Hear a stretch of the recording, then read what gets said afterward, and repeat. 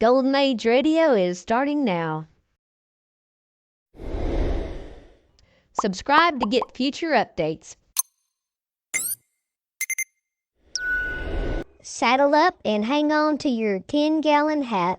Get ready to ride off into the sunset with pistols a-blazing for this exciting lineup.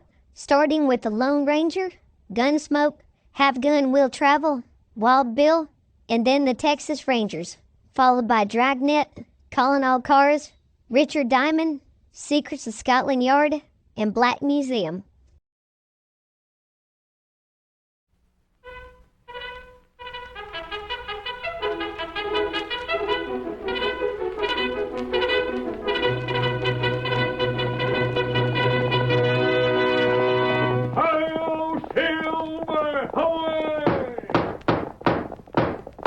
Fiery horse with the speed of light, a cloud of dust, and a hearty hi-yo silver, the Lone Ranger.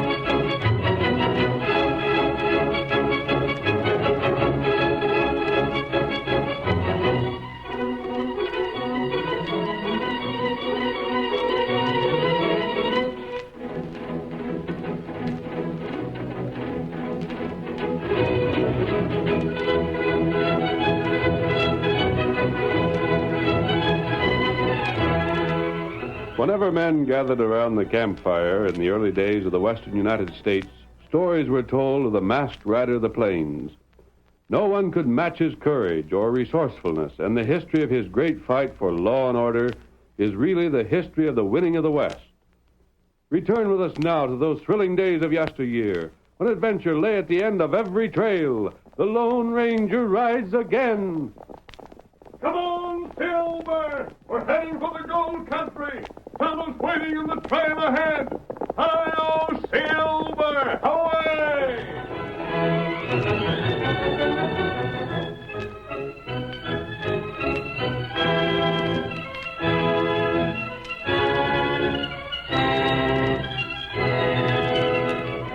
Two men, Red Smiley and Cliff Noble, were busy at the claim they were working along a lonely tributary of the Frazier River.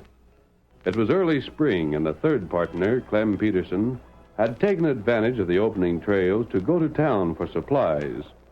We see Red and Cliff as they dig into the thawing gravel. Blasted gravel. My back feels like it's near to busting. Shucks, we ain't hardly started yet, Red. Yeah? Well, I've done all I'm going to do for today, I can tell you that. There. That shovel's laying there till I get good and ready to work again. But, Red... Well, what? We promised Clem we'd have all this done by the time he got back. We ought to have something to show for the time he's been gone. I don't do my share, huh? Now, wait, I didn't mean Finding that. fault with me again. I'm tired of it. I'm fed up and sick of hearing you tell me what I should do and what I shouldn't. Gosh, Red, I don't know what's got into you. I've tried to be friends. I know how it is, sharing the same quarters all winter long. Never seeing nobody but the same fellas day in and day out. Nothing to do but work and eat and sleep. But you gotta allow for them things. We all get out of sorts sometimes. You just can't pay any attention to it. Preaching again. Come on. Pick up that shovel and give me a hand. Then we'll both knock off early. I'm through shoveling. All right, Red. Go up to the cabin and lay down or read or something for a while. Maybe that'll make you feel better. I won't go up to the cabin. I won't lay down. I won't read. I won't do nothing you tell me to. Now what? Quit giving me orders. Quit trying to run me. Quit it, you hear? Are you loco? Calling me loco. That's just enough. Hey, get back. I'll show you. I'll teach you. Watch out, you crazy fool. There. Well, there. Showed you, didn't I? Learned you ain't to be fooled with, didn't I? Now let's see you give me orders. My ankle. It's twisted. Oh. That's just too bad. Give me a hand, will you, Red? I won't be able to walk. Help me back to the cabin. Get there by yourself the best way you know how. Red, Well, maybe you're right. Maybe I had better clear out. We can't go on this way no longer. Tell me what you want for your share in the claim, and I'll see that you get it. I told you I'd change my mind. I ain't selling. I'm staying on. Well, Clem will be back in a couple of days. Figure on complaining to him? No, but we'll have to talk this out, the three of us. We'll have to find some answer. Maybe I got the answer already. Huh? Maybe when Clem gets here, he'll meet up with a surprise. What do you mean? You've got the notion that things would be a heap better, more peaceable around here. There were just two partners instead of three, ain't you? Seems like it. Then maybe I can fix it so that's the way it'll be. But you said you wouldn't sell. I ain't. And I don't savvy what you mean. Don't try to savvy. Don't worry your head about it at all. 'Cause I give you my word, when what I'm thinking of happens, you'll be the first one to know about it.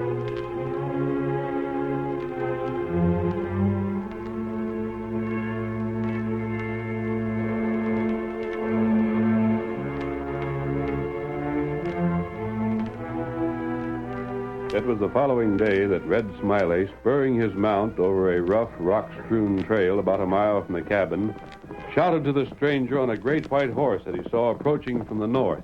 Hey there, stranger. Come here. Hurry up. Come on, Silver! Did you see him, stranger? Did they go by this way? Whoa, fellow. Oh, there. Oh, boy. What's the trouble? You're masked. What were you shouting? Say, you ain't one of them, are you? You did... But they was Injuns. I reckon you wouldn't ride with outlaw redskins even if you are a crook. I'm not an outlaw. Well, then, did you see them redskins? Did you sight them while you was riding this way? I've seen no one. Blast it. No Indians rode north of here. I know that. They cut over towards the east. But I thought maybe coming from where you did, you might have seen where they went. What do you want them for? They killed my partner. Yes? We got a claim along the creek down below. I was working the claim, and Cliff was in the cabin, nursing a sprained ankle. Then all of a sudden, I heard some shots and yells. When I got to the cabin, there was Cliff dead. Them Injuns riding away like the wind. What were they after? The gold we've took from our claim. But they didn't find it. It was hid. We'll look for the trail and take after them. Yeah, sure. Hey, there's one of the skunks. I'll get him. Don't fire that gun. You spoiled my aim. And you shot at Tonto. Kimosabe. So you are with them Injuns. Oh, Scout. Oh, fella. Oh. What matter? Why him fire at Tonto? I mistook you for someone else, Tonto. Oh. Are you sure those redskins you were chasing rode to the east? Of course I'm sure. I told you that, didn't I? And Tonto must have seen them. He came from that direction. There's no way they could have got past him without being seen. How many were there in the band? Oh, 4, I reckon. Yeah, there's 4 of them. Did you meet 4 Indians, Tonto? No. Me not see Injun. But you must have. Unless they cut off some other way. That would be impossible. Well, I don't know. There They were only could 3 directions in which they could have gone. The cliff would block escape to the south. Well, maybe I was wrong.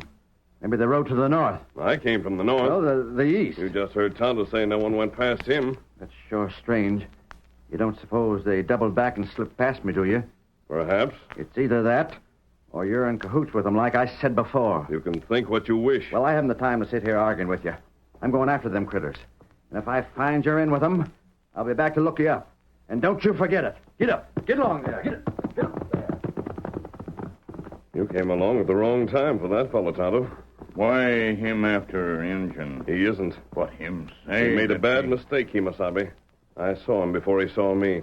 I rode down from above. He was sitting on his horse down the trail a ways. When I came along, he spurred his horse and shouted as though he'd been racing after someone. That heap strange. Not strange, Tonto. He was trying to establish an alibi. Oh. He told me his partner was killed by thieving Indians. He probably thought if there was any question about it later, he could always say he had a witness to prove he had taken after the Indians. No doubt he didn't notice my mask until it was too late to change his plan. Maybe that's right. I may be doing him an injustice, but I doubt it. He was positive the red men had ridden eastward until you came along to spoil his story. Then he pretended to believe they might have doubled back. How them do that? They couldn't, unless he were both blind and deaf. You think him kill partner? We're going to find out. That good. We'll give him every benefit of the doubt. We'll cover this whole section around the cabin. And, Tonto, if there's no trace of the red men he mentioned, we'll act. Come on, Get him up, Scout.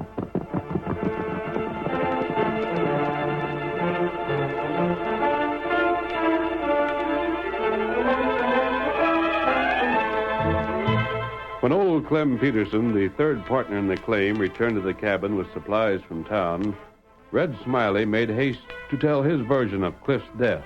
So that's the way it was, Clem. I done my darndest to catch them redskins, but they was too slick for me.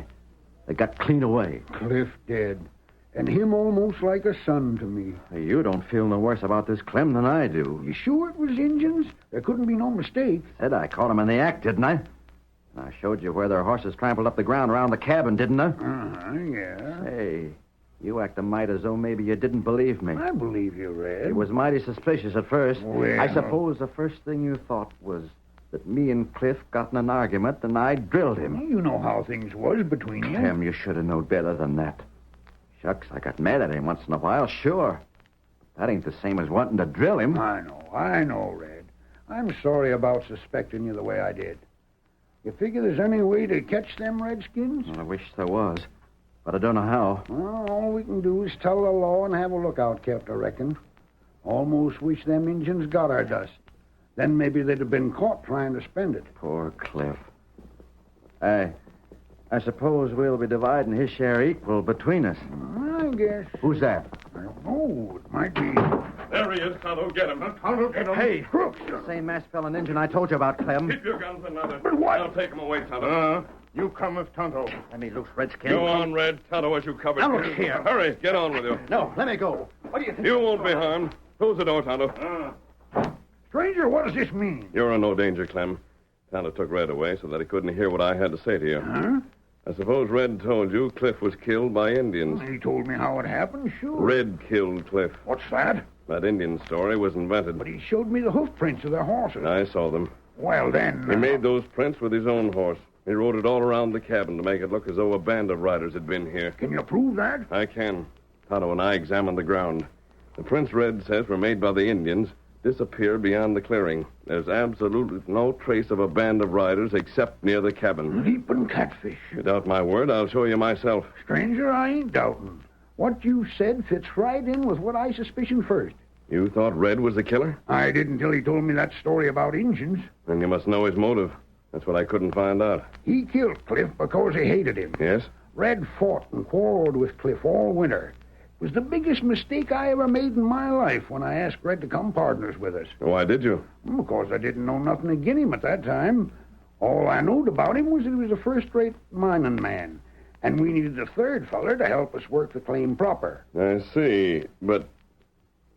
Clem, is Reed Bradley a friend of yours? Huh? Reed Bradley? But this picture. Ooh, that tintype you got in your hand.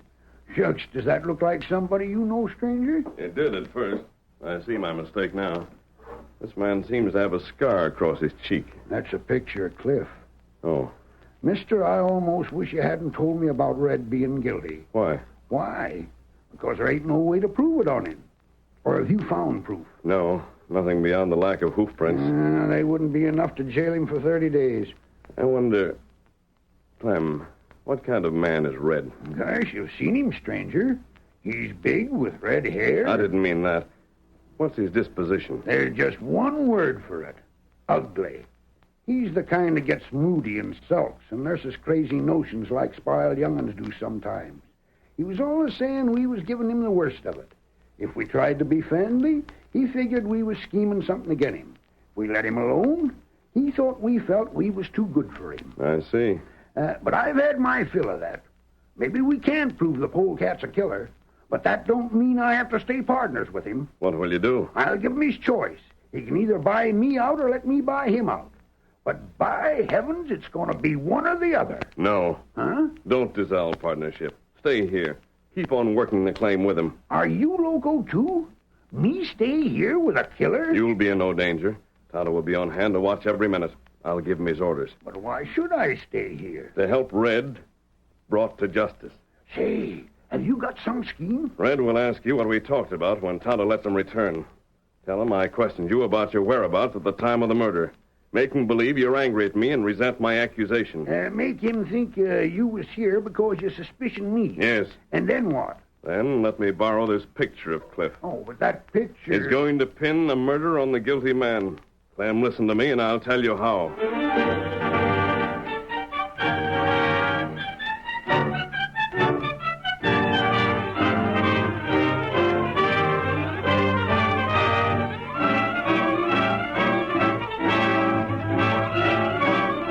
The curtain falls on the first act of our Lone Ranger drama. Before the next exciting scenes, please permit us to pause for just a few moments.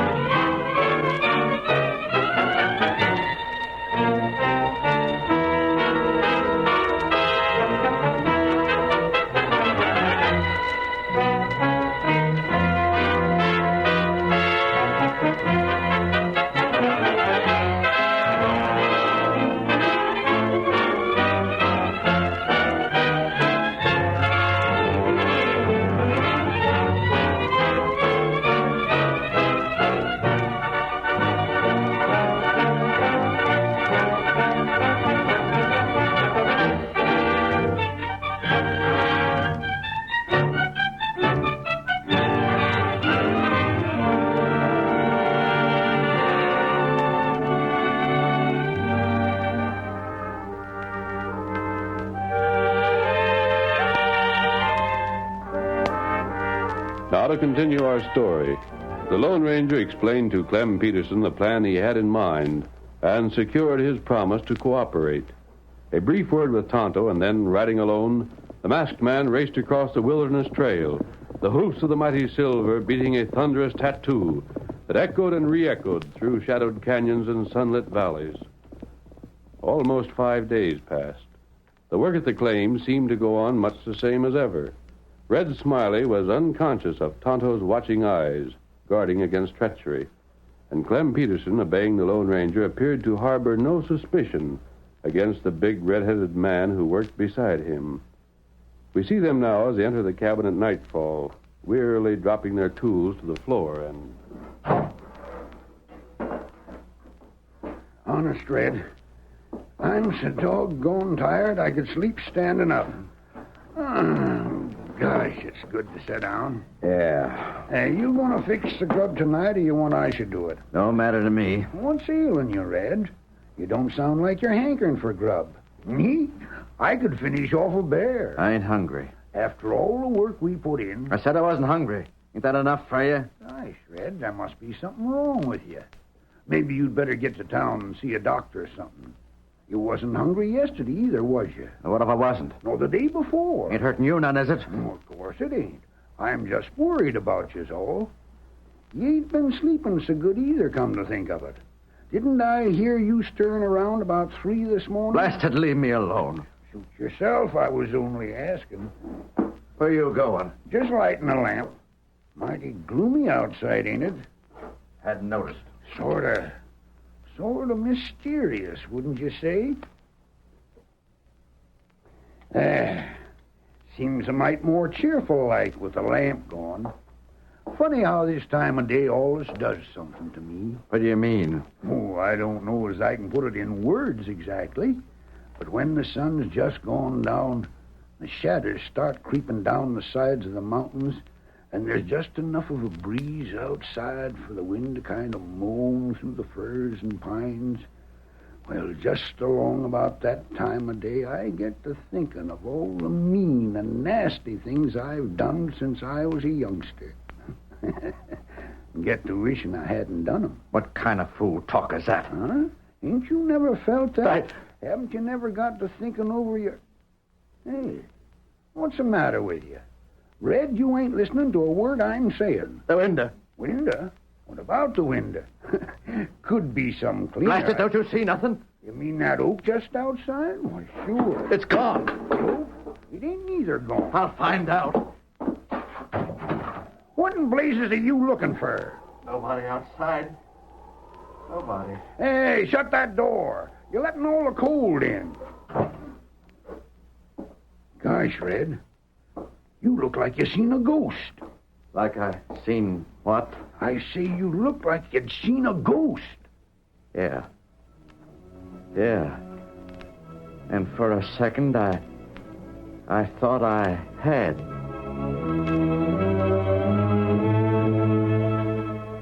Red Smiley had been from the first sullen, morose, withdrawn. But during the next few days, what had been mere selfish bad temper became first a nervous uneasiness and then open apprehension. Finally, an almost hysterical fear. One time, glancing up from the sluice box where he was working, his eyes rested upon a thick cluster of trees, and he gave an involuntary cry. Clem, it's there again. In them trees, it's there. I can see it plain as day. Well, what do you see? You don't see nothing? Not a thing. You're getting spots before your eyes. But it's there, I tell you. Doggone it, what's there? Now it's gone. Red, you're getting liveryish, that's what you are. Seeing things means a bad liver every time. Now forget these crazy notions of yours, and let's get back to work. On the fourth night, Red halted Clem as he prepared to go outside. Clem, you going out? Any objections? Come here. I got something to say. Yeah, well, say it. I want to sell out. Huh? Sell out? Yeah. But what in heaven's name for? Ain't you making enough money? Don't you think the claim's paying out like it should? Or have you got tired of working? Yeah, that's it, sure. I don't want to work anymore. I got enough cash. I'm going to take things easy for a spell. Whereabouts? Oh, somewheres. A long ways away. You know what I told you when I gave you this partnership, don't you? What was that? That you couldn't sell out to anybody but me or Cliff. And with Cliff gone, that means you can only sell out to me. Don't mention that name. Huh? What's wrong? Don't pay no attention to me, Clem. I'm just a mite nervous, I reckon. But you will buy me out, won't you? Nope, I won't. You won't? I'd be a fool to, wouldn't I? I'd buy you out and then I'm here all alone. But you could hire somebody. Which would mean wasting time riding to town and looking around for the right feller. And then after he's hired, maybe finding out he didn't suit me after all. Nope.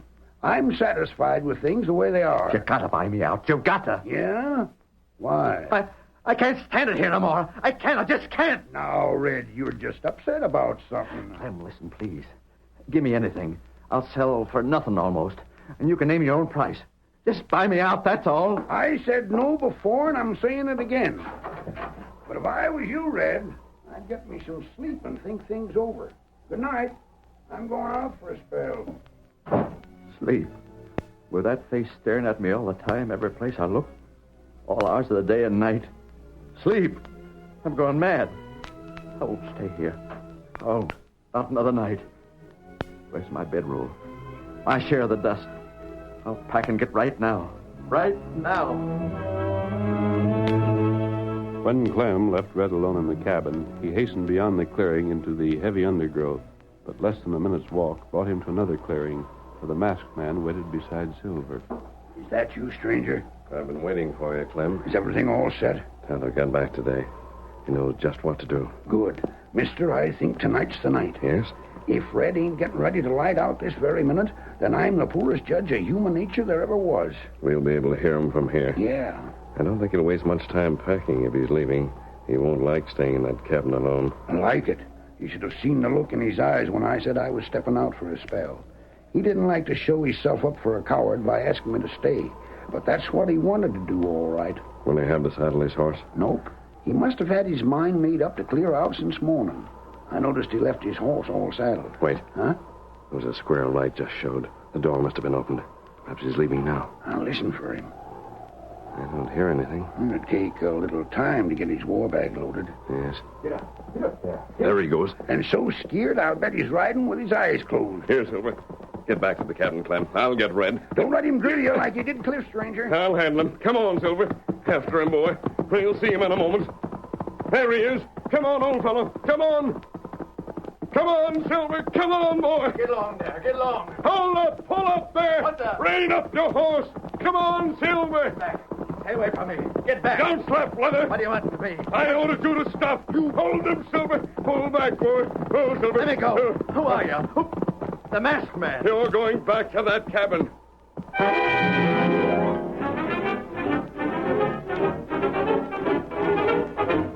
At the cabin, the Lone Ranger dismounted, forced Red from the saddle, and thrust the cringing figure before him into the cabin's single lamplit room. Clem was waiting inside. Let me loose. Let me go. Hey, what's this?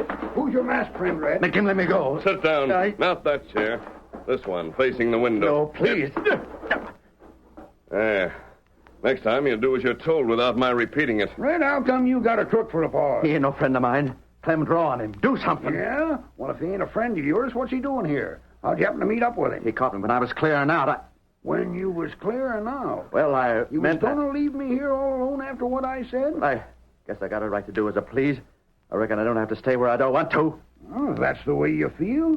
Get out of this mess you're in the best way you know how. But I Do still... we need that lamp lit, Clem? Well... No, don't blow it out. Don't leave me here in the dark. Dark. That face. Seen it everywhere. Leave that lamp alone. Leave it lit, you hear me? Leave it lit. Very well. Face. Red, you haven't something on your conscience, have you? Huh? My conscience? What do you mean? Why'd you say that? Look here. Why'd you say that, stranger? You mentioned a face, as though you'd been seeing something of the sort. Sometimes a guilty conscience will do that. My golly. Yes? I never thought of that before. Why, stranger, Red's been acting this way for the better part of a week now. You think It that ain't maybe... so.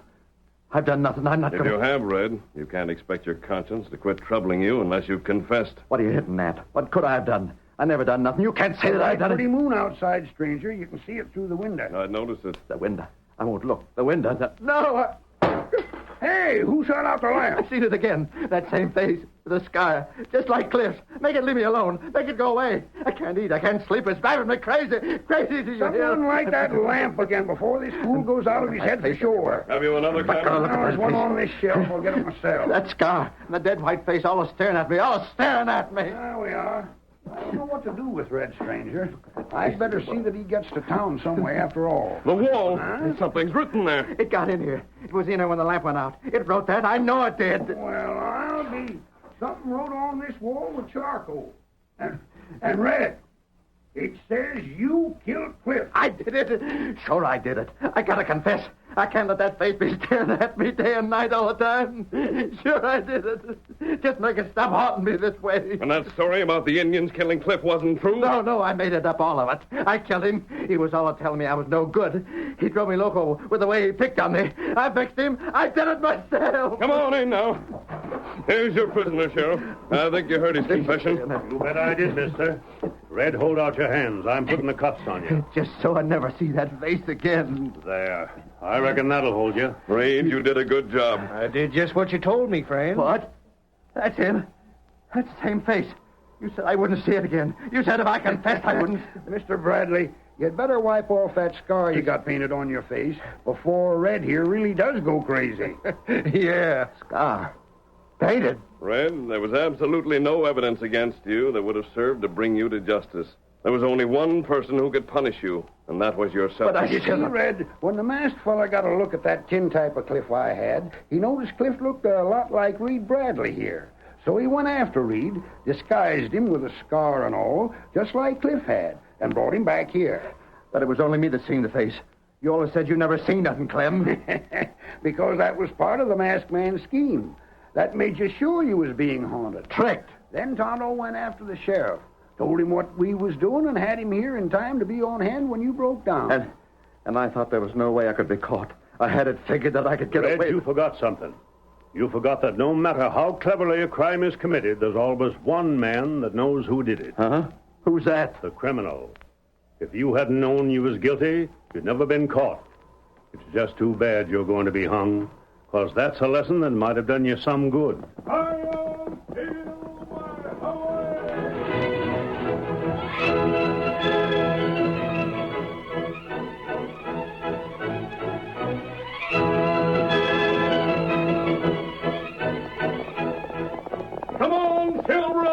Ahoy! There's adventure on the trail ahead! Hail, Silver! Away!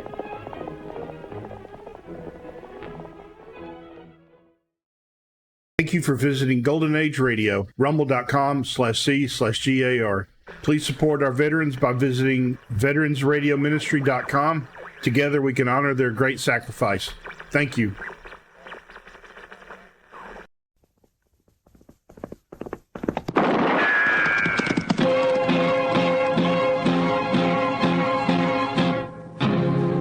Gunsmoke, brought to you by L&M Filters.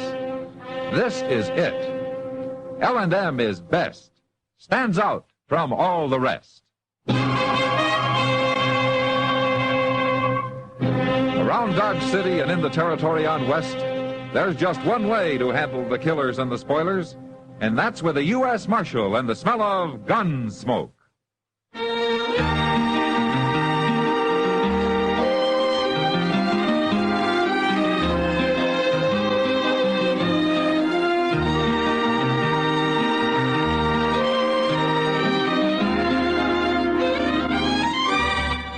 Gunsmoke, starring William Conrad, the transcribed story of the violence that moved west with young America, and the story of a man who moved with it.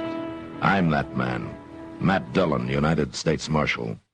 The first man they look for and the last they want to meet.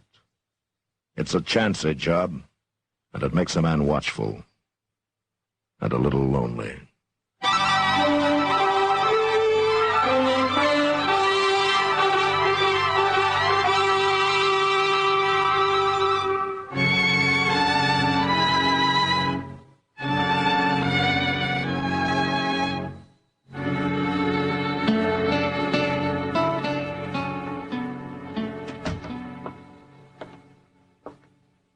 Matt! Oh, Matt! Where are you? Sit down, Doc. I'll be right in. Oh, well, thank you.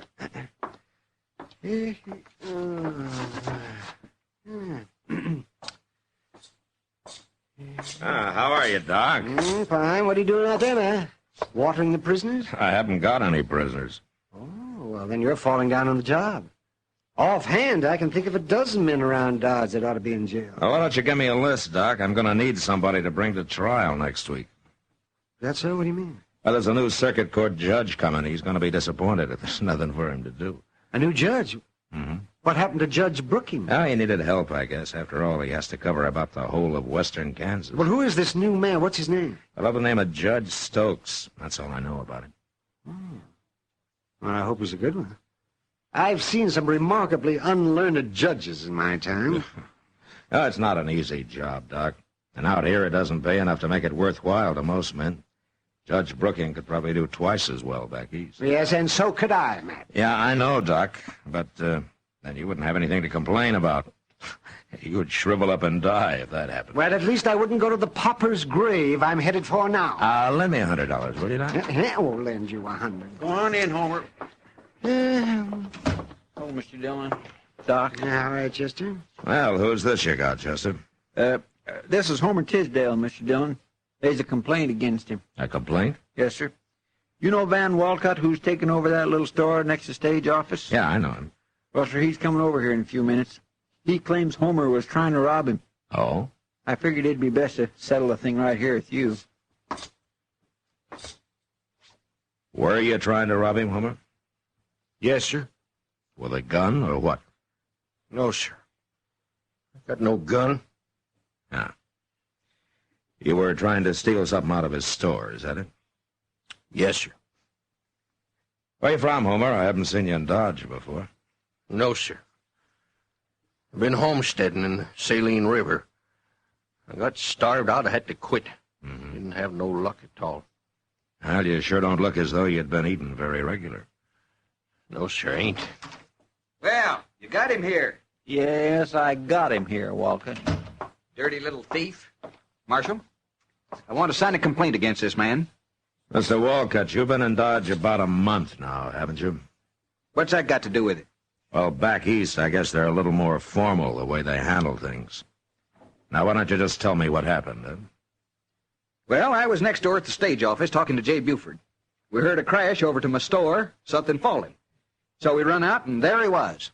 We caught him red-handed, Marshal. Caught him doing what? Stealing, that's what. Well, you haven't told me what he stole. He had a whole handful of potatoes, Marshal. The man's a thief, and he belongs in jail. Is this true, Homer? Is that what happened? Yes, sir, Marshal, it's true. I was hungry. I seen them potatoes. I thought he wouldn't miss a couple. I could pay him back later. A man who steals belongs in jail. He shouldn't have done it, Walcott. I admit that. Then throw him in jail. I can't do that. Why? Well, for one thing, Chester and I have got to ride up to Fort Larned for a few days. There wouldn't be anybody here to watch him or feed him. Leave him some water. It's all he needs. Chester. Yes, sir. Take Homer over to the Long Branch, will you? Maybe Sam Noonan can put him to work sweeping out or washing glasses or something. Huh? Now, look here, Marshal. You ain't going to make a fool of me. Get going, Chester. Come on, Homer.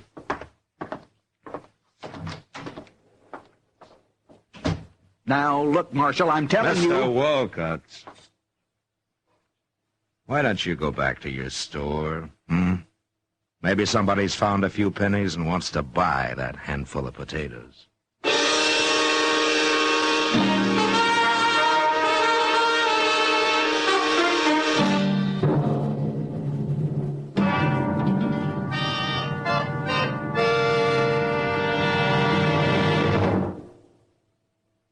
This is it, L&M filters. It stands out from all the rest. Miracle tip, much more flavor. L&M's got everything. It's the best. Yes, L&M is best. Stands out from all the rest. L&M stands out for flavor. Flavor. Flavor. Flavor. The Miracle Tip draws easy. You enjoy all the taste. And notice how mild it is. L&M stands out for effective filtration. Filtration. Filtration. Filtration. No filter compares with L&M's Pure White Miracle Tip for quality or effectiveness. L&M's got everything. L&M, light and mild. America's best filter tip cigarette.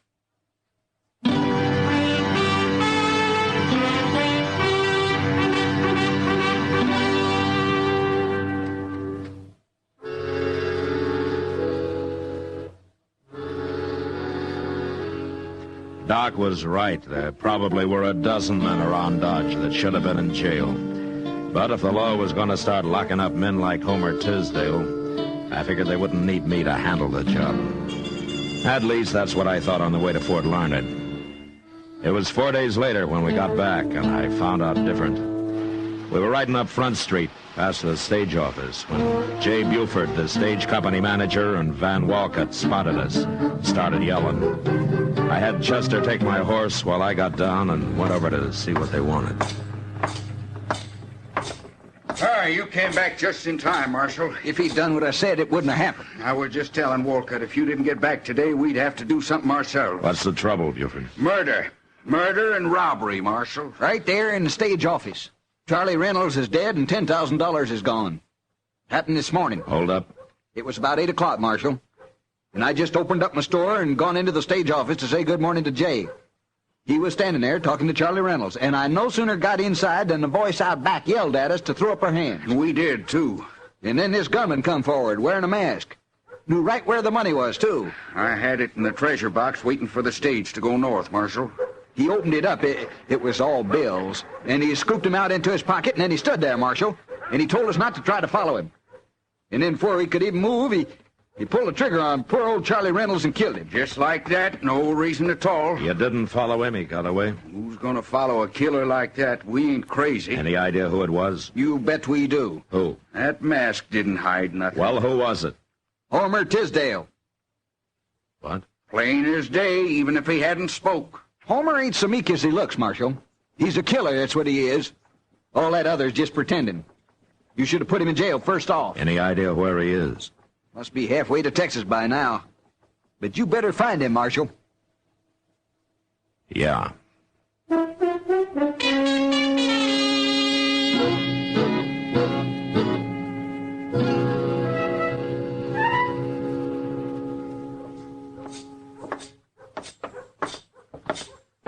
Well, that Homer's a mighty cool one if he's still in Dodge, Mr. Dillon. Well, maybe he hasn't heard about it yet, Chester.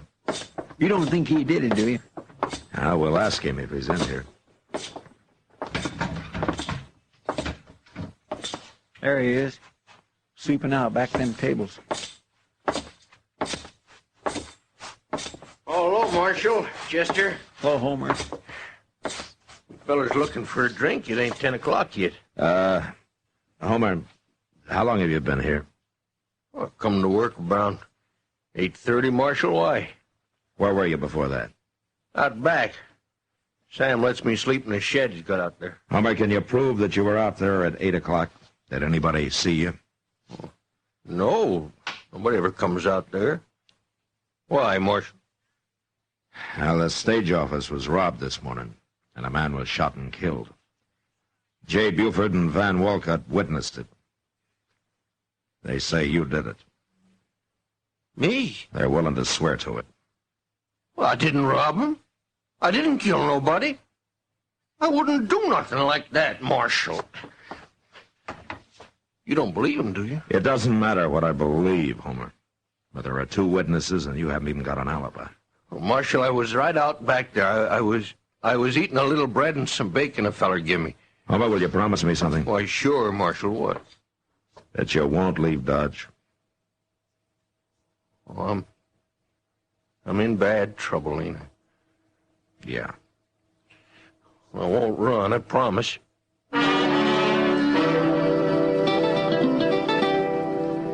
3 days later, Judge Stokes Circuit brought him to Dodge. I went over and talked to him about Homer Tisdale. But it was like talking into a rain barrel, or rather a whiskey barrel. The judge seemed to have more interest in corn liquor than in the law. And all I could get out of him was that a jury would have to decide the case. So the following Monday morning, court was opened in an old dance hall across the railroad tracks. A jury was sworn in, and Judge Stokes took over. First, he put Van Walcott on the stand, then J. Buford. Chester and I sat with Homer and watched. Hey, Marshal, there's something I don't understand. What, Homer?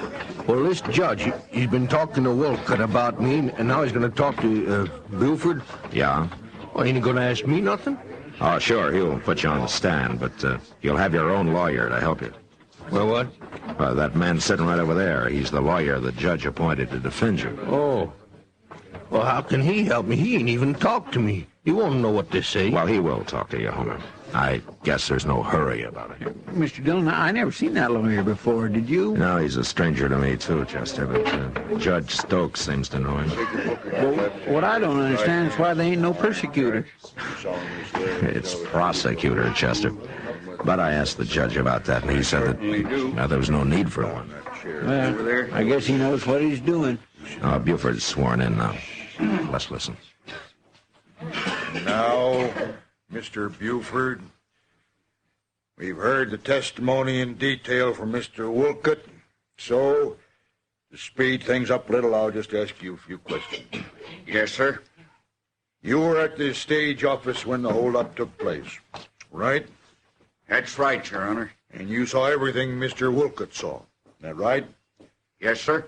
Bandit came in, took $10,000 in bills out of the box, and then shot and killed, what's his name? Charlie Reynolds, Your Honor. Charlie Reynolds. All right, Mr. Buford. I want you to tell the gentlemen of the jury who that bandit was. It was Homer Tisdale, Your Honor. Homer Tisdale. How'd you know it was him? Well, he had a mask on, but it didn't really hide nothing. It was him, all right. Besides, it was his voice, plain as day. And you knew him before? Sure. The day we caught him robbing Walcott's store. He's been a thief ever since he come to Dodge. Oh, now look here. Your Honor. You're out of order, Marshal. Your Honor, he's giving the jury a wrong impression of this man. Sit down, Marshal, or I'll hold you in contempt.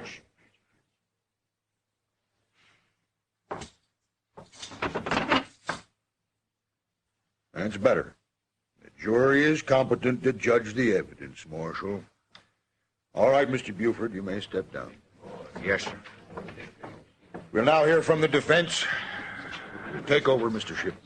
Yeah, but, Marshal, he didn't ask me nothing. You said he would. Wait a minute, Homer. Let's see what your defense says about it. If may it please the court and the gentlemen of the jury, you've heard the evidence. I rest my case. Well, why, that ain't no defense, Mr. Dillon. What's he mean, Marshal? He's sitting down already. Mr. Dillon, he can't do that. Silence Marshal, in the court. Silence!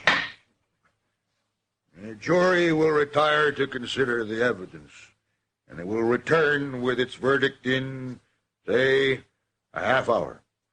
And it'd better be the right verdict, or I'll hold you all in contempt. Now get to work. I don't understand this, Marshal. I thought a man had a right to say something for himself. Yeah, so did I, Homer. Well, now, that defense feller, he sure didn't help none. Where's Judge going now? Outside for a drink, I expect. You wait here with Chester. Well, you talk to him, will you, Marshal, and tell him I didn't do it. I'll be back.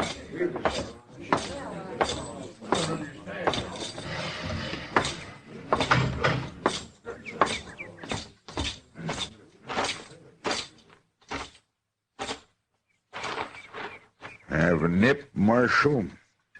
No thanks, Judge. I always like to get the jury out. It gives a man time for a little refreshment.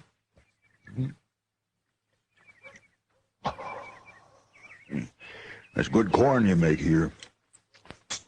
Yeah. You know something, Marshal? I'm a drinking man, but I've never been drunk in my life. Never once. Well, that's fine, Judge. Marshal, I'm sorry I had to sit you down so hard in there, but a court's got to be run by one man, or it'll get out of hand. I know. I've seen it happen. I've seen some things happen in court, too, Judge. But I never saw an accused man not get a chance to defend himself before. You heard the evidence, Marshal. What defense could he make? It'd just be a waste of time. Oh, I see. I want to get this trial over with. I got to take the Santa Fe up to Abilene at midnight, and that doesn't give me much time to see Dodge, does it? No, I guess it doesn't. In fact, a half hour is too long for that jury. I'm going to call them back now. You'll excuse me, Marshal? Sure. Oh, maybe you'll change your mind and have a drink with me after, hmm? Yeah, maybe.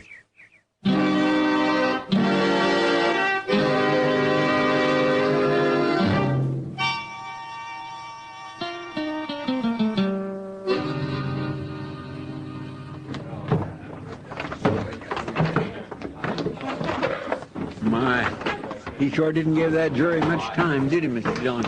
No, he didn't, Chester. Marshal, what do you think they'll say? They haven't much choice, Homer. Well, gentlemen, have you reached a verdict? We have, Your Honor. Let's hear it. We find the defendant, Homer Tisdale, guilty. Homer Tisdale, stand up. I ain't guilty. I didn't do nothing. Stand up, Homer. Go on. Well, it ain't fair. Homer Tisdale, you've been found guilty. Where's the money? What'd you do with that $10,000? I ain't got it, Judge. I didn't take it. Honest. Silence! Since you won't tell us where you buried that money, I'm going to sentence you. For robbery, you get 20 years in prison. 20 years? But you'll never serve them, Homer Tisdale. You're a double-dyed monster, and your hands are steeped in human blood. Creatures of your like aren't fit to live. Away with you. For murder, I sentence you to be hanged by the neck until you are dead. Court dismissed. Marshal, did you hear? Marshal, did you hear what he said? Well, I ain't never seen nothing like that, Mr. Dillon. There might just as well have not been no trial at all. Take Homer to jail, Chester, and keep him there. It ain't right, Mr. Dillon. It ain't right at all. Do it, Chester. Yes, sir. Where are you going? I'm gonna have a drink with Judge Stokes. What? Yeah. We're gonna become real good friends.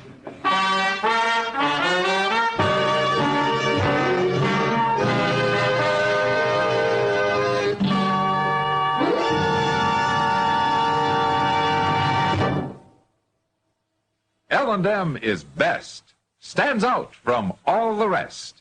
L&M's got everything. Everything? Everything. Best flavor? L&M stands out for flavor. The miracle tip draws easy, lets you enjoy all the taste. Best filter? L&M stands out for effective filtration. No filter compares with L&M's pure white miracle tip for quality or effectiveness. Best tobaccos? Highest quality tobaccos, low nicotine tobaccos, L&M tobaccos, light and mild. Every way, L&M is best, stands out from all the rest. How easy they draw. How mild they are. L&M's got everything. King size or regular, L&M is America's best filter tip cigarette.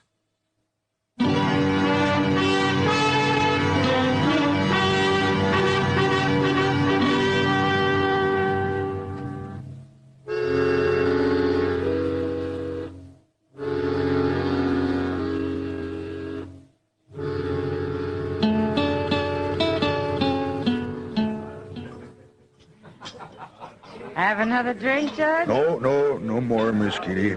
I've got to be going. Go on, pour him one, Kitty. He's got an hour yet before his train leaves. Sure.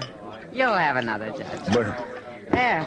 You can't sit around a whole hour without a drink. but I told you. Aren't you enjoying yourself, Judge? Oh, it isn't that, Miss Kitty, but I haven't been alone all day or all night. Well, it's been my pleasure, Judge. I don't often get a chance to be with a man like you. Yeah, I know. There must be things you have to do. I don't feel right taking up your time this way. No, don't worry about him, Judge. People don't get real serious about breaking the law around here till after midnight anyway. I'll put you on the train, Judge, and then I'll get to work. No, I don't want anybody to put me on the train. It's less than an hour now. Marshal, I insist I go alone. I'm going to leave now. Well, it doesn't take that long to get to the depot, Judge. Well, I want to walk. I want to walk around a little first, by myself. I like being alone sometimes. Everybody does. Oh, okay, Judge. I understand. You go on alone, if you want. I'm grateful to you, Marshal, for all you've done. Well, it was a pleasure meeting you, Miss Kitty. Goodbye, Judge. Look me up when you come back. And of course, goodbye. Goodbye, Marshal. Goodbye, Judge. Let me know when he goes out the door, Kitty. I will. I don't know what this is all about, Matt, but I hope I did what you wanted. No, you were a real help. It got pretty tiresome till we came in here. There he goes, Matt. You better hurry if you're going to follow him. Yeah, well, I'm going to pick up Chester first. I think I know where the judge is going. I'll see you later, Kitty. Sure, Matt.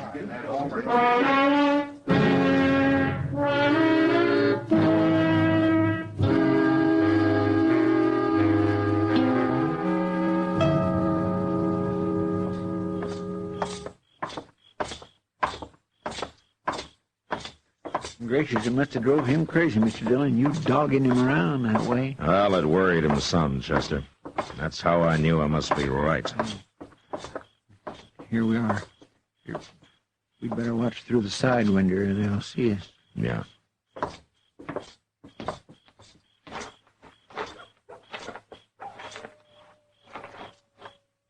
Can you see anything, Mr. Dillon? Yeah, there and back there. And that's Judge Stokes with him. All right. Come on, we'll walk right in the front door.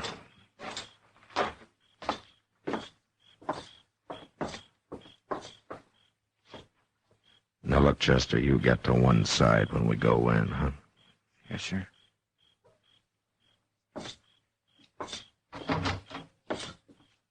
Who's that out front? Hi, Dad.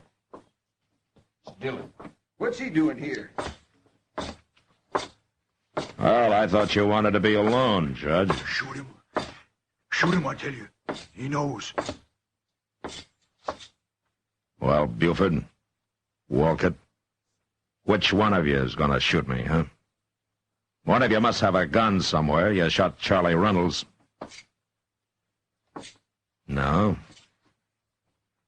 All right, then get your hands up while we search you.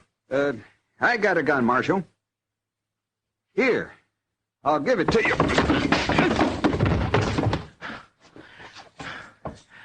Get his gun, Chester. It's still in his pocket. Yes, sir. Well, how much money did they give you out of the 10,000, Judge? I don't know what you're talking about, Marshal. But I'll have you in court for this. I'll be in court with you in front of Judge Brooking. You overplayed your hand today, Judge Stokes, you and that bought defense lawyer. And I'll find him before the night's up. You wouldn't dare arrest a judge. Who ever heard of such a thing? Well, now, I guess maybe a judge is a pretty important man, isn't he? He certainly is. Yeah. Well? I'll tell you. Since you are the most important man here, I'm going to give you a cell by yourself. You can have Homer Tisdale's. He won't be needing it anymore. Now, get moving.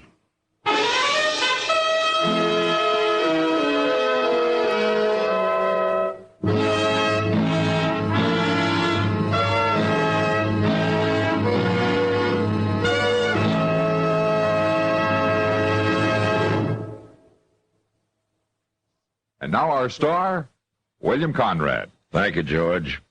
If you're a filter tip smoker, you should be smoking L&M's. When you try L&M's, the first thing you'll notice is how mild they are, how easy they draw.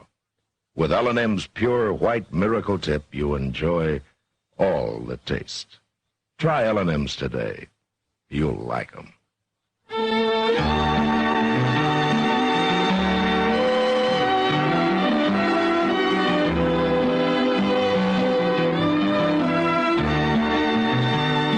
Gunsmoke, produced and directed by Norman Macdonald, stars William Conrad as Matt Dillon, U.S. Marshal.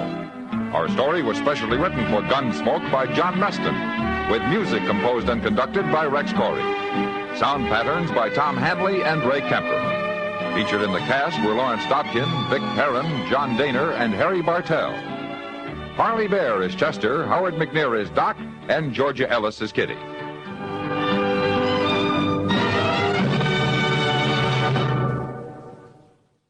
Stop. Start smoking with a smile with Chesterfield, smiling all the while with Chesterfield. Put a smile in your smoking, just give 'em a try. Light up a Chesterfield, they satisfy. Put a smile in your smoking. Buy Chesterfield. So smooth, so satisfying. Chesterfield. You'll also enjoy Chesterfield's great radio shows. Perry Como sings all the top tunes on CBS Radio every Monday, Wednesday, and Friday.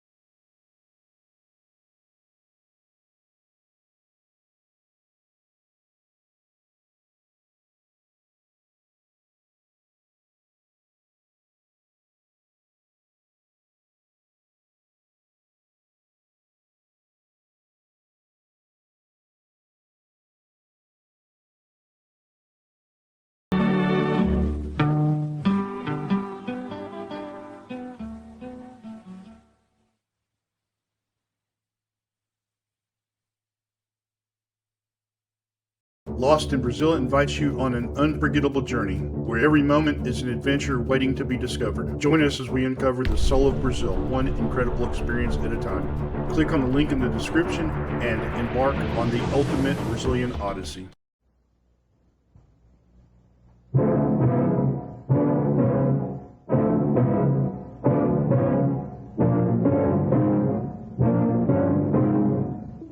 Sit down, gentlemen, and sit still. I've come to order a coffin for the first one of you who makes a move.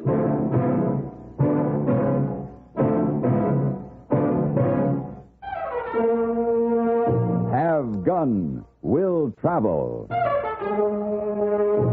Starring Mr. John Daner as Paladin.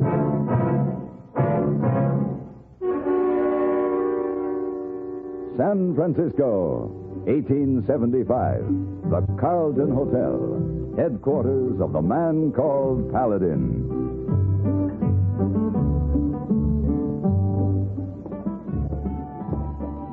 Good evening, Mr. Paladin. Good evening.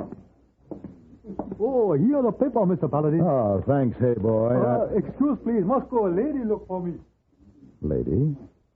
What lady? Well, I should say it is a lady.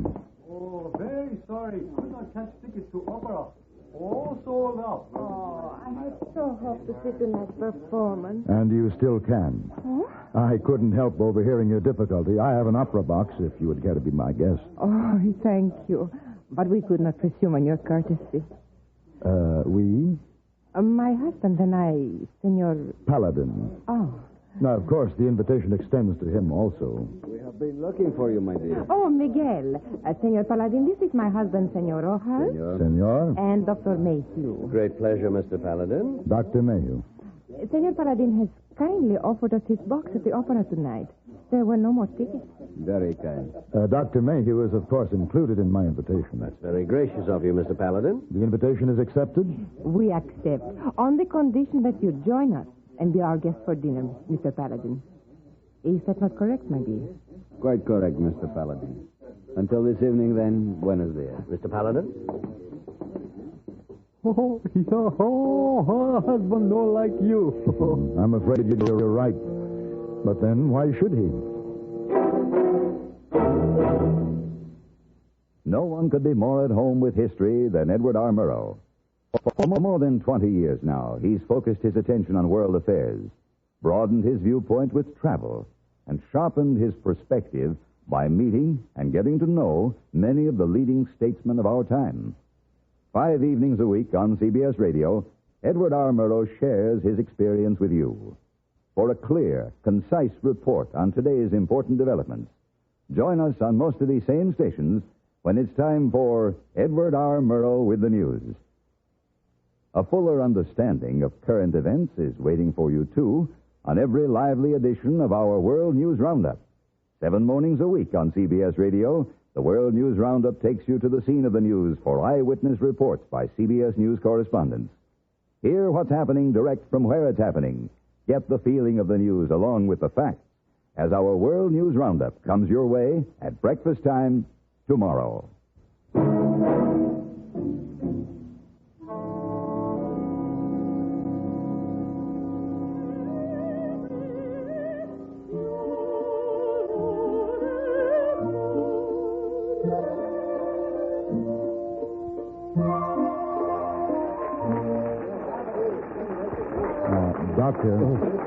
Dr. Mayhew, it's time to wake up. The performance is over.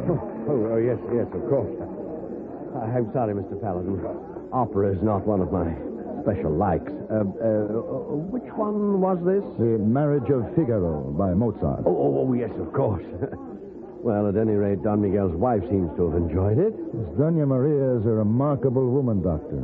Meant to savor and enjoy beautiful things. And I might comment for your particular benefit, Mr. Paladin, that Don Miguel is a remarkable man. Wait a minute. Huh? Oh, what is it?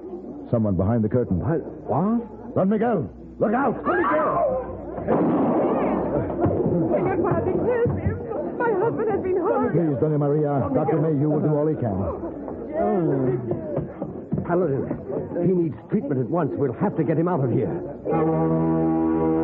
It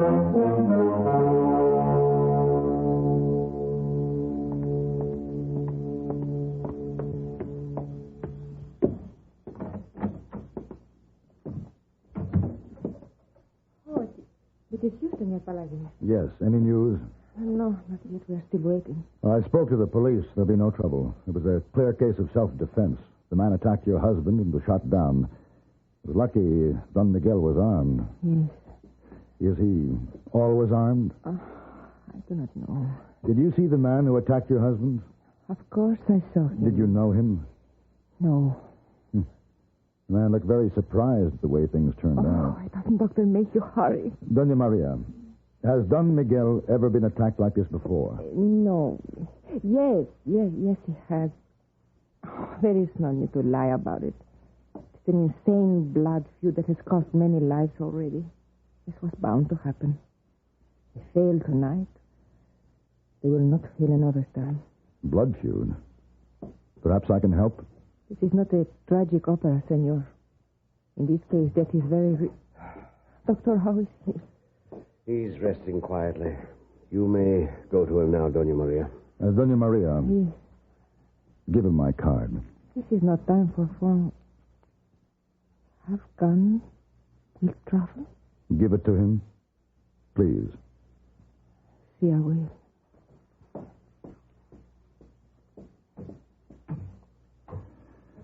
Well? The wound itself isn't too serious, but I don't like the looks of it. Why, Doctor? What's the problem?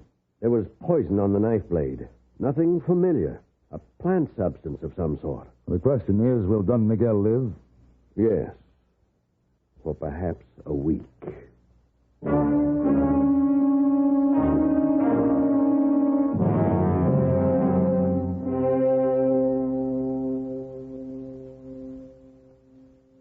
Dr. Mayhew has told me I'm dying. That is why I sent for you after I read your card. My wife has told you of a vendetta. Yes. Yes, she did. What do you want? Revenge? No. My task for you is much more personal. I want you to escort my body safely to my home in San Tomasino and deliver it there to my wife. Doña Maria, isn't she here in San Francisco? I sent her home this morning. I wish to die unobserved. Someone once commented you were a remarkable man. Do not misconstrue my sentimentality. The vendetta against our family includes a threat of mutilation of the body. In which case the bestiality is complete. I would prefer that it did not happen to my body. Will you take the job? All right. $1,000 and expenses. We have a bargain. Good. You'll be paid by Maria upon safe delivery of my body in San Tomasino. Thank you, Senor Paladin.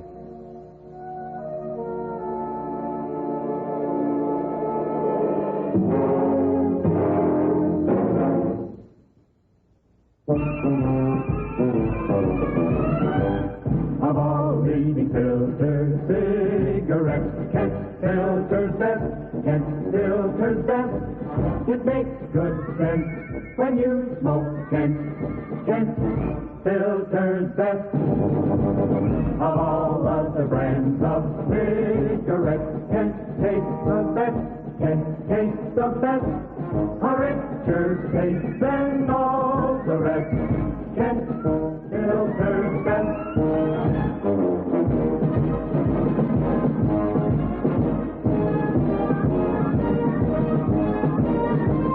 It makes good sense when you smoke Kent. Of all leading filter cigarettes, Kent filters best.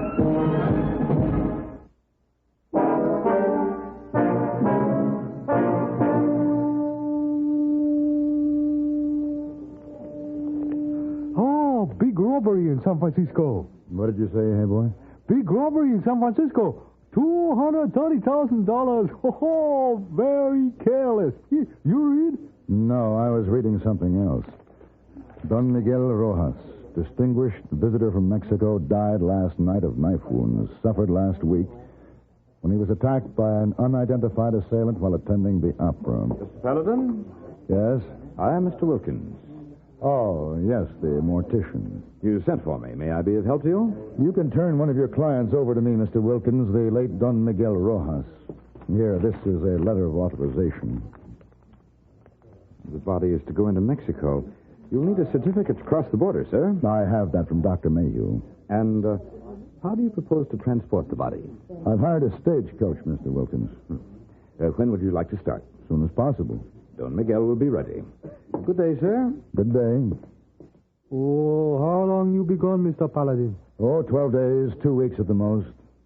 Now, why do you look like that? Hey, dead man. Oh, no good trip carrying dead man.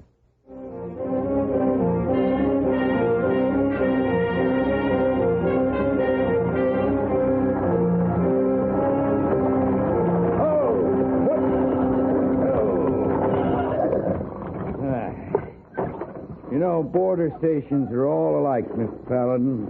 Anybody here? You just try to go through without inspection. You'll find out if anybody's here.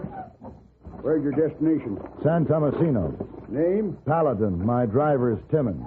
Just the two of you? 3. John, Miguel. Hey!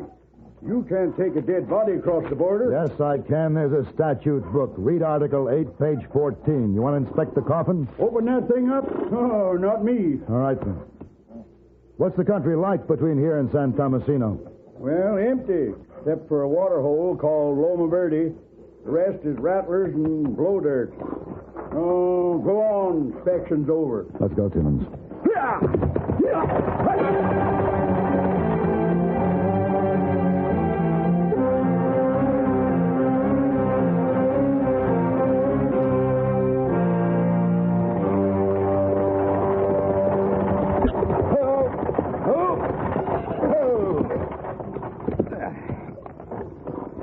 This is the only spot of green we've seen, Mr. Paladin. Loma Verde's hardly a paradise. I don't like it. Can't say I like it much myself, but we won't be here long. At least we can water the horses. The sooner we can move on. Hold it. What? We have company behind that rock. Huh? ¿Quiénes son los manos? Bandits. Don't move. Raise your hands, senores. Do what he says. Bueno. He's alone, Mr. Paladin. Him against us. Yeah. What are we going to do? We can let him kill us here, or we can fight him here. You say the word.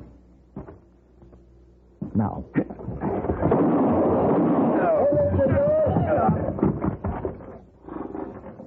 Wise. Very wise after such a foolish thing. Now climb down carefully.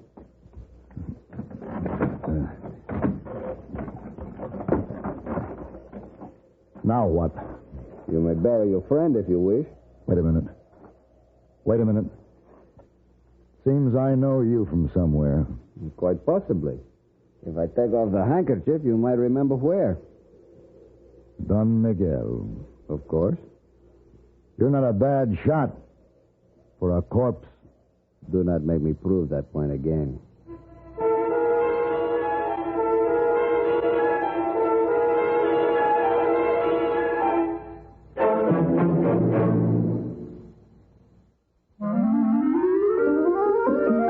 It has a fresh, clean scent of pine. It's new. It's at your store. What is it? It's the best disinfectant anywhere. Kills disease germs on contact. It's Lysol in a new pine scent. Right. Now there's a new pine-scented Lysol. Now your home can be pine sweet and Lysol clean with genuine Lysol brand disinfectant. New pine-scented Lysol disinfects, deodorizes, deep cleans kitchen, bathroom, nursery, sick room. Keeps things fresh and sweet with no extra work. Pine-scented Lysol helps guard your home. In laboratory tests, Lysol's anti-germ action kept working for 7 full days. So try this new pine-scented Lysol. Make your home Pine, sweet, and Lysol clean. You can still get regular Lysol, too.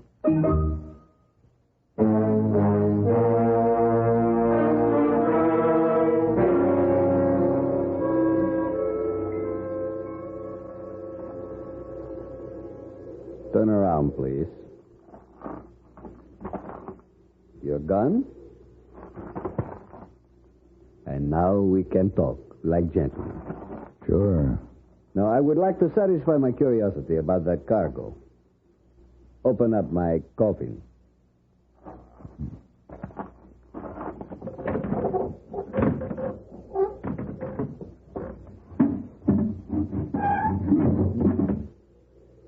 Money. Great deal of it. The shipping payroll robbery. $230,000. You planned well. Dr. Mayhew was in on this? He has been paid off along with Mr. Wilkins, our undertaker.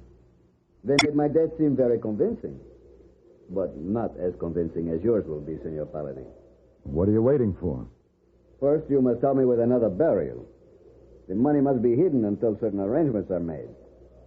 Replace the lid and come down.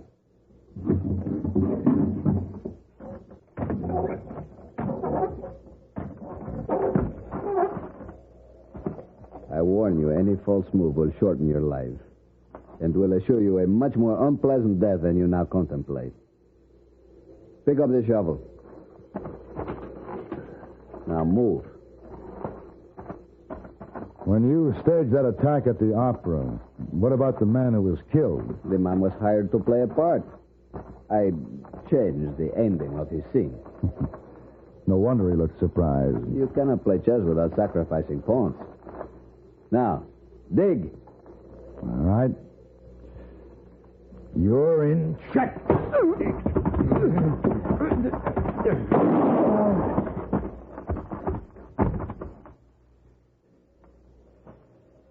Miguel. Miguel. Checkmate.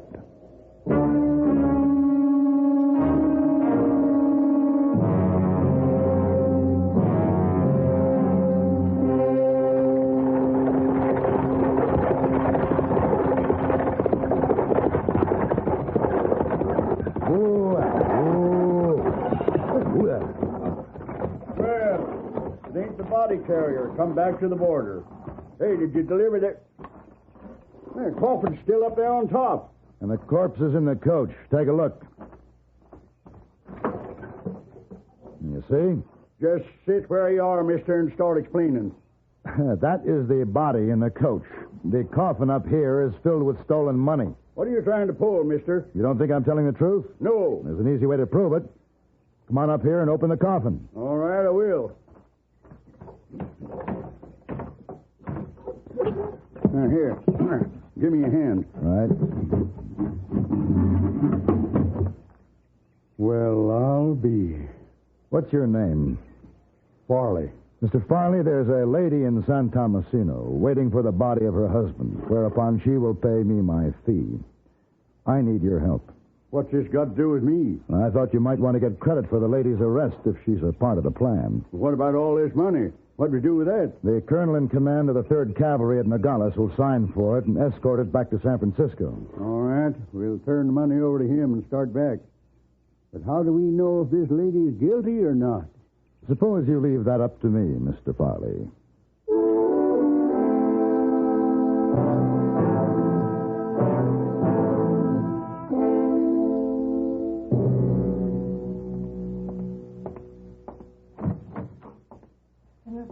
Surprised to see me?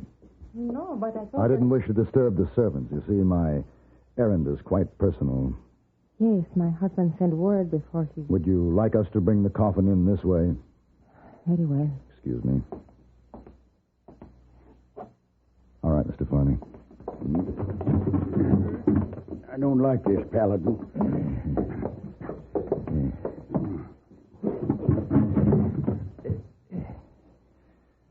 This is Mr. Farley, Doña Maria. Senora Rojas. How do, ma'am? How do you do? I will get your money, Senor Farley. Don't you think you should make certain that I've fulfilled my part of the bargain? Yes, you are right. Open the coffin. Farley.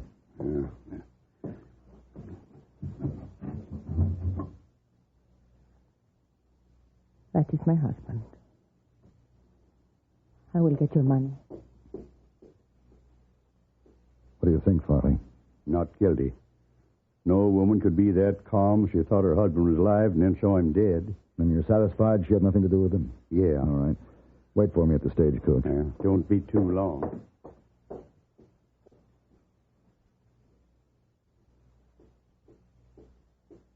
Where is your man, senor? There is a drink for him in the kitchen. You hid your surprise very well. And your grief. I had no grief for Miguel. I do not know how he died, but I can never thank you enough for giving me my freedom.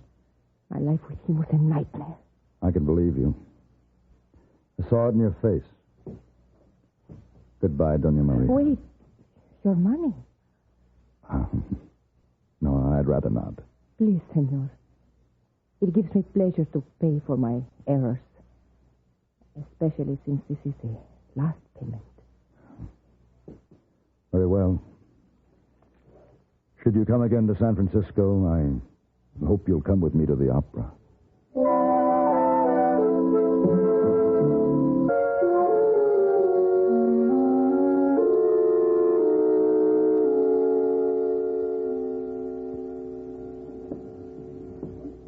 Dr. Mayhew. Oh, I got your message, Mr. Paladin, but I'm afraid I can't give you too much time. I'm a very busy man. All of us are. Here comes another busy man. Hey? Mr. Wilkins, the undertaker. Hi, dear Mr. Paladin. What can I do for you?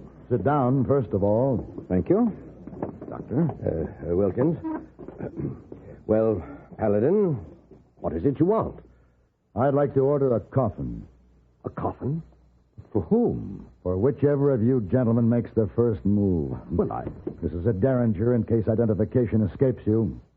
Hey, boy. Mr. Paladin? Get me a policeman. On second thought, get me 2 policemen. 1 apiece.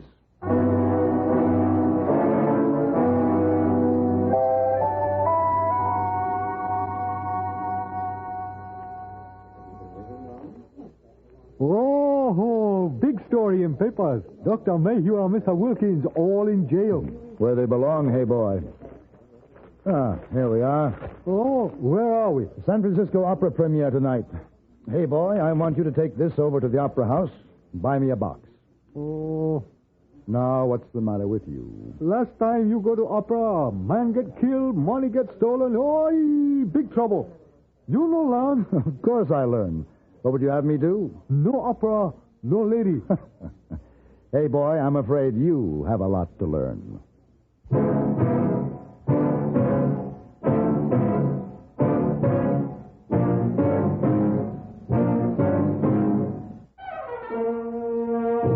Have Gun, Will Travel.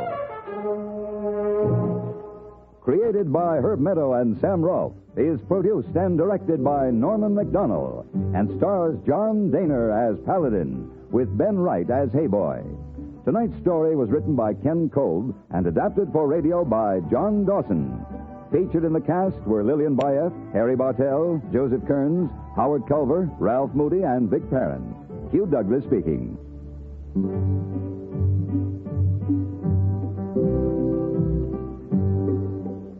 Join us again next week for Have Gun, Will Travel.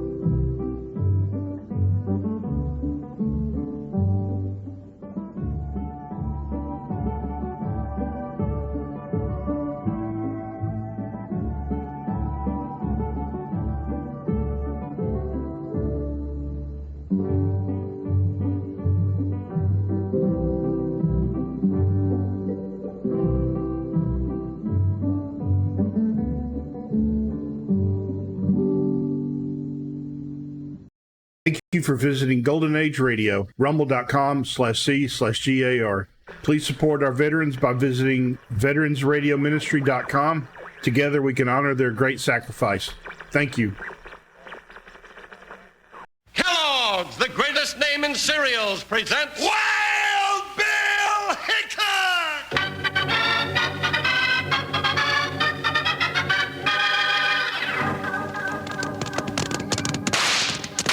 Hi, you folks, hold on to your hats and pass those Kellogg's Sugar Pops. Because here comes Guy Madison as Wild Bill Hickok and his pal Jingles, which is me, Andy Devine. We've got another rootin' tootin' Wild Bill Hickok adventure story for you. From the cereal you can eat out of the bowl or out of the box, there's cereal with the sweetening already on it, Kellogg's Sugar Pops! Today, Kellogg's Sugar Pops, the cereal with the sweetening already on it, brings you Wild Bill Hickok, transcribed in Hollywood and starring Guy Madison as Wild Bill and Andy Devine as his pal Jingles. In just 30 seconds, you'll hear the exciting story, The Mark of the Claw. Remember what we always say, Saddle Buddies? Moms love Pops, kids love Pops, Pops love Pops. In fact, everybody loves Kellogg's Sugar Pops. It's the cereal you can eat out of a bowl with milk or cream or straight out of the box as a snack. Ask Mom to get several boxes of Kellogg's Sugar Corn Pops. Oh, and say, here's something else. All this month is Restaurant Hospitality Month. Why don't you and Dad make a special point of taking Mom out to dinner at her favorite restaurant some evening real soon?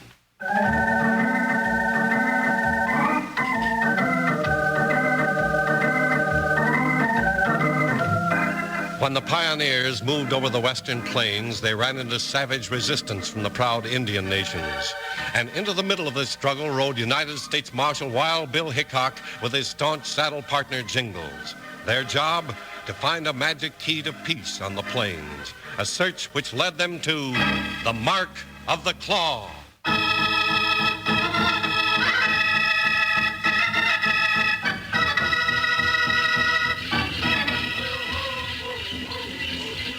Oh, now doggone it, Wild Bill Hickok.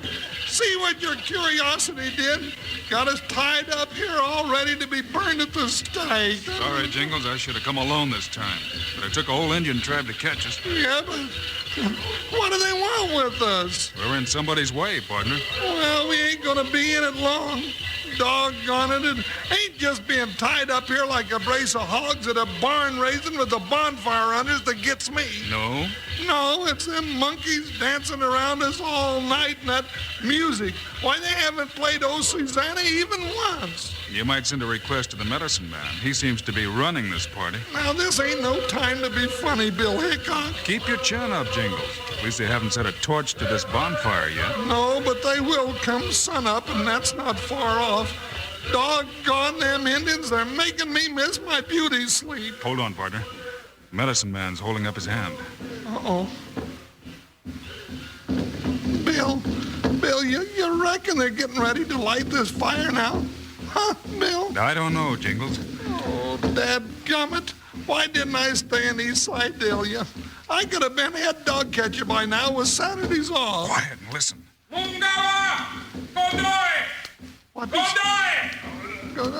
he say, Bill? Is he going to burn us at the stake now?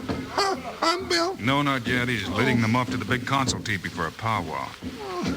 They're going to leave us all alone out here? Maybe this is our chance, Jingles. Chance? What chance? They got our hands and feet tied so tight we can't even wiggle. We ain't got no more Hold it, partner. Huh? Do you see a shadow off to the left? I don't see nothing but shadows with that council fire dancing and flickering on them trees. There it is again. Somebody's missing that powwow. Bill, I see it. It's an Indian. He's sneaking over this way. Yeah, with a long knife in his hand. Uh-oh. See it flash there in the firelight? Oh. What's he sneaking up on us for? Maybe he's fed up waiting. Don't talk like that, Bill. I can't see him anymore. Is he right behind us? Yeah. We'll just have to wait and see what he's up to. You, Wild Bill Hickok, Great White Chief, you listen to Little Cloud. Little Cloud? Bill. Hold it, Jingles. Yes, Little Cloud, I'm listening. Many moons ago, you saved father of Little Cloud from death in River of Demon. Now, Little Cloud save you. Me too, huh?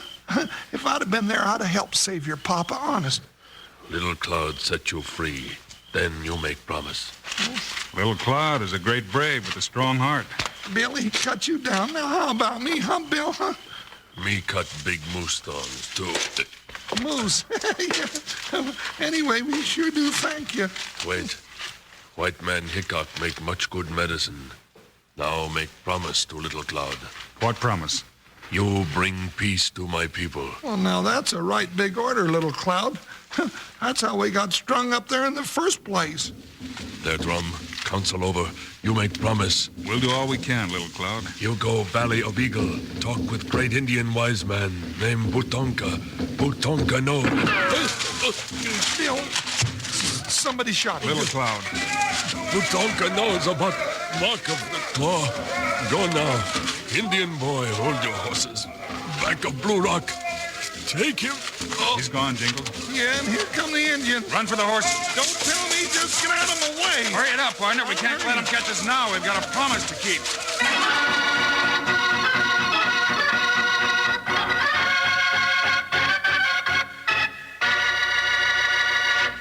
Hey, saddle partners. You know what's the first thing Wild Bill and Jingles do when they roll out of their bedrolls of a morning?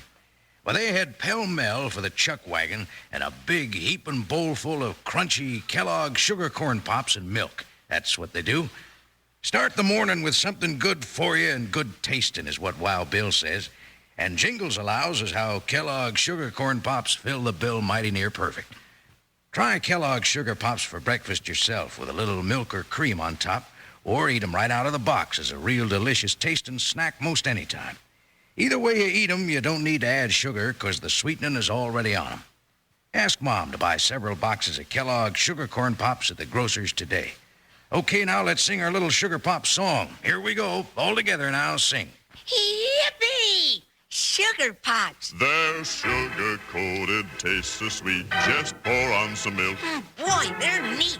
Kellogg sugar corn pops. Sugar pops are tops. Now sugar pops, you know, are sweet. But cowboys know there's an extra treat. Right out of the box, take a handful out, pop 'em into your mouth as you run about. Kellogg sugar corn pops. Sugar pops are tops. Say, keep a-listening, because a little later, I'm going to tell you how to get your very own Wild Bill Hickok treasure map and secret treasure guide.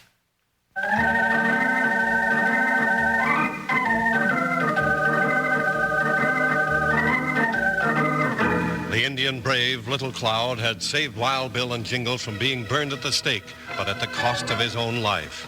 Then, within seconds, the whole tribe was at the heels of the two partners as they ran for their horses. Billy said an Indian boy was holding our horses back at the Blue Rock. That must be the rock just ahead. It better be. Them yelling hyenas are breathing down the back of my neck. We'll soon know. Come on, around this way. Bill, it's them. There's old Buckshot and Joker. Yeah, come on. There's the Indian boy. Howdy, son. Hey, look, he's even got our guns. Me, Big Bear. You come. Into the saddle, partner. Steady there, Buckshot. Follow Big Bear. No secret way. Come fast.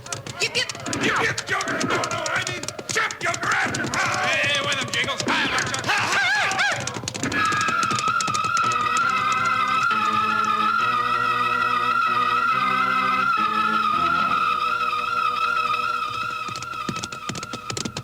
Well, partner, looks like we lost him.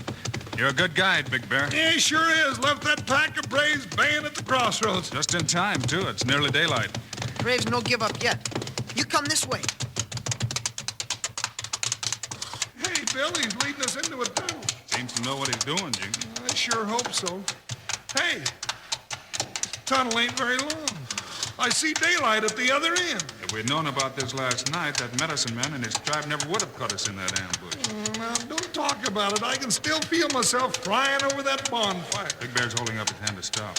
Hold up there, Buckshot. Sure is a little shaver to have a name like Big Bear. Whoa, whoa, Joker, whoa. That was some mighty fine riding, Big Bear. Where are we? This Valley of Eagles. Sure is. Look at him, Bill. Say, isn't this where Little Cloud said Hold that... it, partner. Huh? Utanka lived there on High Ledge. Big cave. Trails start here. You go. Make big man talk. You know about Putonka? Big Bear brother to Great Eagle. Putonka say someday Big Bear be great chief. Bill, look at that scar on the kid's shoulder. Looks like an eagle clawed him. I see it, Jingles. Putonka, wait. You go see him. Yip, yip. Hey, come back here! Doggone it, we didn't even get a chance to thank the little button. Something tells me we'll run across him again, Jingles. Let's go see Putonka and clear up some of this mystery. That's a right good idea. My head ain't been so muddled up since I got stuck all afternoon on one of them merry-go-rounds at the county fair.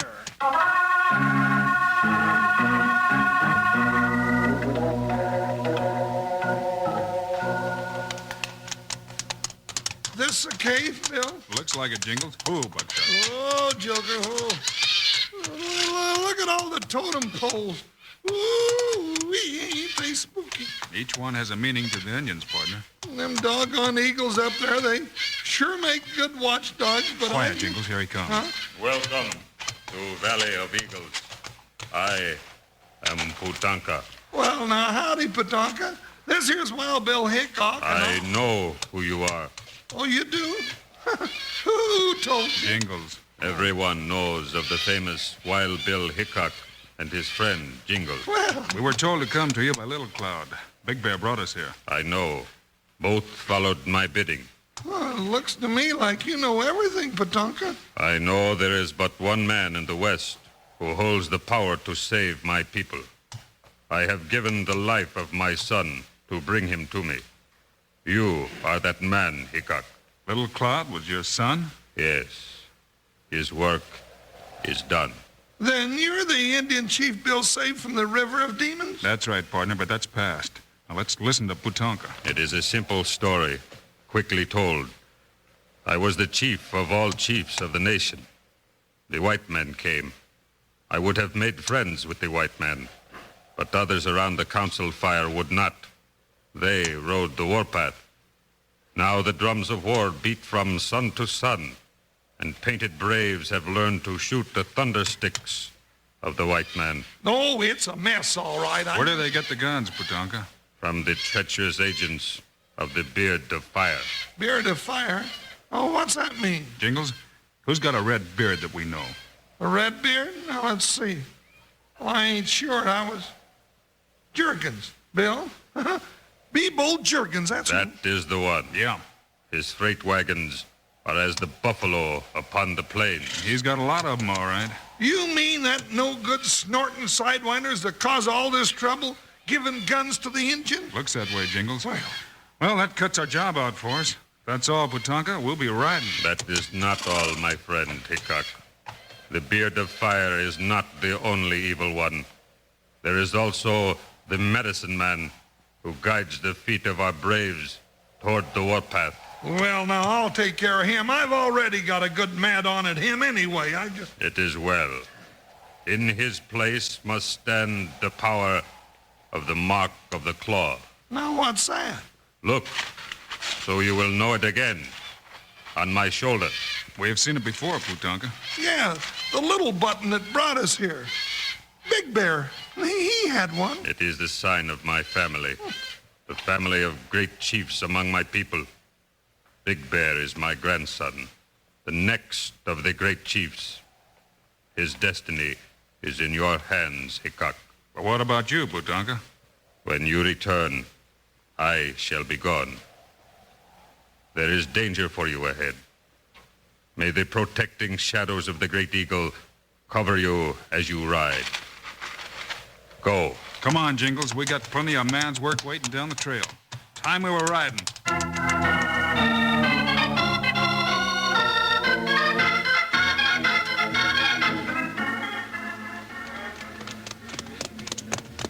Hey, Bill, ain't that Be-Bold Jergens standing on the porch with his back to us? Yeah, he was easier to find than I thought he'd be. Who, Buckshot? Oh, Joker. Bill, if Be-Bold's the one that set up that ambush for us, ain't he likely to be surprised to see us? I think he will be, partner. Come on. Yeah, it looks like he's got a lot of his boys lounging around close. Just keep an eye on him, and I'll take care of Jergens. I'll watch him. Turn around slow, Jergens. It's Hickok. Sneak up behind me, would you? Billy's gone. You got his gun, Bill. What's the others, Jingles? All right, you chuckheads, let him have it. Blast him. Don't none of you varmints reach for your hog leg unless you want folks singing over you. Shoot, Hickok, I said. Maybe they don't figure it'd be too healthy, Jurgens.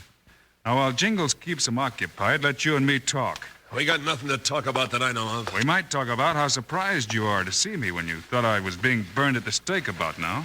I don't know what you mean. Or we might talk about the low-down polecat that's selling guns to the Indians on one side and the army and settlers on the other to keep a war going. Now, who do you reckon be low enough to do a thing like that, Marshal? I got good reason to believe you're the polecat I'm talking about, Jurgens. What? You accusing me of selling guns to the Indians? That's the general idea. Why, you two-bit star-packer, I'm going to shove those words right down your throat. That'll take some doing, mister. I ain't never been knocked off my feet yet, Hickok. Give it to him, Bill. There's got to be a first time for everything. You may be right at that, Jingle. Well, the beard of fire just burned down to a sizzle. Now get up, Jurgens.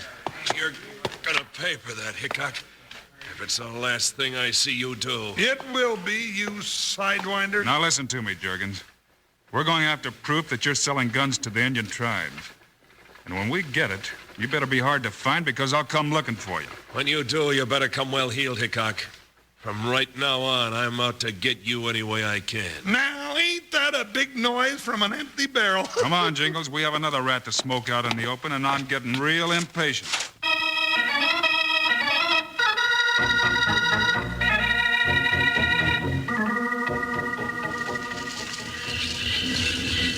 Bill, I think we're plumb feather-headed to come back to this Indian camp in broad daylight like this. We've got to get that medicine man, Jingles. Huh. Bill, there he is out there dancing. Yeah. Now's when we can use Big Bear. Where do you think you're going to find that little button? Right behind your left shoulder, Jingles. Huh? Come on out, Big Bear. Oh, you know me and Bush, Wild Bill. Well, I'll be doggone. If he'd have been a snake, he'd have bit me. I know you've been following us since we left Putonka's cave. That true. What you want me for? Watch that medicine man. Is he always the same? Him wear same head mask, same feather coat. Wait, him forget part of dance. That's strange. Oh, now anybody can forget part of a dance. Not a dance that's been going that way for generations, partner. Under that medicine man's mask and feather coat is a man with a secret, and I mean to smoke him out.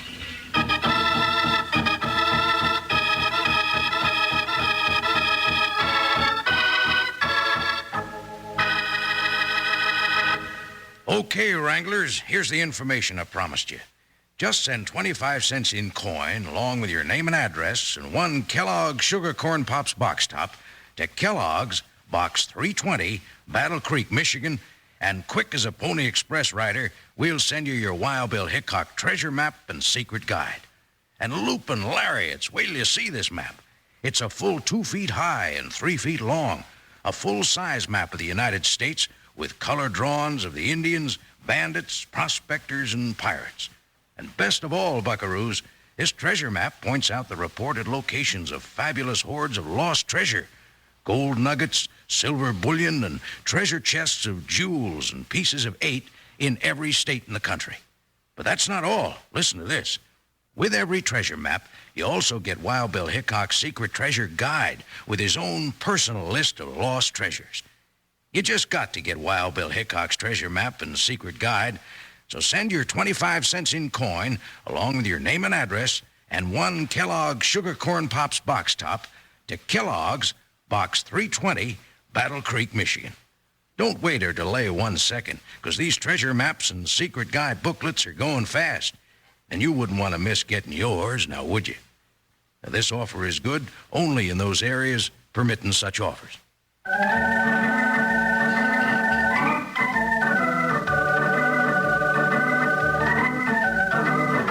When Big Bear spotted a mistake in the witch doctor's ceremonial war dance, Wild Bill had the secret he'd been looking for. There was cold, deadly purpose in the way he rose to his feet. Bill, you ain't going out in the middle of that war dance. It'd tear you apart. We'll see about that, Jingles. Now, you keep me covered. Big Bear, you be ready to come out if I call you. Me ready, Wild Bill. Good boy. Bill, you're crazy in the head. Come back here. Zongo! Malloy! No! Balo, I come to challenge your medicine man to a fight to the death with the long knife.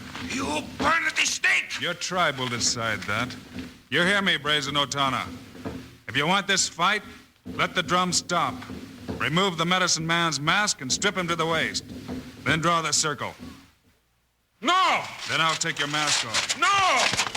There he is, Brazen Otana. A fake. A thieving white bandit who has made fools of you and your people. Why, you meddler, I'm going to stomp you into the ground!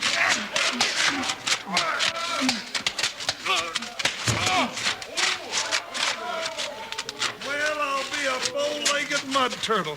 Bill, a white hombre dressed up in that mask and feather coat to fool the Indian. Yeah, Jingles. Now he's going to tell us who he was working for. I ain't telling you nothing.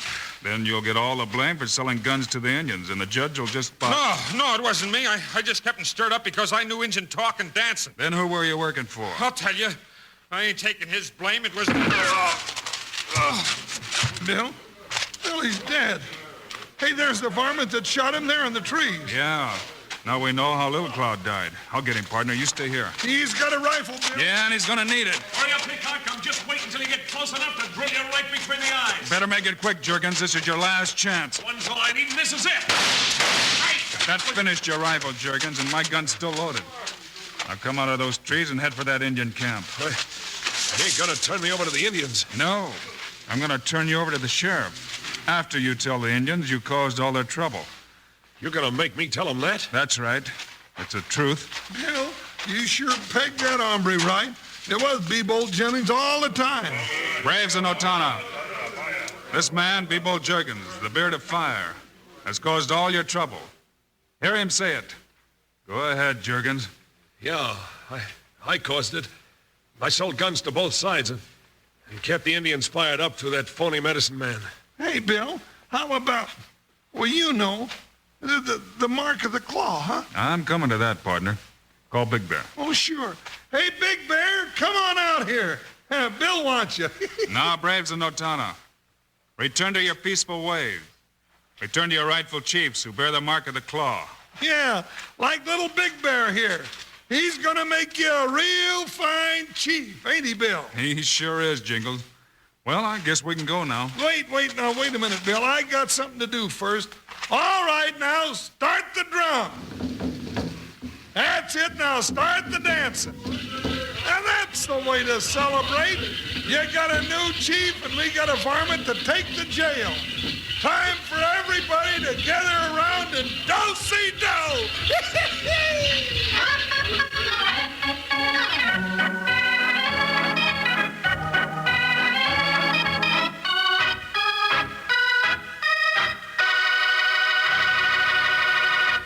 And now, here are the stars of Wild Bill Hickok, Guy Madison and Andy Devine. That's our Wild Bill Hickok story for today, folks. But we'll be back again on Friday. You bet we will, and we got a pip of a story for you.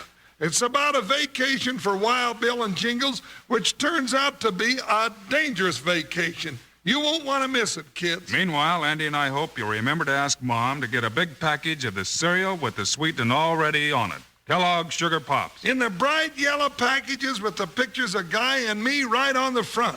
Eat them out of the bowl for breakfast or right out of the box as a snack. Either way, you don't need sugar. Andy and I think Sugar Pops are great. You huh, Andy? bet we do. So long, kids. See you Friday.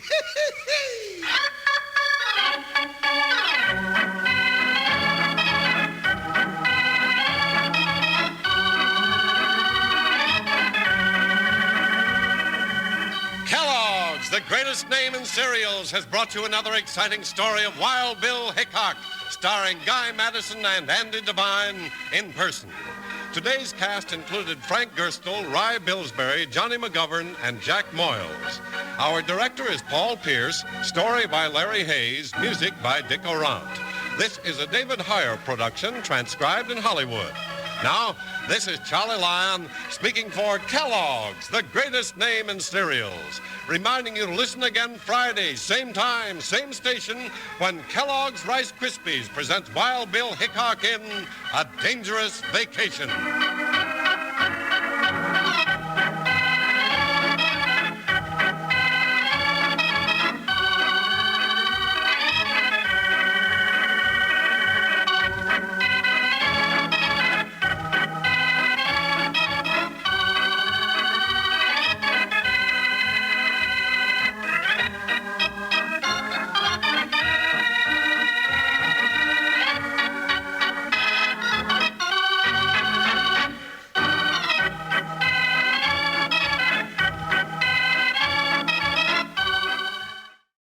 Lost in Brazil invites you on an unforgettable journey where every moment is an adventure waiting to be discovered. Join us as we uncover the soul of Brazil, one incredible experience at a time. Click on the link in the description and embark on the ultimate Brazilian odyssey. The National Broadcasting Company presents Joel McCrea in Tales of the Texas Rangers. From Hollywood, another authentic reenactment of a case transcribed from the files of the Texas Rangers. Tales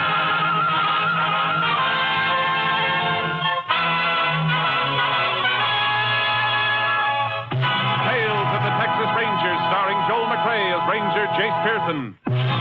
Texas, more than 260,000 square miles, and 50 men who make up the most famous and oldest law enforcement body in North America.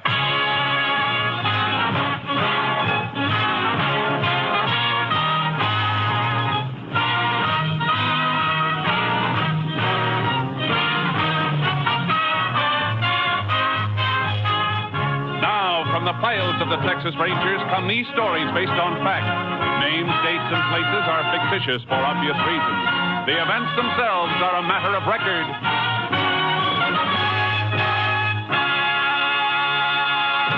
Case for tonight, wheelchair killing.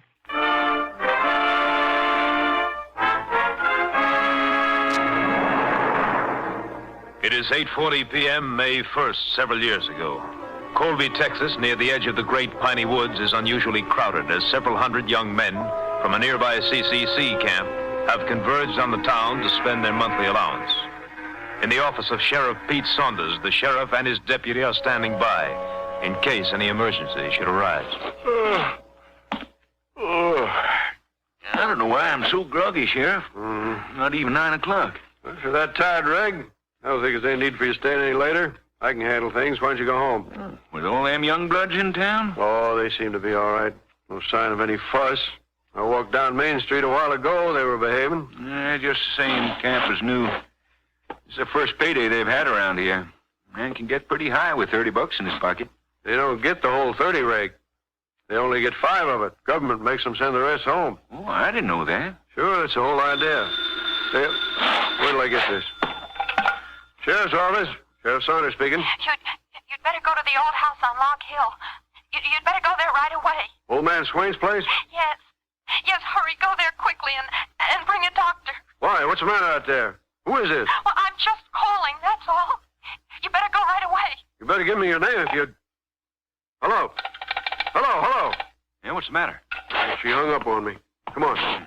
Something wrong with old man Swain's place? Something plenty wrong or somebody's idea of a joke. Mile and a half out to Swain's and he hasn't got a phone. And that call must have come from someplace else then. Yeah. See if you can trace it.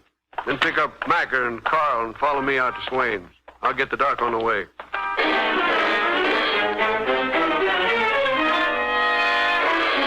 Finley Swain, a victim of rheumatoid arthritis, was found dead in his dilapidated home, seated in his wheelchair. An inquest was called and an autopsy ordered. He had not died from natural causes. The sheriff called for the help of a Texas Ranger, and Ranger Jace Pearson was assigned, joining the sheriff at the funeral home. Body's in here, Jace. Uh-huh. He's a pretty old man. Pressing 80.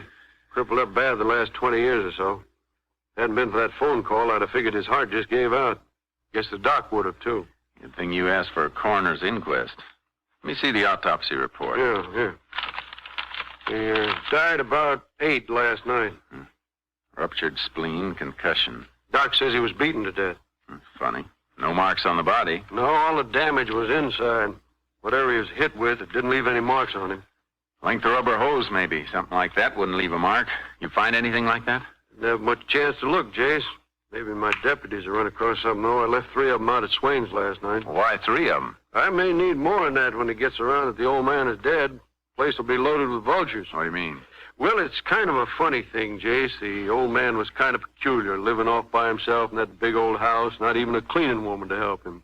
Started some crazy talk a long time back. Rumor got around that he had a lot of money stashed away at his place. You think there was anything to it? Nope, because I know what he was living on.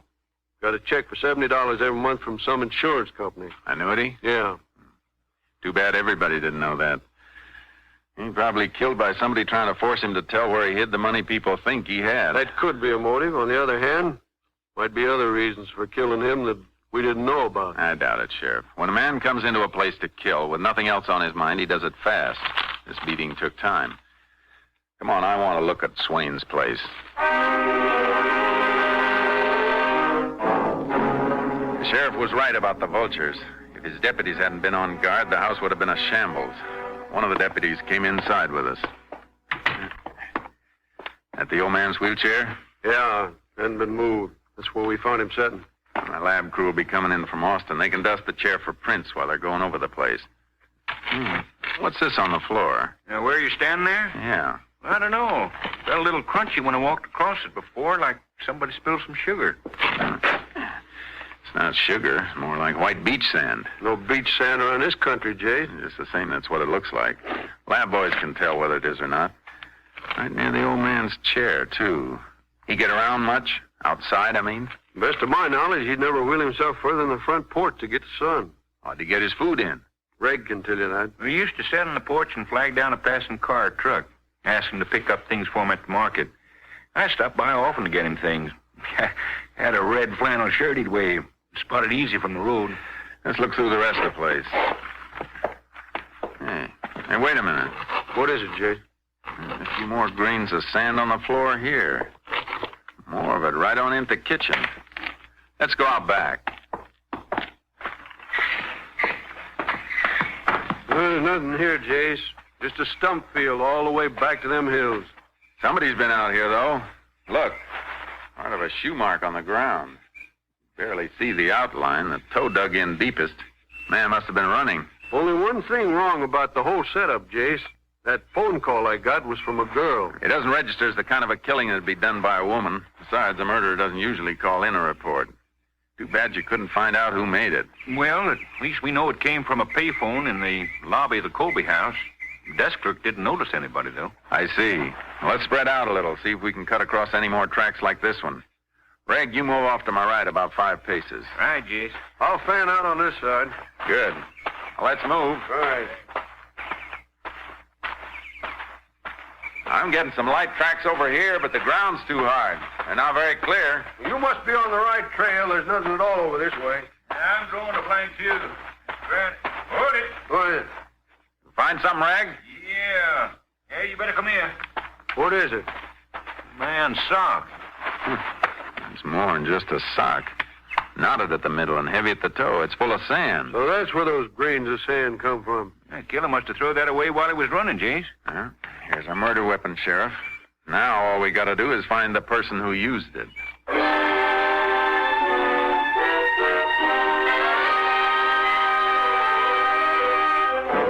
The trail behind Swain's house petered out past the stump field, and we lost all trace a mile into the thick foliage of the piney woods. I sent the sock full of sand through to the Austin lab for examination. Meanwhile, a lab crew met me at the Colby funeral home and went over Swain's body. That sock must have been the weapon, all right, Jace. Look, just combed a few grains of the sand out of the old man's hair. A little more embedded in the scalp. Impact of the blows must have forced some of it through the sock weave. Must have. That's why you found traces of it on the floor.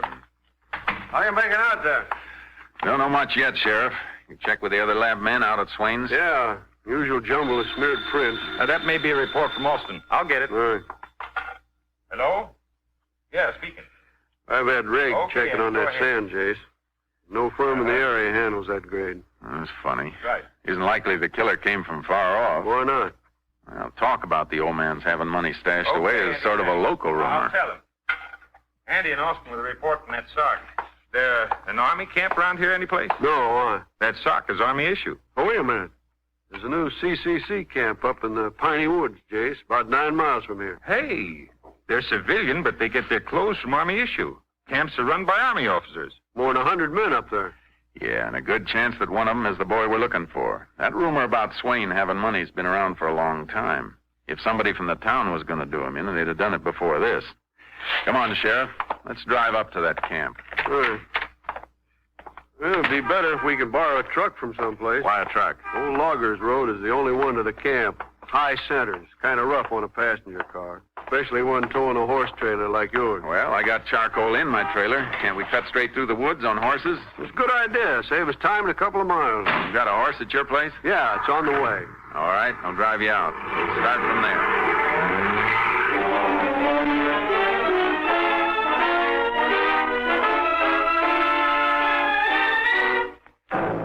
the sheriff's horse. I unloaded charcoal from the trailer, and we headed into the piney woods. As we drew near to the camp, we caught glimpses of men working in squads of 4 or 5, and finally ran across one man alone and mounted. Fellow on horseback ahead there, Jace. Can you see him? Yeah, it looks like a straw boss. Moving into a clearing now. Oh, there! Hello! He's waiting for us. Come on, boy. Yeah, Charky, come on. He must be one of them fellas from the agricultural college. Understand they got 4 of them supervising. Have to have somebody who knows the woods. Most of the other camp boys are from the big cities. Yeah. You fellas looking for the camp? Whoa, easy, boy, easy. Yeah, that's right. It's about 3/4 of a mile off that way. You'll see the tents when you get over that rise. Who are you? Oh, my name's Joe Roberts, section leader. My name's Pearson. This is Sheriff Saunders. Oh, howdy, Sheriff. You out here about something connected with that murder in town? How'd you know about that? Wasn't around town until this morning, and you're quite a ways off. Well, Major Beck told me about it when the truck brought him out from town this morning. Oh, the Major was in town all night? Yeah. He doesn't live at the camp. He just comes out days. No place out here for his wife and daughter. Wife and daughter, huh? Anybody else out here have women folk in town? No, why? Just curious. You know where the Major and his family are living in town? Well, sure, at the hotel. Colby House. That's where that phone call came from, Jace. Yeah, I know. Thanks a lot, Robert. So long. Sure. Better have a little talk with the Major. You can say that again. Come on. Go, Charlie. Come on, boys.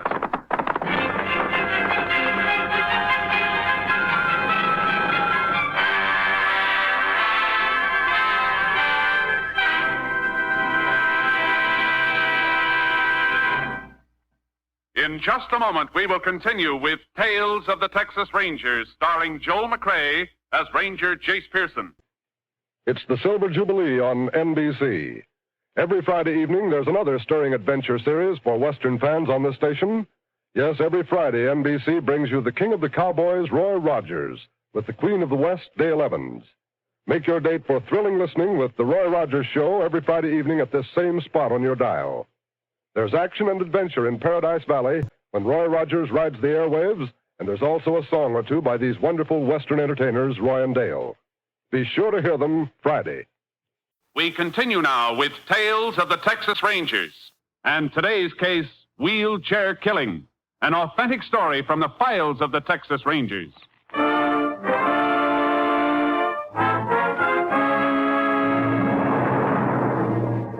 Major Beck was regular Army. In his early 50s, over age in rank, a gray, embittered man. His office was a field tent at the head of the company street. So, you think that old man was killed by somebody from this camp? We've got reason to think so. Because of a sock.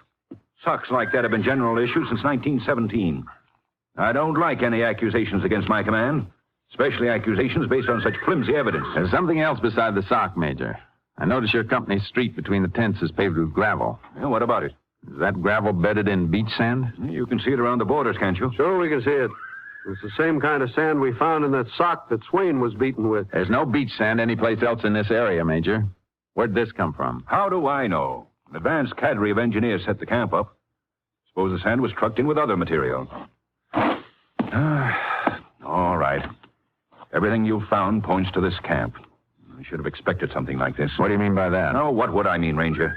What can you expect from sidewalk bums? Bums don't work, Major. And the crews we pass seem to be working pretty hard. I have to spend my time with them. You don't. What time do your men come in from the woods? 4 o'clock. All the clothing they have issued through your own supply? Yes, all listed and signed for. Good. They couldn't have lost much in a month. At 4 o'clock, I'd like you to call for an inspection of equipment. See if we can find somebody who's missing a sock.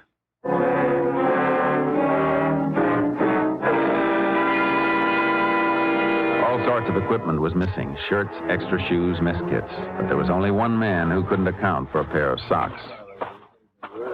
All right, Rendazzo. In the tent. All right. Look, Major, what kind of crime is it to lose a sock? There's a shortage on them or something? The ranger and sheriff will tell you. I thought you ranger guys was just something they made up for the movies. We've been around since long before there were any movies, Rendazzo. Okay, so you're a cowboy detective. So find out who stole my socks. Don't be funny, young fellow. Look, mister, I ain't trying to be funny, but what are you all jumping on me, huh? I wash my socks, I hang them up to dry, and one of these dewdrops puts his hooks on them. That makes it a federal case? Rendazzo, a sock belonging to somebody in this camp was used to kill an old man. It was filled with sand from the company street and used as a blackjack. Hey, you mean that's how they knocked off that old nickel pincher on Log Hill? Oh, you know about that. The whole camp knows about it. What are you looking at me? The guy that picks a major up told us about it when he brought the truck back this morning. Were you in town last night? It was all in town last night. We got paid yesterday. The major let us go in on a truck. What time did you come back to camp? When everybody else come back. Trucks picked all of us up again at midnight. Same place they dumped us out of Main Street, by the corner near that hotel. The Colby house? That's the only one, ain't it? What'd you do while you were in town? Up to 9 o'clock. I was having a hamburger in that place next to the bus depot. I was there from 8 till 10. You must be a slow eater. It's a long time for one hamburger. Who cared about the hamburger? I was trying to pick up the blonde behind the counter. She keeps giving me the smile with all her teeth bit. I ask her what time she gets off. She tells me 10 o'clock. So what happens? 5 minutes to 10, she got a boyfriend comes to meet her. A guy 8 foot tall. You know the girl he's talking about, Sheriff? Yeah, Lucille Mason. Must have been her husband met her. Her husband? How do you like that? Could she have been the one who made the phone call you got, Sheriff? Not a chance. Girl that called was a lot younger. I don't think you have any right to hold this man till you've checked on his story. We're not holding anybody, Major, until we've checked on a lot of things. All right, Randazzo, you can go. But don't leave this camp except with your work crew. Leave this camp, he says. From now on, I ain't even gonna leave my tent. I should have never left Brooklyn. Major, that goes for everybody out here. Don't let them use the trucks. Keep them in camp. You better stay here to make sure. My wife and daughter are in town.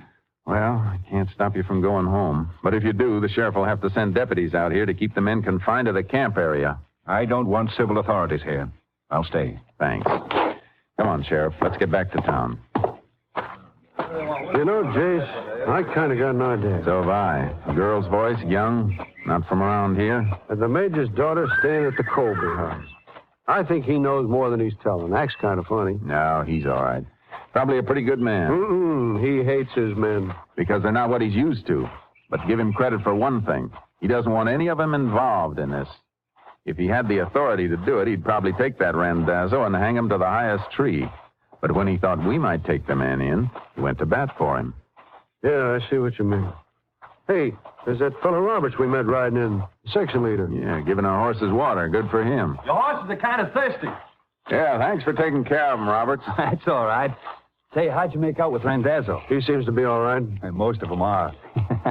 Major Beck doesn't like him, though. Well, that's his privilege. I guess he'd rather have some young Army officers around so he could sort of handpick a son-in-law. This gal's pretty. She associate with any of the fellows here? Well, when the camp first opened, a fellow named O'Brien, a good-looking kid, better education than most of the others, he used to drive the major back and forth from town. Then, all of a sudden, he got somebody else. Put O'Brien on mess hall detail. Took him off trucks altogether. You know if O'Brien was seeing the girl? Nobody. Could have met her pretty often that first 2 weeks picking up the major. Well, the truck drivers get into town almost every day hauling supplies and things. Uh-huh.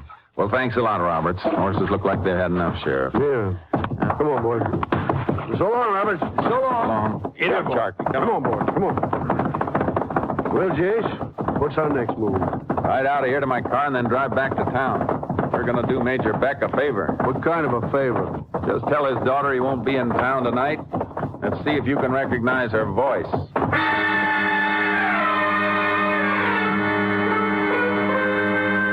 At the Colby house, we got a break.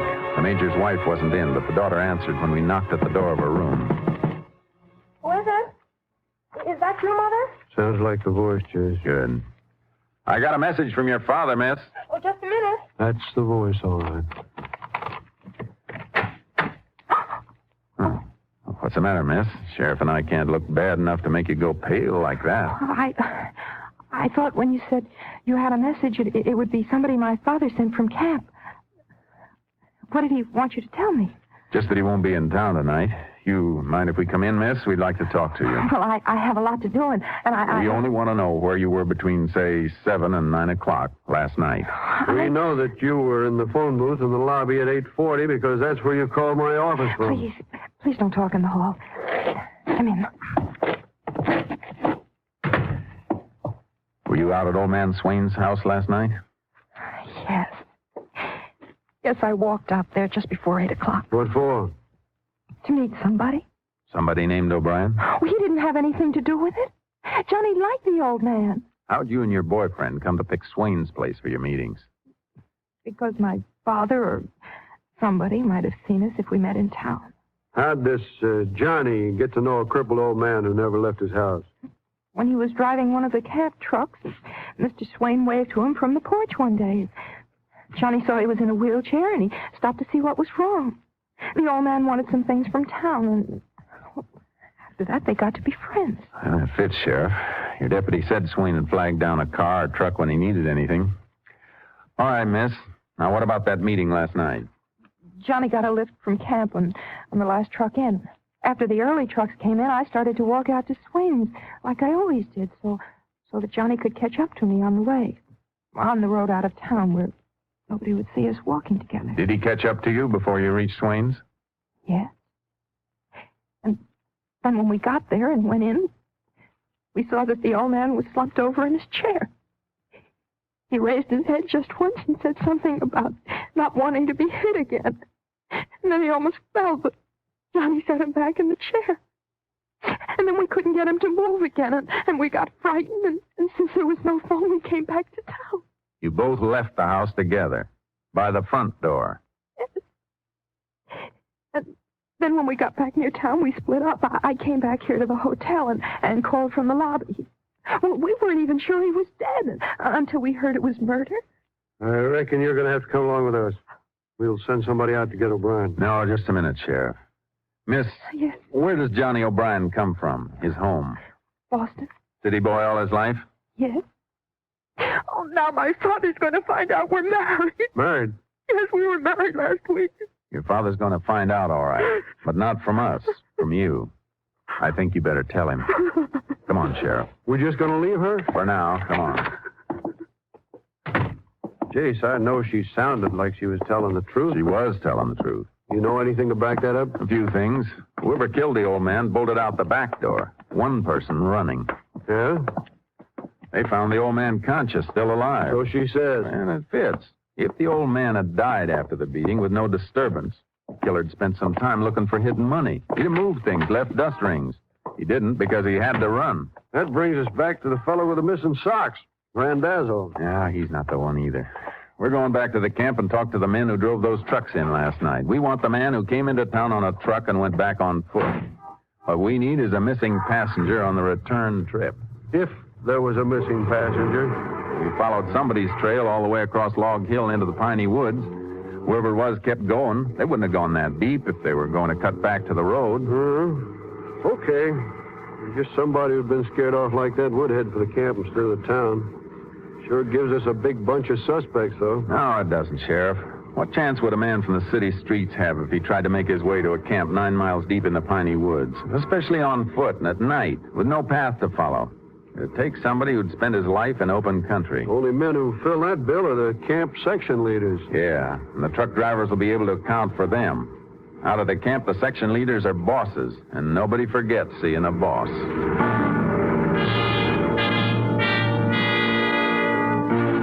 It was 2 a.m. when we reached the camp and woke the major. He led us to the truck driver's tent. One of the drivers had the answer we were looking for. He'd hauled section leader Roberts into town Saturday night, but Roberts hadn't ridden back with him. We left the tent. Roberts sleeps in the last tent, the end of this line. Alone? Yes. As a section leader, he has a private tent. Hold it a minute. Where does Randazzo sleep? The fellow was missing the sock. Let me see. That tent right there. Let's wake him up first. What do you want Randazzo for, Jace? He's clear. I know it. But I want him to help us with something. We haven't got enough to make a case against Robert's stick. What's your plan? I'll tell you as soon as I get Randazzo out here. You know which bed he's in, Major? Yes, first bed to the right as you go in the tent. Wait till I get him. Randazzo. Randazzo. One of them? Get up and come outside. Don't wake anybody. I can't come out without my pants. All right, slip into them. All right. Hey, look, I'm being pinched, am I? No, but we'll be able to make an arrest in a minute with your help. You mean you know the rat that put his hooks on that sock I was missing? That's right. Just lead me to him. I'll feed him a mouthful of knuckles. Never mind that. Just do as I say. You ready? Yeah. Now, listen carefully. Here's what you do.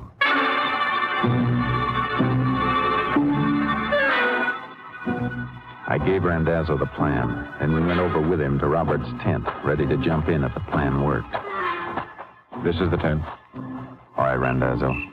We'll be right out here. No, you just leave that crumb to me. I hope he plays it right, Jay. Hey, Roberts. Wake up, you crumb. What? Who is it? Who's in here? It's me, Randazzo. What are you doing in here? I've come to talk with you. At this time of the night? Get out of here. Get back to your tent. Listen to me, you dewdrop. You'll talk to me right now, or I'll go to town and mind talk to the ranger. What do you mean? You know what I mean, you crumb. That sock was stolen from me. I saw you take it. Keep your voice down. What? Why would I take anything from you? That's what I wanted when I saw you. That's why I didn't say nothing. Then I found out, all right. Well, you crumb. If I couldn't have told him where I was when the old man was knocked off, I'd have been a pigeon. I don't know what you're talking about. Don't worry. I can keep quiet. I can keep real quiet. All it's going to cost you is $100. I haven't got $100. Oh, you're kidding. Oh, guy had money hidden all over the joint. Everybody knew that. But I didn't get it. I'll kill you, Randazzo. You open your mouth about me and I'll beat your brains out. You ready? I went through you. Chief, we better get it. Yeah, come on. All right, Roberts. Let him go. Grab him, Ranger. He killed that old man. He just told me. We heard what he told you.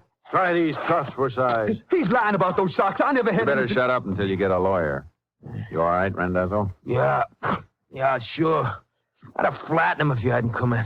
Claiming Roberts is a prisoner, Major. Any objection? What objection can I have? He's not military personnel. You're the law here. Thanks. I didn't mean to hurt the old fool. If he'd only told me where the money was, I never... There wasn't any money, Roberts. The old man never had a dime. But everybody said that You he can was... save your story for your cellmates at Huntsville, Roberts. Get your clothes on. Let's go.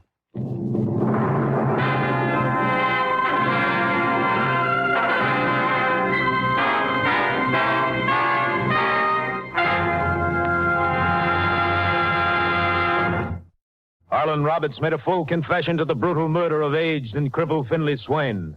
And the following year, he was sentenced to Huntsville Penitentiary for the rest of his life. Next week, Joel McCrea in another authentic reenactment of a case from the files of the Texas Rangers.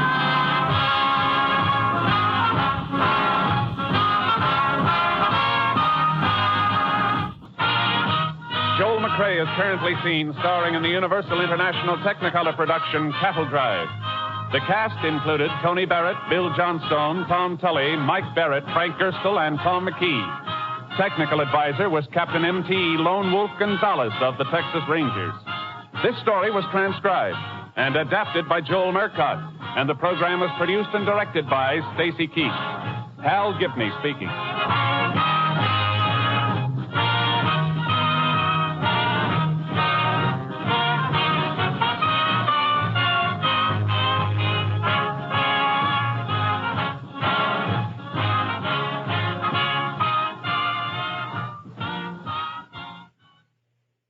It's the Silver Jubilee on NBC.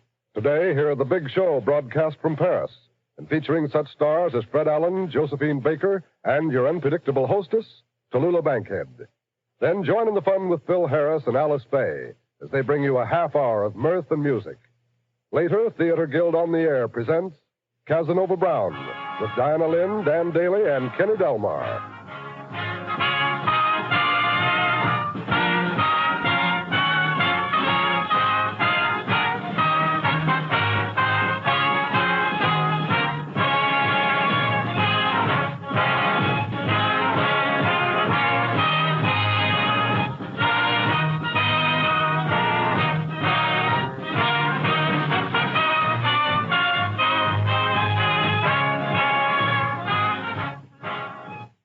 Next, it's The Big Show. All this and Tallulah, too, on NBC.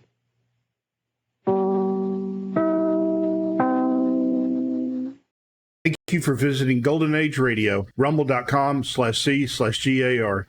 Please support our veterans by visiting veteransradioministry.com. Together we can honor their great sacrifice. Thank you.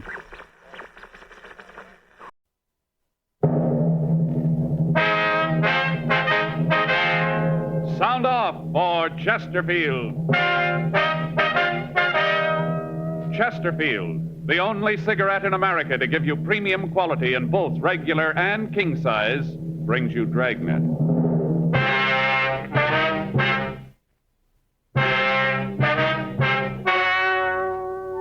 Ladies and gentlemen, the story you are about to hear is true. The names have been changed to protect the innocent.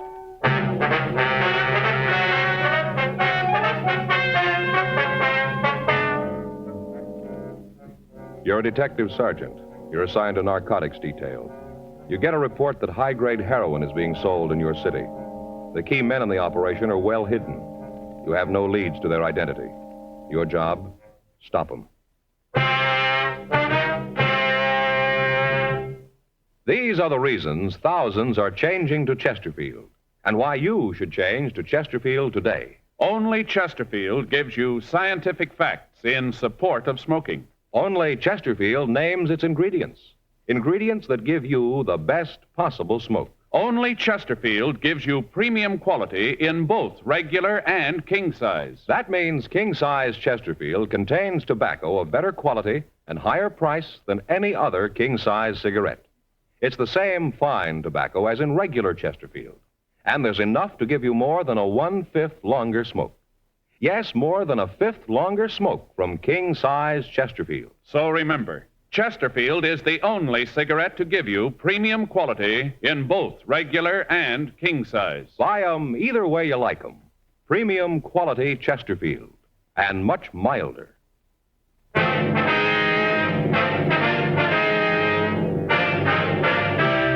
Dragnet, the documented drama of an actual crime. For the next 30 minutes, in cooperation with the Los Angeles Police Department, you will travel step by step on the side of the law through an actual case transcribed from official police files.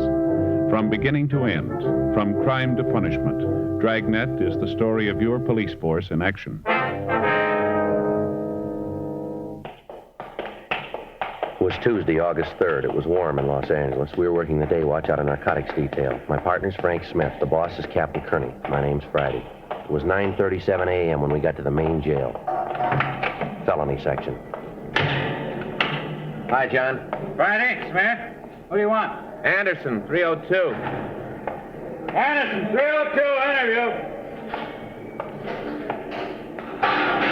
How's he feeling this morning, John? I don't know. I just checked in a while ago. I heard he gave the fellow some trouble early this morning. Guess he's pretty rocky.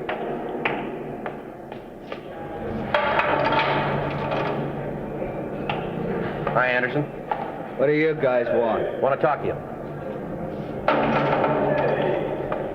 Down this way, Anderson. Hope you guys know I don't feel so good. Terrible night. I hope I never have to go through any more of them. Yeah.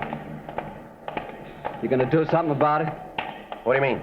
You're gonna get me out of here. Let me shove off. You know better than that, Anderson. Yeah. Should have known. You guys don't care. You just don't know. I didn't hear. Sit down. You guys got to do something for me, though. I can't take much more of it. Can't you talk to the doctor, have him give me something? He's got it, just a little bit. I tell you, I'm sick. We'll have the doctor give you some medicine, Anderson. A couple things we want to check with you. You know what I need. It ain't medicine. Can't we do this later? I tell you, I don't feel good. Can't you talk to the doctor? You're booked as Fred J. Anderson. That's your true name? Yeah. Fred J. Anderson. What's the J stand for? You have to know? We do. Jeremiah, my father's name. You have any other names? What do you mean? You using the aliases? No, none. Any nicknames? No. You drive a car? Yeah. 49 Ford Convert. Who holds the pink slip on it? I do. You own it outright? Yeah, look, do we have to go through that whole thing? Can't you ask me later? You guys don't believe me, but you're going to find out when I keel over. You'll know that. What color's the car? Maroon. You know the license number? No. Where have you lived before? Before what? You gave the address of 10624 Ivorine Avenue. That's what we have here. Hollywood, is that right? Yeah, that's where I live. You belong to any lodges, anything like that? No. You ever in the armed services? No. No serial number, no branch. Now, look, how about knocking this off? I'm getting tired of you guys leaning on me. You drag me in here, ask a lot of questions. I tell you I don't feel good. You don't believe me. Leave me alone. Let me go back to my cell, huh? As soon as I feel better, I'll answer all your questions. We got a job to do, Anderson. We didn't build this thing. You knew what had happened when you started. Now, what's your draft number? I don't know. Did you register? Sure. Draft card in your wallet? Yeah. And we can get it. You married? No, not now. You were, though, huh? Yeah, a couple of years ago. It didn't work.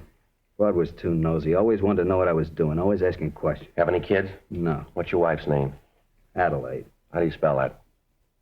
Adelade. Adelaide Morton. Lousiest 2 years I ever spent. Where'd she live? I don't know, lost track. Where did she live? Same place up on Ivorine. I moved out when we got the divorce. I haven't seen her since. May still be there for all I know. How about your nearest living relative? Yeah, how about him? Maybe you got things wrong, Anderson. You're booked in here on a narcotics charge. That's pretty serious. This isn't a game. The sooner you realize it, the better off you're going to be.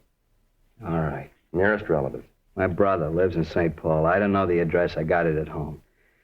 We don't agree on a lot of things. I haven't seen him for a year or so. What's his name? Henry Alton Anderson. That's your nearest relative? That's what I said. Anybody else? No. How about your friends? Who are they? That's the line. What? That's where I stop answering these questions. You can maybe tie a bum rap on me, but you ain't going to get my friends mixed up in it. No, sir, that's where I draw the line. All right, suit yourself, Anderson. We got a lot of time. Got a cigarette, Joe? Yeah. Here you are. Thanks. Anderson? No.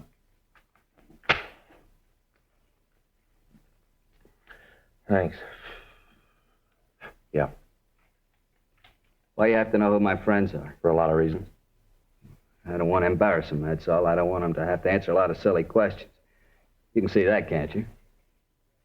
Can't you? Yeah, Anderson, we don't need to embarrass anybody. We just thought it would help here. Well, I won't tell you. I don't feel well. I don't feel well at all. I'm not hooked anyway. You got no right to say that. Look at your arm. I ain't gonna try to con you. Sure, I tried this stuff once or twice, but that don't mean I'm hooked. A couple of pops, that's all, just a couple of times. That's not the way your arm makes it look. You've almost run out of places to put that needle, haven't you? So maybe I was wrong. Maybe it was a couple of more times than I thought. All right, now look, Anderson, I'm going to lay this out for you. We know there's a lot of H floating around. Has been for the past 3 months, and it's high grade. We know that you and the bunch you work for aren't too choosy who you sell it to. Now, we want the names and where you're getting the stuff. You say you're sick now. Wait a few more hours. Wait till your stomach starts to turn over. Wait till you can't make your hands do what you want them to. Wait till your head starts to crack open. You'll feel different then. We can wait. Come on, let's take him back, Frank. Come on. Wait a minute. Yeah? You gonna take me back to the cell? You called it. I don't want to go back in. Well, that's where you're going. You're gonna call the doctor, tell him to take care of me? He knows already. He'll do what he can. I can't go that route. You know that. Iron cure, I couldn't take it. It'd kill me. You should have thought of that a long time ago. Yeah, you can say that. You ain't got the habit. It's easy for you to say that. You don't know. All right, let's go. No, I want you gotta do something. I told you we'd do what we could. That ain't enough. It'll have to do. I told you, help me out. Give me a hand, then I'll get over on your side. You know, you scratch my back, I'll scratch yours. All right, tell us where you're getting the stuff. Can't you help me out first? The doctor will see you. Okay. Where do you want me to start? Where do you get the stuff? From a guy. What's his name? Paul. Paul what? I don't know what his last name is, just Paul. Where do you meet him? Hollywood. That's a big place. Where in Hollywood? Different places. Sometime in the corner of Hollywood and Vine, sometimes at Highland, once at Cherokee and Sunset, different places. How do you know where? He gets word to me. How? Guy tells me Paul wants to see me, that's all. What's his Paul look like? Big guy, real big. What's he look like? How tall is he? 6'2", maybe 250. What's his coloring? Dark. Looks like he's just come back from the beach. Looks real tan. You guys are going to help me out, aren't you, after all I done? What color's his hair? Black, curly black hair. How about it? You going to do me some good? Any marks or scars on him? Huh? This Paul? Any marks or scars on him that'll make him easier to spot? Yeah, he's got a scar across the bridge of his nose right here. How old is he? Oh, I guess about 38, maybe 40. Drive a car, do you know? Never saw one. He always walked up on me. Is he a user? I don't think so. Maybe joy pops once in a while. I don't think he's on a steady, though. Is he the boss? Huh? He the head man in the operation? I don't know. I don't think so. I think he's just one of the guys. Where'd you meet him? Bar downtown. Were you introduced? No, he just came up, started to talk to me. We got along, made a deal. I was around trying to make a buy, get a connection. All right. I want you to look at some pictures. See if you can point this fellow Paul out for us. Look, I done my part. I told you. Now you guys got a chit to pick up. When do I get to see the doctor? When are you going to fix me? We'll talk to him. That wasn't a deal. We made no deals. You said you'd give me a hand. We will. The doctor will do everything he can for you. We can't promise you any more than that. Not much. That's the way it is. Lousy deal. Everything's on your side. You know it and you sure ride it. Someday I'll learn it. Just don't pay. Yeah, what's that? Never scratch a cop's back. 10:46 a.m. We returned Fred Anderson to his cell and called a doctor for him. For the past 4.5 months, an organized gang had been selling high-grade heroin.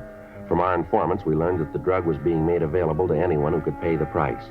When we tried to stop the activities of the gang, we found ourselves up one blind alley after another. None of the buys we arranged took place. Meets with the higher-ups failed to materialize.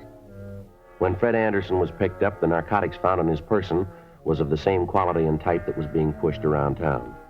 2:34 p.m. We picked up Anderson and took him to the city hall to look at the mug books. He failed to identify any of the pictures. We checked the description of Paul against the people known to have dealt in narcotics, but failed to come up with an identification. Anderson was returned to his cell and held pending trial for violation of the State Narcotics Act, a felony. 4:17 p.m. We checked back into Captain Kearney's office. That's it, Skipper. We're right back where we were 4 months ago. Nothing at all on this Paul, huh? Well, if there is, we haven't been able to find it. You think Anderson's telling everything he knows about it? Oh, I doubt it. No, that description would fit 100 guys. You got any ideas of where we go from here? Well, yeah, maybe. It might not work, but it's someplace to start. Well, let's hear it. All right, can we take a look at the map over here? From the information we got, the main operation must be taking place someplace down around here, around the harbor area. Yeah? From what we hear, the stuff's there, all right. Problem is how to find a connection. Well, maybe if we just lose a man down there, we thought. Put a man down there and let him work on his own. He might be able to come up with some answers. Pretty risky, Joe. That's a rough place. I wonder if it'd be worth risking a man down there. I don't think we got much of a choice, Skipper. No. Well, we figured that maybe if I went down there and let it get around that I wanted to make a buy, a big one, maybe they'd come to me. Why you? Why not let me handle it? Well, I thought that's the way we figured it. They know you down there. You used to work that area. You're not in any better position, Joe. Fellas walking the streets down there that you've tangled with, they're not about to form any fan clubs for you. Well, we've tried every other way. Informants, leads, every known pusher's been talked to. Still, the stuff keeps coming in, being sold. Where we sit, this looks like one way to get them. All right, how you going to work it? Well, I figure maybe I'll check into some hotel down there, eat in the places in the neighborhood, be seen around the bars, let it get around that I'm here from San Francisco, want to make a buy, and we'll see what happens. You know anything about San Francisco? Well, I know the place pretty well. I spent a couple years up there when I was in the Army. I still don't like this idea of not being able to tag you, though. There's no other way. Suppose so. How are we going to know how you're making out? Well, I'll get word whenever I can, let you know before the buy, tell you where and when. All right, Joe, you bought a piece of it. I'm not going to tell you what to do, you know, but take it easy. Don't make a target out of yourself. Remember, keep in touch with us. Right, Skipper. Let us know as much as you can, huh? Yeah. Take it easy, huh, Joe? Don't want anything to happen to you. Yeah, well, I'm on your side there. August 4th, 8:35 a.m. Frank and I had identification made up bearing the name Joe Arnold. After a final talk with Captain Kearney, I went home, got my car, and left for San Pedro. 6:42 p.m. I checked into a hotel on 6th Street. The hotel, according to the information we had obtained, was near the narcotics distribution center. 8:12 p.m. I went next door to the bar. Yeah? Give me a beer, huh? Eastern? I don't care. Okay.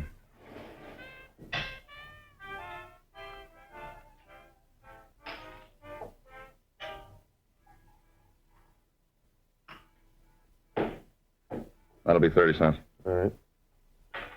There you go. Thanks. Not much doing, huh? No, it's pretty early yet. Gets a little frantic later. Mm-hmm. You're around here, aren't you? Yeah, I just down from San Francisco. Nice town. I was up there a couple of years ago. Spent a week. Sure like it. Yeah, it's a good place to live. Sure seems to be.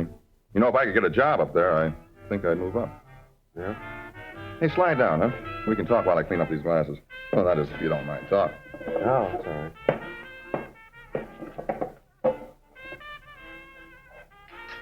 Glasses. Seems like you never get them done. Yeah. You down here on business? Well, I guess you could say that. Uh-huh. Sort of combined, huh? Yeah. And now look at that. What's that? I spent half the day slicing these oranges for old-fashioned, and then people don't eat them. A lot of wasted motion. Yeah, I guess it is. What line of business you in? Nothing special. Just moving around. Wherever I can make a buck, I stop. They should have to call me a promoter, I guess. Is that what you put down in your income tax returns? What? You know, when you fill out your income tax, it says there how you make your living. Where do you put that? Business management. That's good. Business management. Whose business you manage? Mostly my own. Pretty good idea for everybody, isn't it?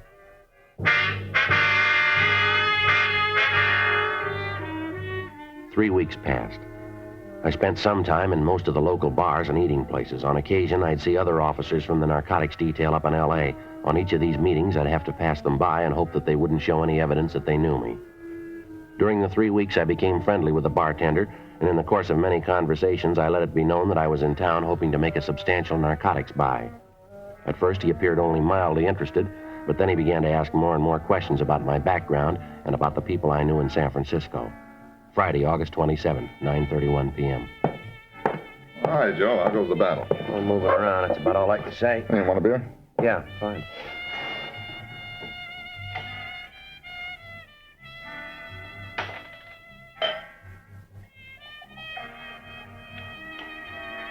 Okay, here's your 30 cents. Oh, not tonight, Joe. It's on the house. Why? What's the occasion? I got some good news for you, Joe. Yeah? Yeah, I got a friend I want you to meet. I think he can help you make a connection. Yeah? Where is he? Now, look, I'm not promising anything, Joe. The guy knows some people and might be able to help you. Why are you so interested? I figure maybe I can make a buck or two. All right. Is the guy here now? Yeah, he's back there in the in booth. See, with the other guy? Well, that helps. Which one is your friend? The big one. You know, the fellow with the gray suit on, cigar over his nose. Gray suit, huh? Yeah. Yeah, I see him. Come on, I'll take you back. All right. Nice guy, Joe. You'll like him. Well, what'd you tell him? Just that you were here from Frisco. Said you were interested in the connection if the deal was good. Uh-huh. You make your own deal. Now, look, I got nothing to do with that. You'll really like him. Paul? Yeah? This is the guy I was telling you about, Joe Arnold. This is Paul Ginner. Oh, hi, Joe. Sit down. Bring us another round, will you? Yeah, right away, Paul. You know what you want? Make it snappy, huh? Yeah, right away. Beer, scotch, and soda, and old-fashioned Irish whiskey. Yeah, that's right. Leave the garbage out of the old-fashioned. Yeah. Here, sit down, Joe. Yeah, thank you. This Jack Potter, you two ought to know each other. All right? Yeah, he's from Frisco, too.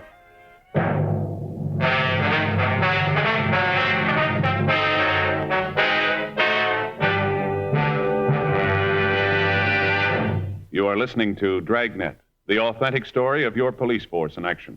Now, a report every smoker should hear. Only Chesterfield gives you scientific facts in support of smoking. First such report ever published about any cigarette. A responsible consulting organization reports a study by a competent medical specialist and staff on the effects of smoking Chesterfields. For 6 months, a group of men and women smoked only Chesterfield, 10 to 40 a day, their normal amount. 45% of the group have smoked Chesterfields from 1 to 30 years, for an average of 10 years each. At the beginning and end of the 6 months, each smoker was given a thorough examination, including x-rays, and covering the sinuses, nose, ears, and throat. After a thorough examination of every member of this group, the medical specialist stated, "It is my opinion that the ears, nose, throat, and accessory organs of all participating subjects examined by me were not adversely affected in the 6 months period by smoking the cigarettes provided." Of course, these cigarettes were Chesterfields. Remember this report and buy Chesterfields. Either way you like them, regular or king size. Premium quality Chesterfield, and much milder.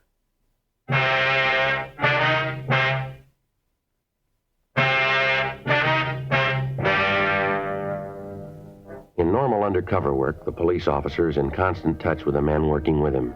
This is done either by one officer trailing the undercover man or by phone calls to a fellow officer at appointed times. Rarely does the working detective put himself in the position where he doesn't have constant contact with the men he works with. However, in this instance, it appeared to be the only way information and evidence could be obtained. Friday, August 27th, 10:46 p.m. The bartender brought the drinks. Paul Ginter and Jack Potter started asking the questions. From Frisco, huh? Yeah, I'm from San Francisco. Jack and I do some business together, real estate. That's so? Here you're in the management business, huh? Bartender talks a lot, don't he? He knows who to talk to. Tells me you're down here on business. Yeah. Where do you live up north? Hyde, near Taylor. I used to live around there. That right? Yeah. Hey, they ever finished that work they were doing at the corner of 3rd and Market? What's that? Well, the construction they were doing at 3rd and Market. You know, that new dime store, they get it finished? Yeah, they got it finished. It's not at 3rd and Market. Now, what's this all about, Ginter? What are you trying to prove? What? You got any questions to ask about me? Ask me. Don't ask your boy to do it here. You want to check up on me? Talk to somebody who's in San Francisco now. Have them check around. It's all there. I got no worries. When you two get tired of playing games, let me know. I got no time for them now. I'll see you around. Sit down, Arnold. Yeah? Now, read it any way you want. You say you want to do business, I'm your boy. We gotta be sure. Can't take any chances. Cops are dying to find out.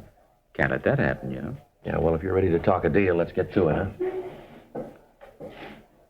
You figure to do this business in Frisco? San Francisco? Yeah, that's where I figure to work. You're out of your mind. That town's tight on a drum. Nobody can get under the lid. Now, you look, I don't ask you where you get your real estate. Don't tell me how to manage my business. I want to make an investment for a client. I got 10 grand. That'll buy a whole tract of your lots. Now, are they for sale or not? It's that simple. Well, now, you're in kind of a hurry, ain't you? I've been here for 3 weeks. I don't want to spend any more time than I have to. When can I make the buy? Tell you what, let's take a tour of the town, meet some friends of mine, then we can talk about it. No need to be in a hurry. I got to see it first. I want to make sure it's the same stuff I heard about. Where'd you hear? A few rumbles around. High-grade stuff. That's what I want. Let's go. Can't you call this friend? I don't want to go traipsing all over town. He moves around. Sometimes he's kind of hard to find. Besides, it serves two purposes. What's that? Give you a chance to meet some people. Once you get to know the town, you won't be in such a hurry to get away. There's just one thing. Maybe I won't like your friends. More important. Yeah? Maybe they won't like you. For the next 3 hours, Ginter, Potter, and I visited almost every bar, nightclub, and coffee stand in the area. At each of the places, Ginter would ask for a man named Ainley. When he was told that Ainley wasn't in, we'd sit and have a drink. Ginter would call as many people as he knew over to the table, introduce them to me, and then before we left, he'd hold a conference with them at their tables.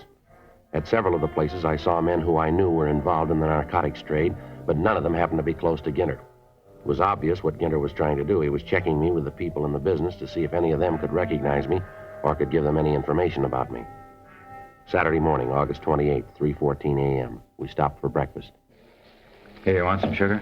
No, I take it by. Okay, how about you, Jack? Yeah, thanks. Looks like it might have been a wild goose chase, huh? I don't know where Ainley could be. Why don't you come off of this, Ginter? Now, what do you mean? I'm not a new boy. You're about as subtle as a bulldozer. What's the scoop here? Your friends tell you anything about me? I don't know what you're talking about. Just looking for Ainley. It's as phony as that look you got on your face now. How about it? Do I make the buy or don't I? All right, you make the buy. When? You got the money? I'll have it when the buy comes off. 10,000. That's right. Okay, you can pick up the stuff tomorrow night.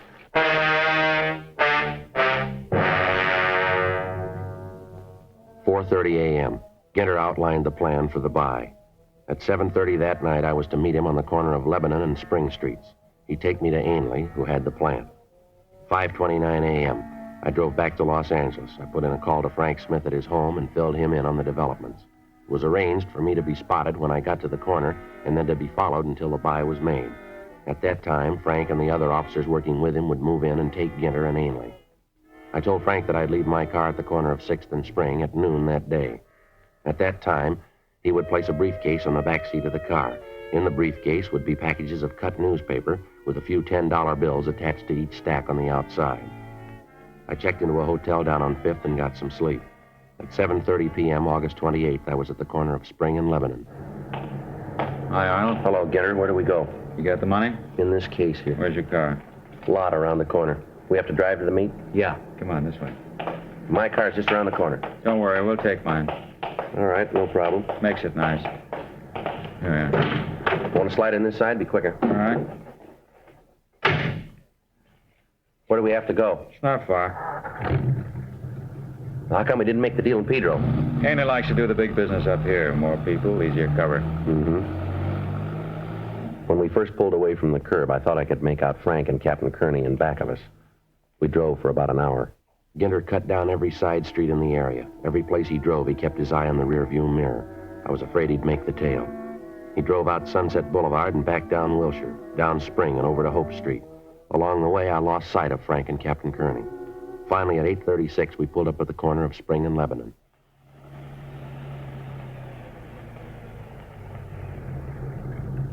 What's the deal, Ginter? This is where we started. Yeah, I just wanted to make sure we didn't have a tail.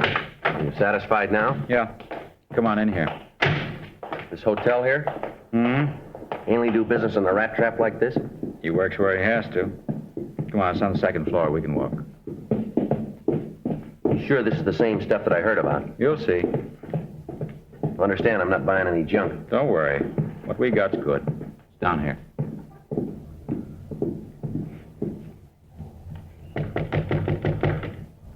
Come in. Hello, Mr. Ainley. Mr. Ginter, this the young man? Yes, sir. This is Mr. Arnold, Mr. Ainley. How are you? You have the money, young man? Yeah, it's in here. You got the stuff? I have, here in this case. Looks like a doctor's bag. It's a good place to carry it. Doctor's bag. Here, open the bundle yourself. High grade, best we can get. Yeah, it looks all right. Fine. Now, if we could have the money. Here you are. Now, if it's all right with you, I'll get out of here now. We'd like you to wait until we count the money. It's all there. I don't doubt it, young man, but just to make sure so there'll be no repercussions later, you understand? Mm-hmm. Everything looks in order. What are you trying to pull? What do you mean? What is this, Ginter? What's the matter? There's nothing but paper, plain newspaper. All right, Arnold, make a move or kill you. Let me see. What are you trying to pull? All right, you're under arrest, both of you. Cop, lousy cop. That's right. You got the shoe on the wrong foot, cop. I'm telling you what to do. There's men all through this building. You won't make the front door. How about it, Mr. Ainley? Let's take him down to Pedro. We can get rid of him there. Be better. How about the rest of them? He's bluffing. You made sure you weren't followed, didn't you? Yeah, I think so. Did you or didn't you? Yeah. Then there's nothing to worry about. Let's go. Well, you heard him, Arnold. Whatever your name is. Yeah.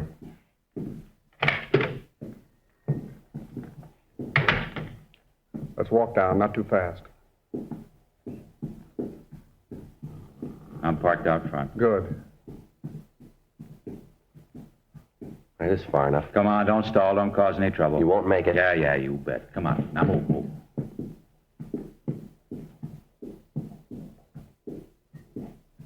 All right, down these stairs. Smith, cover the other side. Yeah. Walker, block off that end of the hall. Right, Captain. You all right, Friday? Yeah, fine. Watch that guy, Frank. I got him. Hold it up, mister. You're not going anyplace. Fool, you stupid fool, Ginter. Can't even lose a tail. Okay, both of you. Hands behind your back. I told you to make sure you weren't followed. I told you. I lost him. I know I did. I tell you, I lost him. All right, let's go. Come on, let's move. You didn't lose him. It's enough talk. Come on.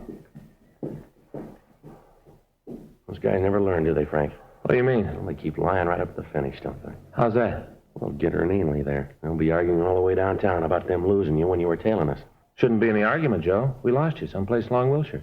But you got here all right. I thought this is the way you played it. No, we just took a guess you might come back to your car. Yeah, it was a pretty good guess for me, anyway. Why? We'd have gotten them sooner or later.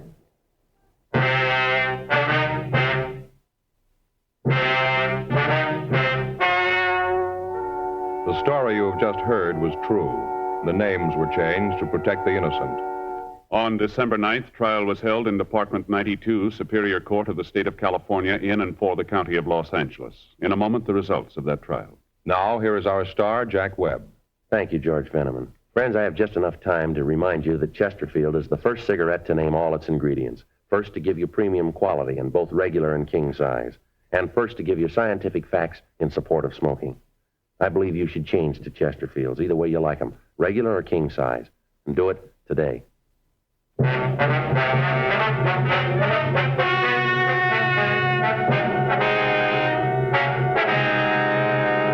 Paul Robert Ginter and James Arthur Ainley were tried and convicted of violation of the State Narcotic Act, a felony. They received sentences as prescribed by law. Violation of the State Narcotic Act, a felony, is punishable by imprisonment in the state penitentiary for a period of not more than 6 years. Ladies and gentlemen, in the next 7 years of bigger and bigger enrollments, America's grade schools will need nearly 250,000 extra teachers, besides those to fill normal vacancies. This great need, plus the growing public interest in education and improvements in schools, make elementary school teaching a more rewarding career than ever, a career that high school and college students should certainly consider. Education holds America's future, perhaps your future.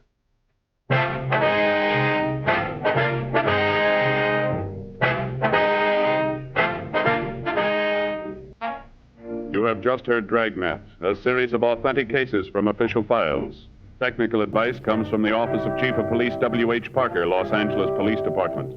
Technical advisors, Captain Jack Donahoe, Sergeant Marty Wynn, Sergeant Vance Brasher. Heard tonight were Ben Alexander, Whit Connor, Harry Bartell, Lee Marvin. Script by John Robinson. Music by Walter Schumann. Hal Gibney speaking. Sound off for Chesterfields. Either way you like them, regular or king size, Chesterfield gives you the best possible smoke. Much milder Chesterfield. Chesterfield has brought you Dragnet, transcribed from Los Angeles.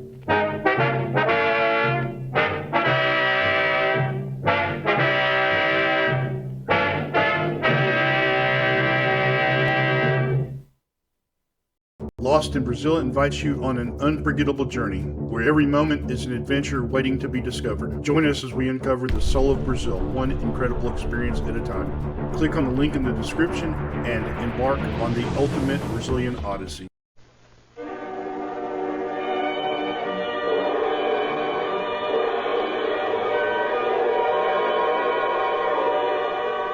Calling all cars, a copyrighted program created by the Rio Grande Oil Company. San Diego Police calling all cars. Attention all cars. Broadcast 154. Go to the Prescott Hotel and investigate the report of a murder. The body of a woman is found in the room. That's all.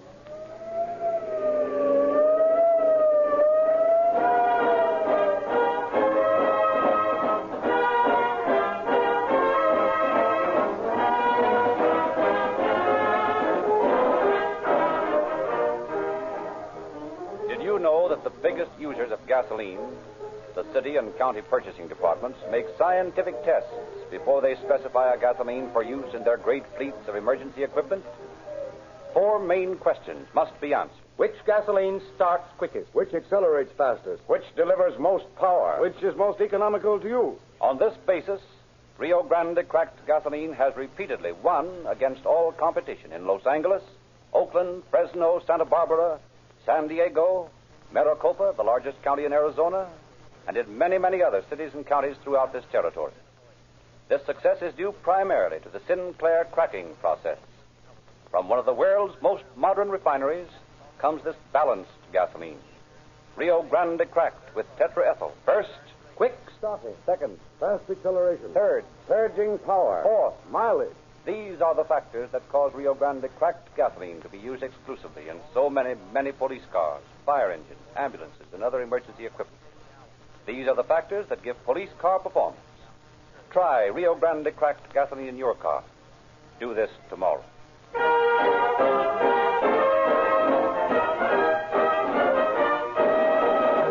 And now it is our pleasure to present W.A. Huggins, Secretary to Chief of Police Sears, San Diego.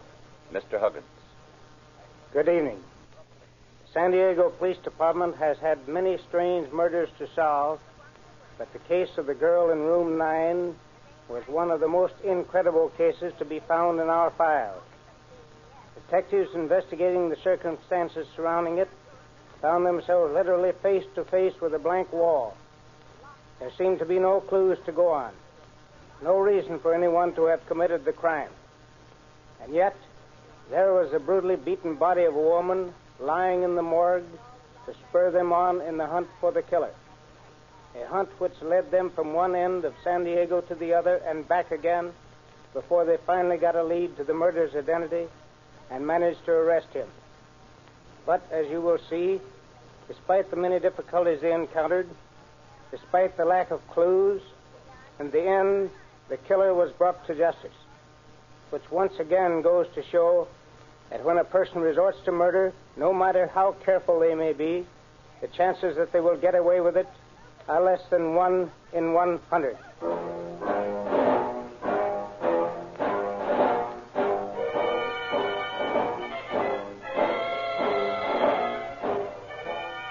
San Diego, May 15th, 1918.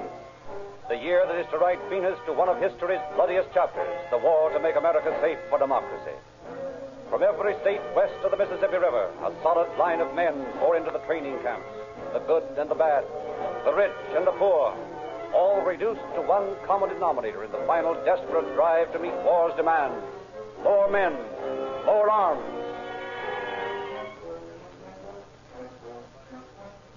It is a few minutes after midnight when 2 sailors from the USS Vicksburg, on shore leave, amble erratically up the street, come to a swaying stop in front of a little transient hotel where they have rooms for the night.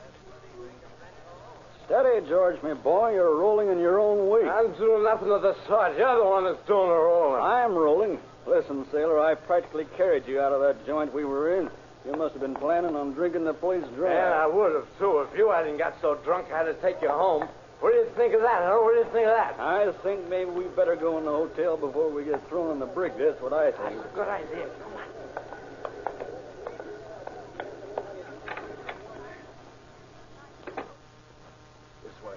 This way. Listen, sailor, I said this way. What are you trying to do? Start an argument? Sure, anytime. Hi. Oh, come on, George. You can't even see where you're going. I'll take you right to our room. Now, come on, stop yet. So you don't want to fight, huh? You got cold feet. How do you want? All I want to do is to get you out of this hall before the landlady throws us both out. Come on. These stairs. Easy. That's the spirit. One at a time. One at a time. Don't tell me how to walk upstairs. I was walking upstairs before you were born and down them, too. Sure, I know all about it. Easy. That's it. One at a time. One at a time. One at a time. You sound like a gramophone record that got stuck in a groove. One at a time. One at a time. You want to wake the whole hotel? Come on.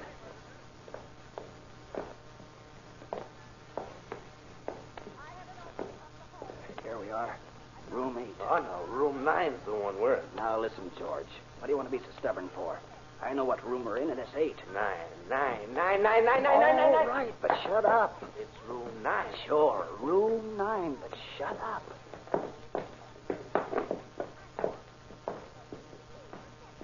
Here we are. Now, see if you can stand up till I get the door open. Sure I can stand up. Why wouldn't I be able to stand Quiet. up? There. Now, come on. I'll turn on the light. I can't see in the dark. Only owls can see in the dark. All right, wait a minute. There's your lights. Hey. What's the matter? George, look on the floor. Oh, what's the matter with the floor? I don't see... Oh. A woman. What's she doing in our room? Listen, George, snap out of it. This woman's dead. Dead? Yeah. Look at her throat. Somebody's murdered her. Murdered? Let me see. Look at those finger marks on her neck. Looks like she'd been strangled. Yeah. Hey, look, Al, what are we going to do? We got to let someone know. Maybe they'll think we did it. That's why you got to sober up fast. Well, don't worry. I'm sober right now. Then come on. We got to report this to the landlady.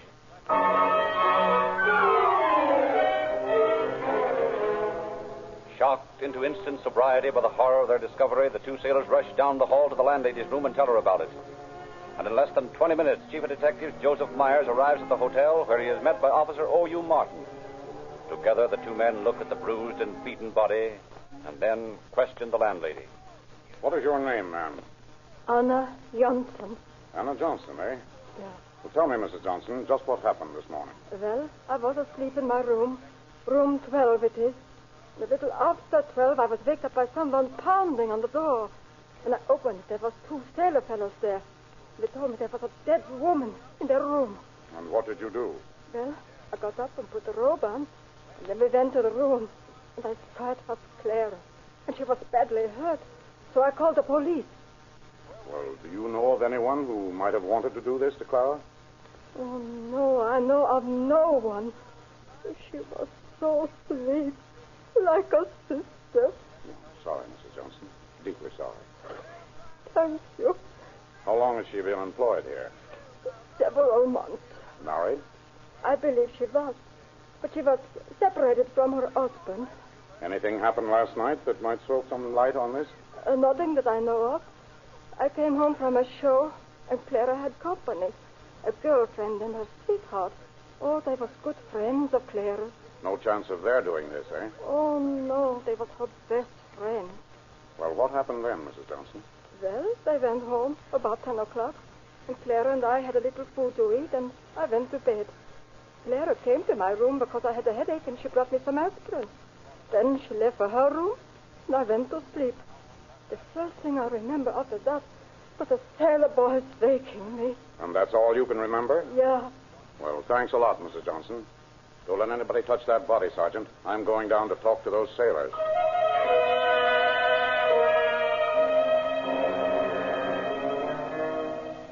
In the small lobby of the hotel, Myers questions the two sailors, satisfies himself that they have no connection with the murder. A close check on the rest of the hotel guests brings no clue, and Chief Myers turns his attention to the hotel register. Suddenly, his eyes come across one name that bears no address after it. It is written on the page dated May 14th, 1918, and shows the room number to be 7. With this slim lead, he returns to room 12 and once again questions Mrs. Johnson. Mrs. Johnson, there's something here that doesn't quite jibe with what my men have found. I thought you might be able to help. What's that?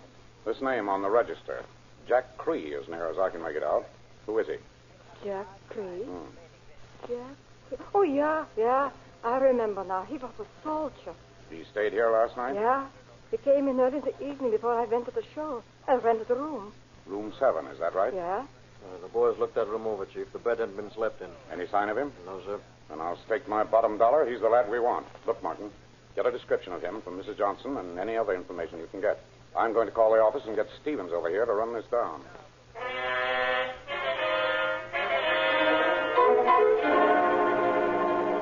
A telephone call to the police station results in the arrival a short time later of Detective H.C. Stevens, who, after learning all he can from Chief Myers, takes charge of the investigation. His first move is to re-question Mrs. Johnson. There's very little doubt in my mind about this Cree fellow's having done the job. The only trouble is, who is he and where is he? You've got to help us in answering those questions, Mrs. Johnson. All right. I guess I will have to tell you then.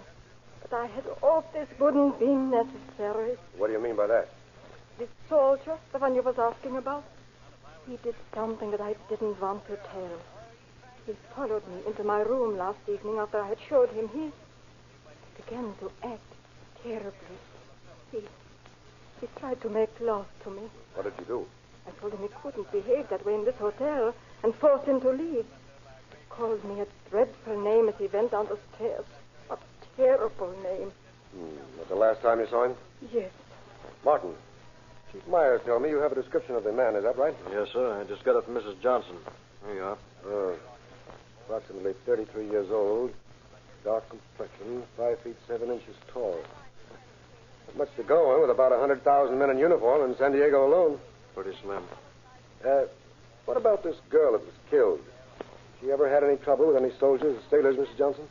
Well, yeah. Once she did. A few weeks ago, 4 soldiers from Camp Carney was here, and they accused her of having stolen $40 from their room. The military police who came to investigate told me later that the soldiers had lied. That's all. I see. Thanks a lot, Mrs. Johnson. Yeah? Guess there's nothing more we can do here for the time being. Keep an eye on things, Martin, while I do a little canvassing of the neighborhood hotels. Pretty thin lead, but this Cree fellow might have stayed somewhere around here after he got through his dirty work. We're following up anyway. I'll be back later.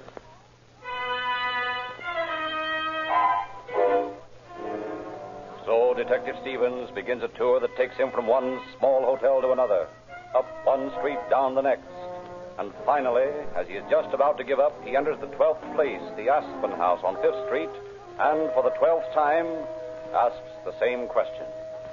Did you have anyone come in early this morning and ask for a room? Is this in connection with the murder over at the Prescott? Yes, it is. Well, there was a fellow came in about 5:30. He was plenty drunk and he acted sort of nervous-like. Yes? I told him the room would be $1 and he forked it over without saying a word. But he refused to register. Used to register, huh? Yes, sir, and that's not all. I got a look at his hands and they were scratched. There was blood on them, so help me. Go on. I thought to myself when I seen them that they looked like fingernail scratches. But it wasn't none of my business, so I didn't say anything. Anyway, he left a call for 8 this morning.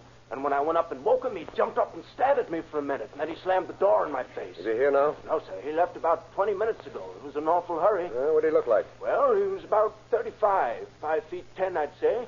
Weighed about 170, black hair, gray around the temples, and wore a dark suit with a box coat and a black fedora hat. I figured he was a gambler by his look. Thanks. Thanks a lot. Hey, where you going? I'm going to get that description to every policeman in San Diego.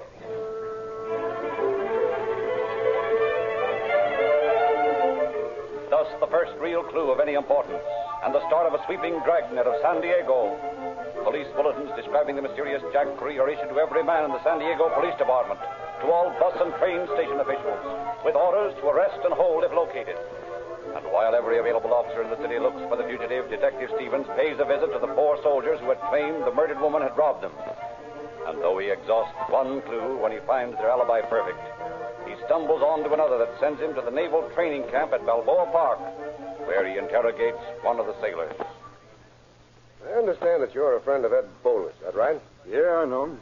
How well? Well, we went around together a good bit. Guess I know him as well as anyone. Well, tell me something. How did he and Clara Minor get along? Mm-hmm. What do you mean? Did you ever have any trouble? Well, Here, have a cigarette. Oh, thanks, I will. All right. Keep the pack. Plenty more where they came from. Oh, thanks. Cigarettes are pretty scarce out here these days. Yeah, I figure they were.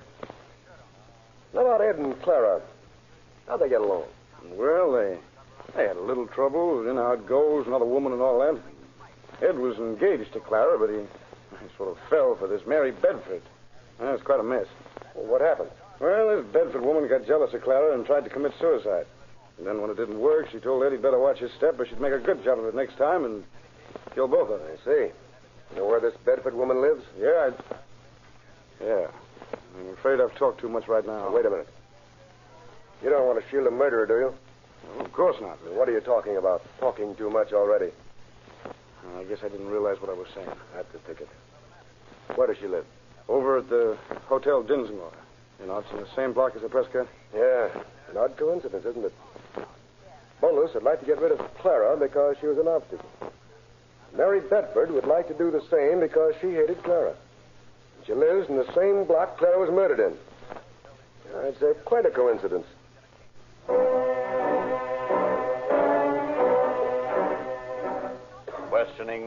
Mary Bedford and Ed Bolus leaves Detective Stevens with a great many doubts as to their alibis. But not wanting to make any direct accusations until he has proof, he has them both held in technical custody as witnesses and then proceeds to run down the many other loose threads of the case. And as each day goes by, it leaves him with some new development. He learns that the janitor of the hotel, a man with a past record, has been missing since the morning of the murder. And immediately word is flashed over the police communication system to be on the lookout for him. Several men are paraded before the landlord of the Aspen House and promptly released when he fails to recognize any of them. The murder of Clara Minor begins to assume the aspect of a huge cobweb, each clue stretching out like one of the web's infinitesimal strands. And at last, with hundreds of leads to run down, each one vitally important to his case, Detective Stevens talks to his superior, Detective Inspector Paul J. Hayes, and requests another man to assist him. I'd like to be able to do it, Henry. You know that without my saying it. But we're up against the wall for men. All the boys are out on jobs. Isn't there just one you could get away from some other job and let me have? Not a chance. As a matter of fact, I just assigned the last one I had to the Clover robbery deal. You know the one 2 sailors robbed and beat him the other night? Yeah. I've got plenty of trouble over that. Every citizen in San Diego is on their necks to get the ones who did it. Well, I guess that settles that, huh? I'm afraid so, Henry. I know what a tough nut you have to crack. But it's all yours. All right, Inspector. Thanks anyway. If you come out all right with your Clover deal. Thanks. If I don't, I'm liable to be looking for a new job. At least I will if the citizens of San Diego have anything to say about it. I'll beat it before you think of something else you want. Right. Good night, sir.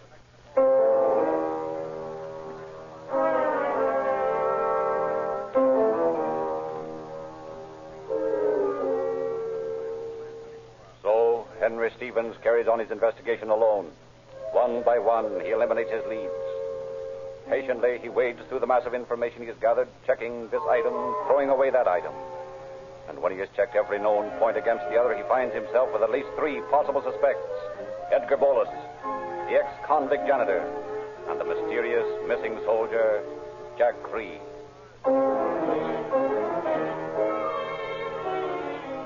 Follows days upon endless days spent in training camps, in saloons, in hundreds of dives where soldiers and sailors meet to drown out the cares of the day with women and alcohol.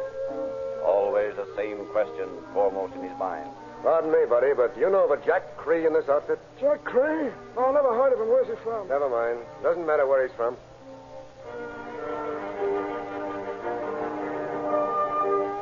Oh, Steve. Steve, you happen to know of a soldier by the name of Jack Cree?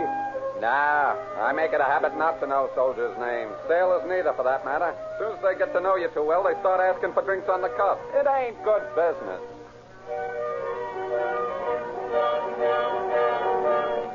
I'm looking for a man by the name of Cree, Lieutenant. Jack Cree. You happen to have one in your outfit with that name? Sorry. There's no one by the name of Cree in the 40th Division. Was there anything else? No. Thanks anyway. I hadn't figured there would be. So it goes, day after day, night after night, and still no sign of the missing man. Days drag on into weeks, weeks into months. The Clara Minor case fades from the front page of the papers. The outraged citizenry of San Diego gradually forgets that there ever was a girl named Clara Minor. Forgets that there ever was a Clover robbery case. But Detective Stevens remembers. Never does he slacken his vigilance for a moment. And time passes.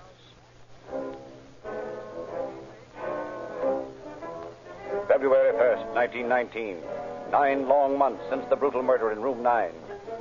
In the office of Captain Frank McGraw of the United States Intelligence Service, a captain of the guard stands. 2 young soldiers from Camp Kearney in his custody. Sergeant Kelly, sir. Reporting with Privates Willis and Waterman. All right, men, relax. Thank you, sir. So you're Willis and Waterman, eh? Tom Willis and Alan Waterman, is that right? Yes, sir. Well, men, we've caught up with you at last. And that's going to be pretty tough on both of you. What do you mean by that, sir? You know only too well what I mean, Waterman. That watch you men pawned is turned up in Oklahoma. And it was pawned there by a girl who was a sweetheart of one of the boys in the 21st. You're from the 21st, are you not? Yes, sir, but I don't know nothing about no watch. Well, how about you, Willis? Your memory any better than your buddy's? No, sir. I don't know what you mean, sir. I never pawned a watch anywhere. That's right. You didn't pawn it. But one of you gave it to a girl, and that girl made the break. Now, how about it? You don't know nothing about it, Captain, and I don't know neither. Afraid he might spill, eh, Waterman? Well, I think you're right about that. I think he will spill when Detective Sears and Kelly get talking to him. Those boys have a way with him that usually gets results.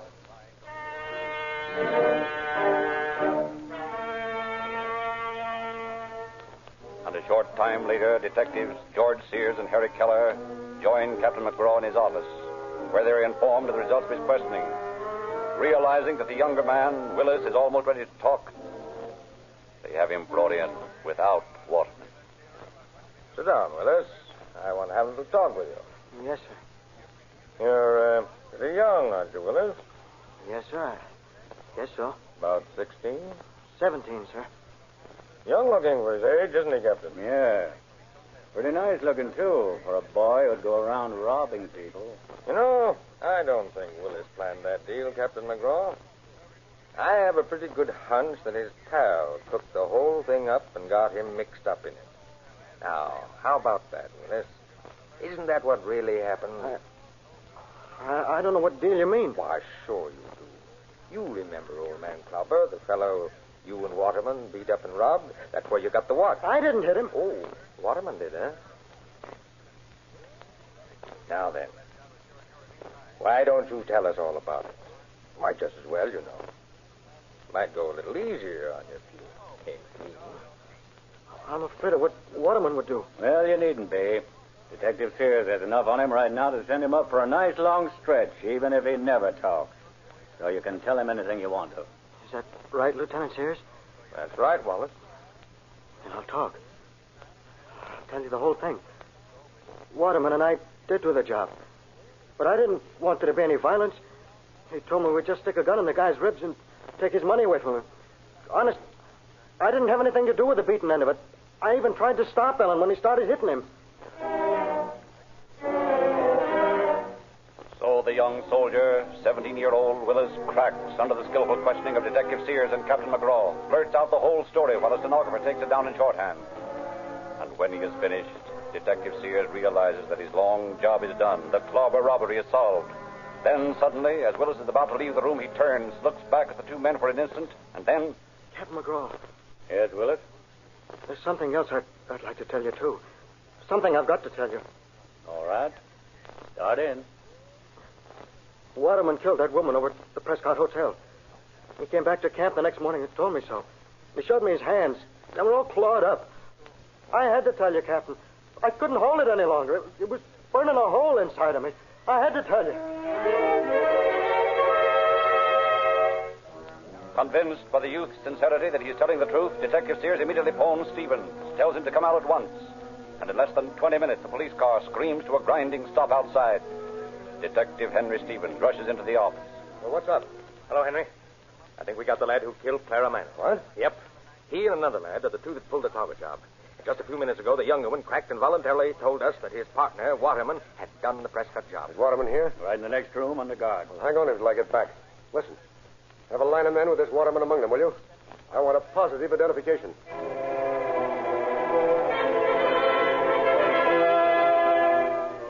Rushing back to town, Stevens bundles the landlady, Anna Johnston, into the police car with him and heads back for the camp. Arriving there, they discover a full company standing at attention in the driveway. Asking Mrs. Johnson to follow him, he walks down the line of men. Halfway down the front rank... There is the man. How can you remember me after such a long time? Because you called me that horrible name. That's why. I could never forget you. Well, Waterman, I guess that settles your future for a while. Come on, I've got a lot of things to ask you. I'm warning you right now, the answers had better be right.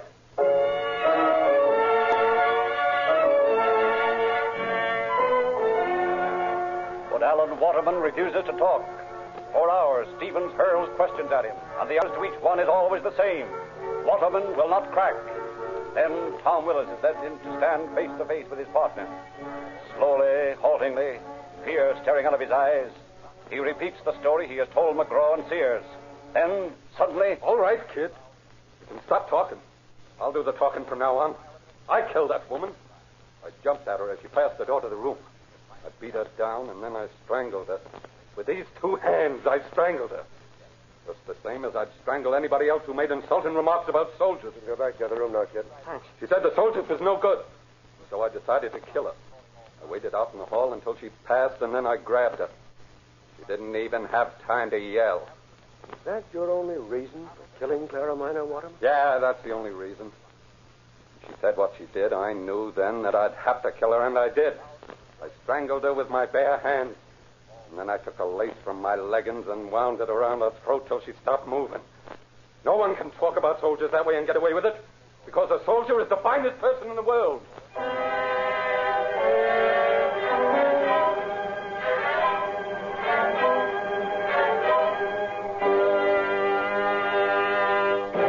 And now it is our pleasure to present District Attorney Thomas Whelan of San Diego. Mr. Whelan. Alan Waterman was one of the strangest paradoxes in the history of my office. The almost unbelievable reason he gave for having brutally murdered Clara Minor led many to believe he was insane. At his trial, it was proved conclusively that although he was suffering from a form of hysteria, brought on, no doubt, by the uncertainty of the times and the World War, yet he was perfectly capable of thinking clearly. It was also proven by the prosecution that he had actually planned the murder in advance. On May 5th, 1919, he was sentenced to San Quentin to serve from 10 years to life. His younger companion pled guilty to the clobber robbery, and in the juvenile department of the Superior Court, he was sentenced to Preston Reformatory at Ione to remain until he reached his majority. Thank you, Mr. Whelan.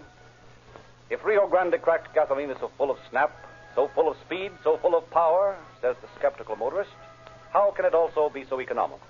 Now, that's a fair question, and here's the answer. By the patented Sinclair cracking process, gasoline is so thoroughly broken up, that is, so thoroughly cracked, that every possible atom of energy is available for instant combustion. No unburned gasoline drips down your cylinder walls. No raw gasoline escapes through your exhaust. More of each gallon is turned into power. That's why Rio Grande cracked gasoline is more economical. And that is also why Rio Grande gasoline powers more police cars, fire engines, ambulances, and other emergency equipment wherever it is sold than any other brand. Parallel in importance to the Sinclair cracking process for gasoline is the refining process used for Sinclair motor oils. Here it is a case of doing the same job as others, but doing it better. Sinclair Pennsylvania and Sinclair Opaline are thoroughly de-waxed and de-jellied. They flow more freely, stand up under harder abuse, and last longer. Therefore, they make your car last longer. Go to your nearest Rio Grande independent dealer tomorrow and try a crankcase full. And be sure to get a copy of the latest Calling All Cars news, thrilling detective stories, radio and movie news, and free gift news for the youngsters. All about the free Junior Detective and G-Man outfits. How you can get a dozen different free gifts just by using a few gallons of Rio Grande cracked gasoline.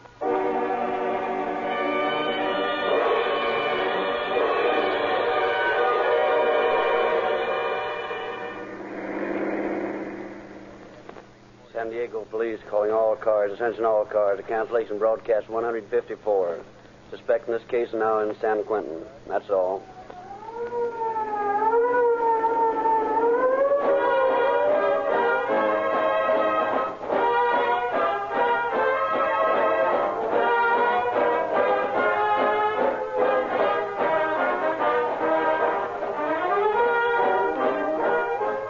This is your narrator, Frederick Lindsley, bidding you good night for the Rio Grande Oil Company.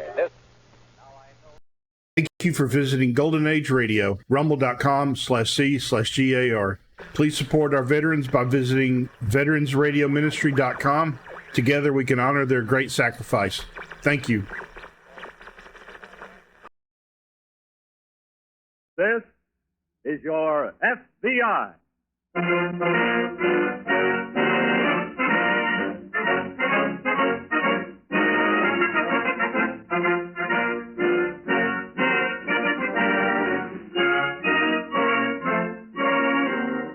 This is your FBI, an official broadcast from the files of the Federal Bureau of Investigation, presented as a public service by the Equitable Life Assurance Society of the United States. To your FBI, you look for national security.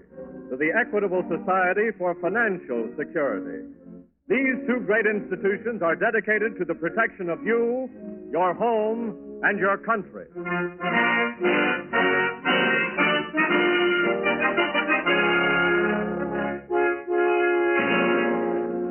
Tonight, the story of a crime against society. Murder.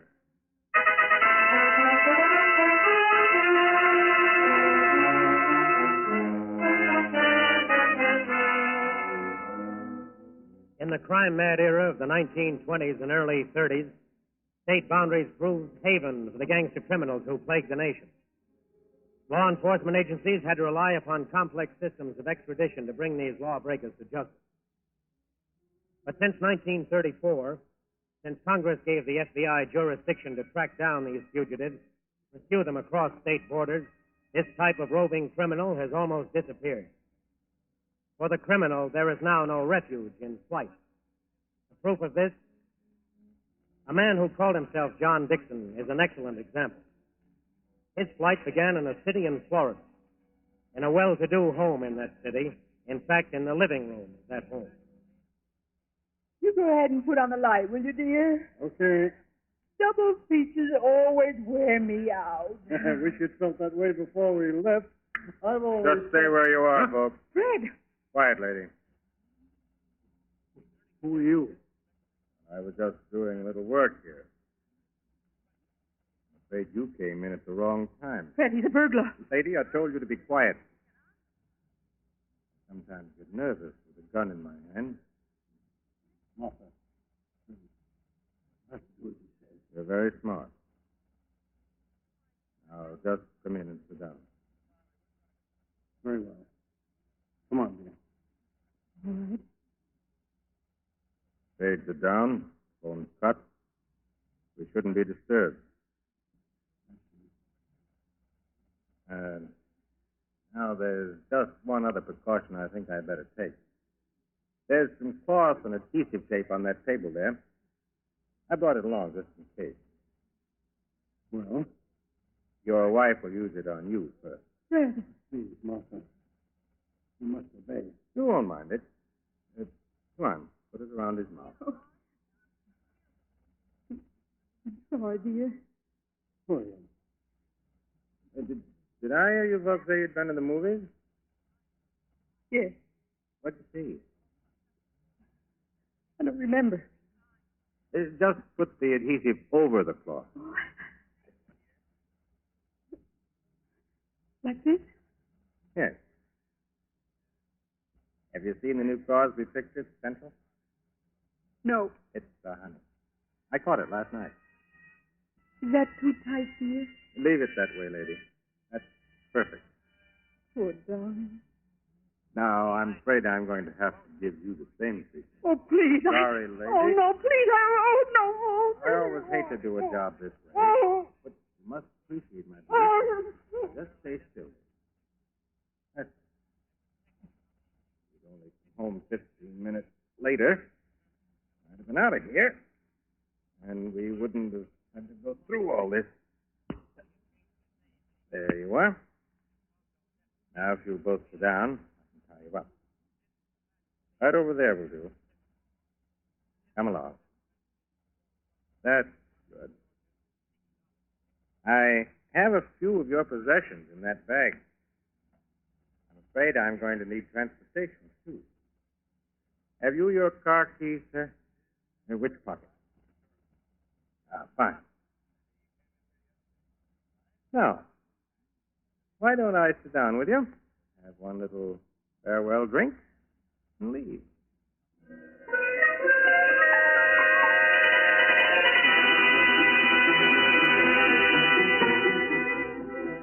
With the crime committed, the criminal's flight begins. It's a casual flight at first. He feels secure in the knowledge that his victims are helpless, that they cannot report him for many hours. So he drives north in their car, drives on a main highway, drives to a refreshment stand on the outskirts of town.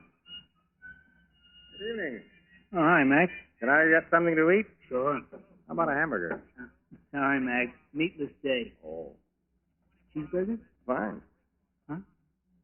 I said fine. That's what I thought you said. I just ain't used to hearing it anymore. Everybody's got complaints. All they do is beat. All the time, beat. Who owns that Buick sedan over there? Oh, that's yours, ain't it, Mac? Yes. Why? Can I see your registration? Of course. It's in the car. Come on, I'll get it for you. Okay. Is there any trouble, officer? Yeah.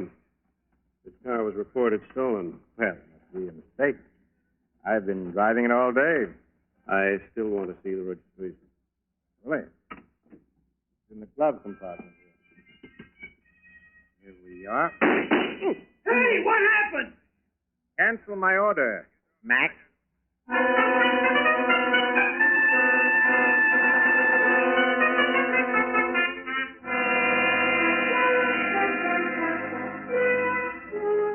To the crime of robbery, the fugitive has added the crime of murder. The two shots killed the policeman who sought to question him regarding the ownership of the car. The flight is not so casual now. John Dixon abandoned the stolen car and hurriedly went to a nightclub on the outskirts of the city. Hello. Hello. Oh, hiya, honey. When'd you come in? Just now. Kind of late, aren't you? I just came up to see you. Oh, I'm not singing anymore tonight, baby. In fact, I was just on my way home. Well, maybe we can stop off for a bite to eat someplace, huh? Yeah, guess that'd be okay. Fine. You have a car, don't you? Yeah, don't you? Not with me. A fellow of mine dropped me off here. Oh. Well, we can use mine. Ready now? Sure. Let's go then. Say, you know something awful? What? I forgot your name. Dixon. Johnny Dixon. Oh, sure. I should have remembered that, but so many fellas come out here and all. I just... I understand. Go ahead. I'm parked right over here. Okay. Gee, what a night. Yes. Beautiful. You from around here? No, I'm from up north. Oh, sure. You told me that last night, didn't you? Yes, I believe I did. So many fellas tell you so many stories and all. You I understand. Here we are. You want to drive? I'd rather not. Okay, hop in. Thanks. Reason I asked you was so many fellas like to drive and all. I guess I'm the exception. You can say that again. Now, where to? I'd suggest that you drive north. But there's some good eating places up. You drive north. Huh? Do as I say. Now, just a minute. Look, honey, do you see this gun? Hey. I killed a cop with it a little while ago. So be a good girl and drive north.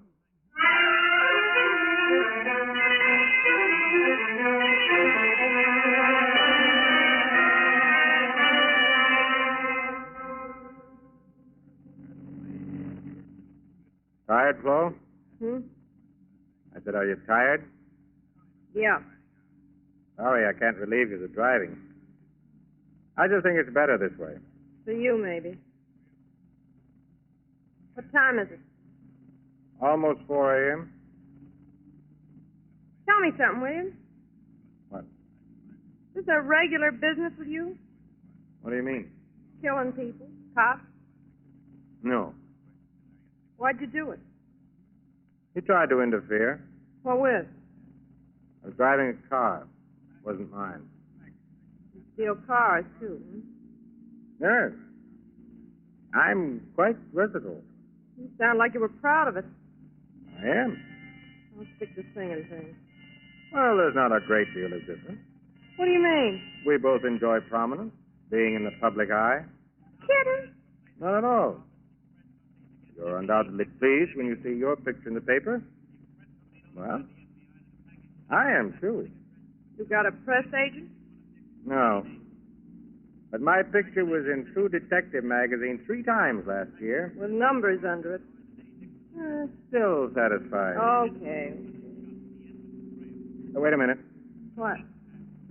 That's a bus up ahead there. Yeah. When you pass it, stop. You mean you're getting out? Yes. According to the gauge, your gas tank's just about empty. Hurry up, pass it. Mister, that'll be a pleasure.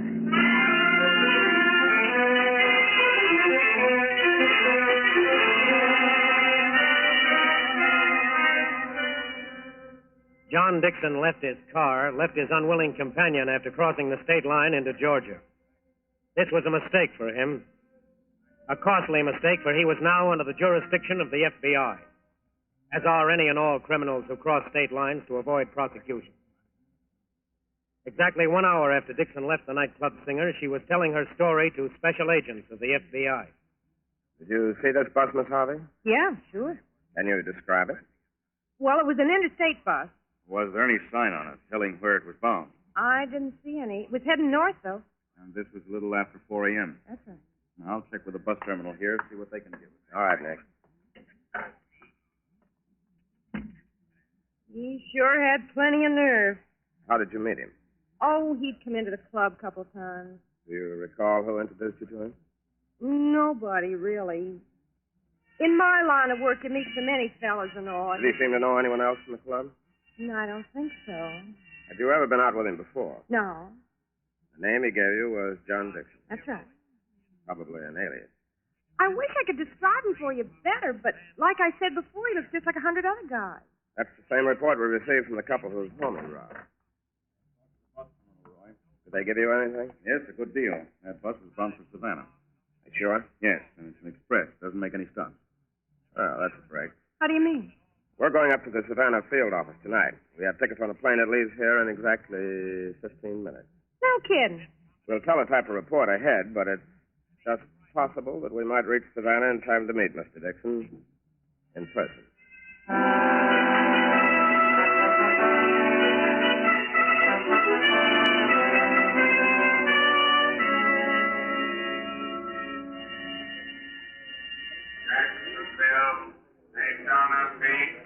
Due in right now, Nick. I know.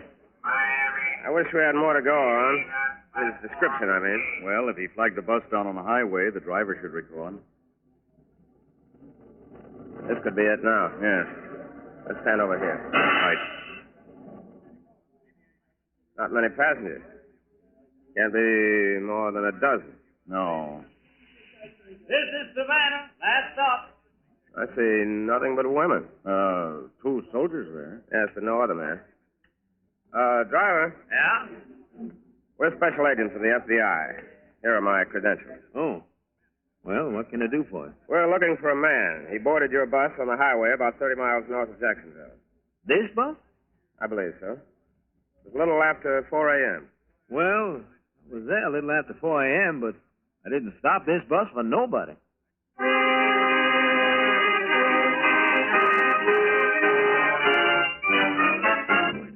We momentarily close the Federal Bureau of Investigation file on John Dixon, murderer. We'll return to this case in just a moment. Let's open the dictionary to the letter S and look for the word society. Let's see. S-O-S-O-C. Oh, yes, here it is. Society. And the dictionary says that society means a voluntary association of individuals for common purposes. Well, that certainly describes the Equitable Life Assurance Society of the United States.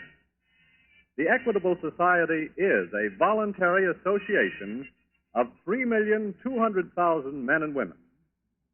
The idea that led this group to get together is very simple. We of the Equitable Society believe that 3,200,000 pairs of shoulders are a lot broader than one pair. Our common purpose is to combine our dollars into a common protective fund which gives each of us far greater security than he could achieve by his own unaided efforts. In our dealings with the Equitable, we members receive the friendly service and personal attention that the word society implies. Moreover, since we are the sole owners of our society, we know that equitable funds are at work for our benefit. And because the Equitable Society's investments cover America, they are at work for our fellow citizens, too. By serving its members, the Equitable Society serves America. And now, back to the file on John Dixon, murderer.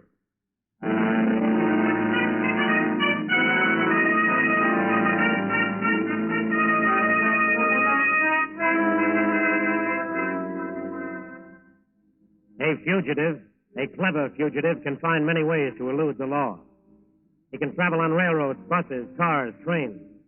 He can move swiftly from city to city, from state to state. But the FBI moves swiftly, too. And with the invaluable aid of local police agencies and law-abiding citizens, it can track the cleverest fugitive down. The man who called himself John Dixon was extremely clever. His failure to board the bus, his complete disappearance, was proof of this. Returning to Jacksonville, the special agent sent for the woman who traveled with him, the nightclub singer, and questioned her again. Look, I didn't really see him get on the bus, but what else was I to think? You naturally presumed he was. Naturally. We found out now that he didn't. We have to look for other leads. I got no idea what happened to him outside of what I told you. Miss Harvey, we're trying to set up something definite to identify him by. Perhaps you can contribute to that. I already told you what he looked like. Yes, I know. But this time, see if you can recall some things he said. We've already given his description to the authorities. Brunswick. That's the closest good-sized town after you let him off. Did they see him there? We've had no word. What did you talk about on that ride last night, Miss Harvey? Him, mostly. Yes? Sure had a thing for himself. Bragging, was he? But all the time. Can you remember anything specific? Well, being a larceny guy was a career with him, he said. Did he mention any other jobs he'd done? No. Well, why did he refer to the career? That was because he thought his work and my work were alike. See. He was all puffed up because his picture'd been in True Detective magazine 3 times last year. Picture was in True Detective 3 times? That's what he said. In 1 year? Yes. Well, that could tell us who this boy really is, Nick. Yes. See if we can get back copies of that magazine. Miss Harvey is going to help us do a little research.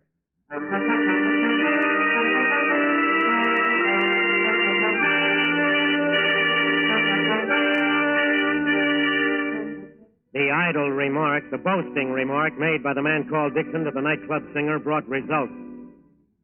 In copies of the detective magazine, one man's picture did appear in 3 issues. The girl identified him as Dixon. There was text accompanying these pictures, text that saved the FBI agents much time in determining the killer's true identity. They learned that his criminal record was a long and vicious one, that he had changed his name many times, that he was also adept at changing his complete identity. This was a valuable lead. This was something specific. This was what sent special agents to all clothing stores in Brunswick, Georgia, seeking knowledge of Dixon's whereabouts. Finally, in one store... Let's see that picture again. Surely. Here you are. Yeah, that's the fellow, all right. You're sure of that? Yeah, positive. And he came in here yesterday? That's right. Around noontime. What did he buy? Blue suit, a brown felt hat, and, oh, yes, a top coat. Can you describe the coat? There's a brown tweed, just like that one hanging on the rack there. And what did he do with the clothes he was wearing? I took them with him, had me wrap them up for him. I see. He said he wanted them wrapped for mailing. Did he say where to? No. And I had no mind to ask him questions. Why not? Well, I noticed when he rolled his clothes up for packing that he put a gun in the bundle, too.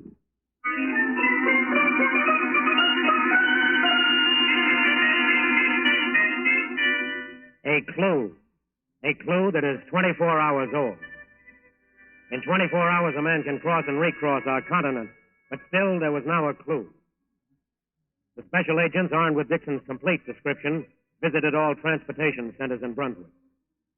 At the railroad station, they came up with a lead. The day before, a man they believed to be Dixon had inquired about trains to Atlanta. When informed that one did not leave for many hours, he inquired where he could hire a car. He was sent to a garage. Look at this picture. Hmm? Is this the man? Sure, that's him, all right. He told us his mother was dying. He had to get out of town. Did you rent him a car? No, he couldn't do that, but he got up to Atlanta anyway. Ah. Well, we got him a lift with Doc Whitney. The doc was driving up there in his ambulance.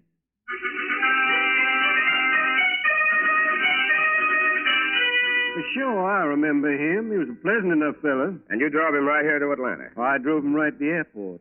Where was he bound for? Chicago. How do you know? Well, I put him on board the plane.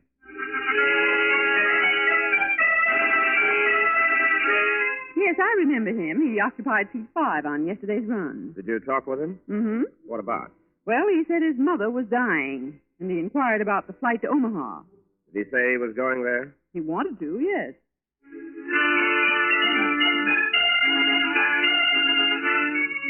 I sold a ticket to a man yesterday. He looked like that picture, all right. You went to Omaha? Yeah, on the 9 o'clock flight. Did he say his mother was dying? Yeah, but his name wasn't Dixon. It was Snyder. That's an alias he frequently used. Well, he should be in Omaha right now.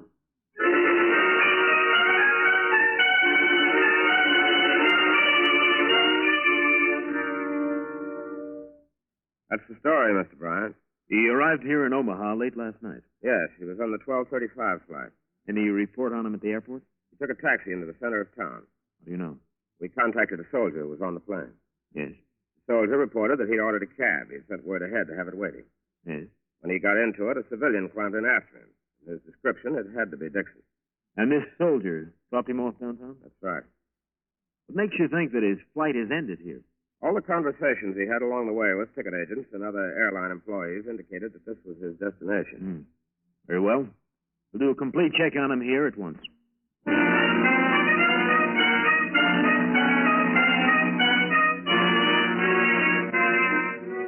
In Washington, Director Hoover instructed that no effort should be spared to locate Dixon and bring him to justice. Constant checks were made at the airport, railway, and bus stations, but no further information was developed. Special agents visited hotels, tourist camps, and boarding houses in an attempt to pick up the trail. It appeared quite likely that Dixon had stopped his desperate flight in Omaha and was somewhere in the vicinity. Relentlessly, the investigation continued. A double check was made at communication centers. Long-distance toll calls were examined. Dixon's photograph was shown to Pullman conductors, beer tavern operators. A crew of agents made regular rounds of nightclubs, but no trace of him was found. Once more, Dixon had completely disappeared. Just a dead end, Nick. I know. We could only uncover something. Barrett's kind of a lead. You're still convinced that he's here in Omaha? Yes, everything points to this being his destination. That's true. I don't even think he's hiding out. You can't suspect it we're this close. Oh, excuse me. Warren speaking. Oh, yes, Frank. Yes, I see. When was this? We'll have the place covered. Good. Thanks. Goodbye. Well, there's the lead you wanted, Roy. What? A waitress in the coffee shop at the Rome Hotel identified a picture of Dixon. Really? Had breakfast in there yesterday morning. I see. Someone's going to cover the place from now on. Nick. Yes. Just remembered. What? The package. The package Dixon had wrapped for mailing in Brunswick. Yes? This is his last stop. He could have had it sent here. Yes. Cover the post office and express companies at once.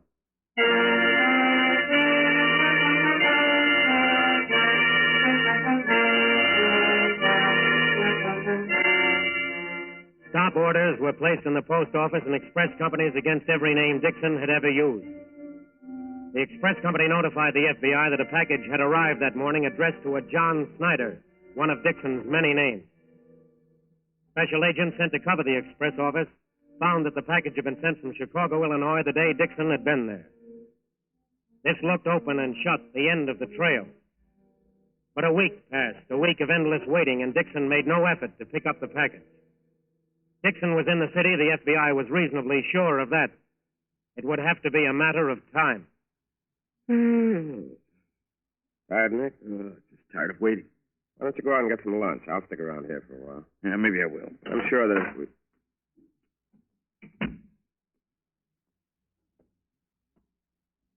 How do you do?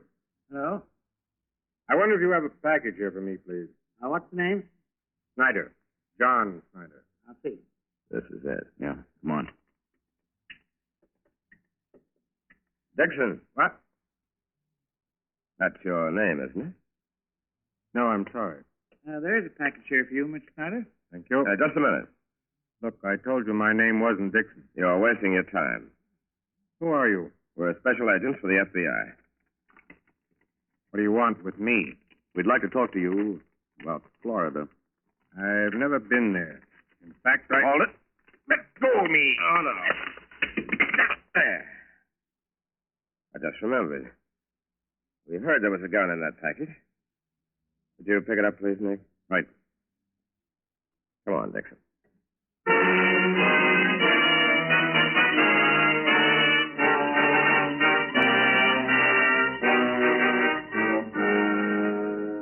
There are few heroics in the FBI. They depend on superior brain power, manpower, and firepower. They will never rest in their crusade to make crime an unprofitable business. No clue is too obscure. No time too long, no detail too small for their attention. Their entire resources are available at all times to all local law enforcement agencies and to you, the law-abiding citizen. This combination cannot be beaten. Many have tried it. To date, few have succeeded.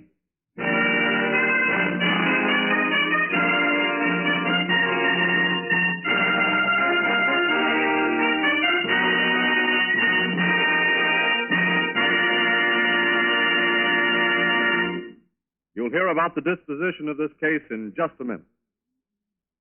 Imagine the entire area of New York City's Manhattan Island, 31 square miles, covered with 4 feet of oil. That's the total amount of petroleum products, fuel oil, lubricating oil, aviation, and motor gasoline supplied to the Army in 1944. Requirements of the U.S. Navy have been equally staggering. So will you join the Equitable Society in a salute to the men of the petroleum industry? By working this miracle of war production, they have proved that no job is too difficult for the men and women of America and for the system of free enterprise that flourishes in America. For many years, funds of the Equitable Life Assurance Society of the United States have aided in the development of the petroleum industry.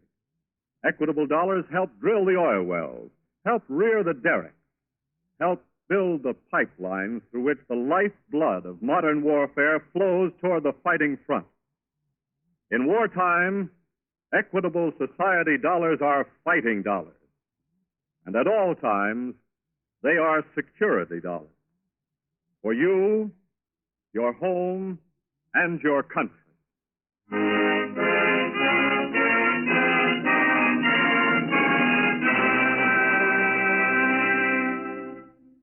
Dixon, returned to Florida and turned over to local authorities, was convicted of murder in the first degree without recommendation for mercy.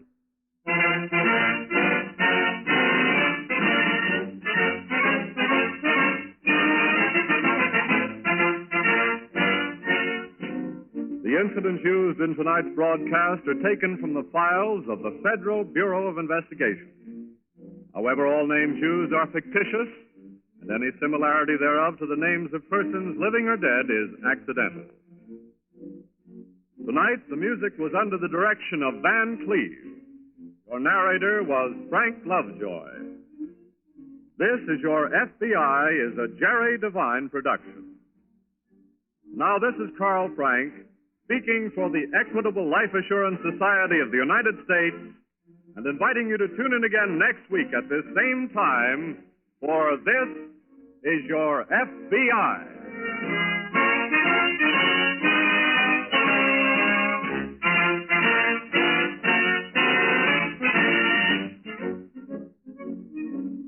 This is the American Broadcasting Company.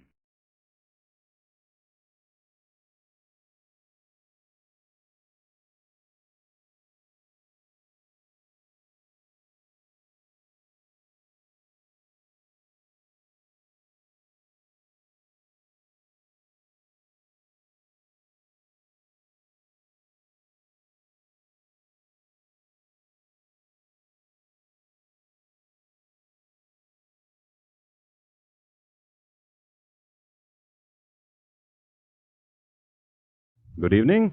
This is Crime Classics. I am Thomas Hyland with another true story of crime.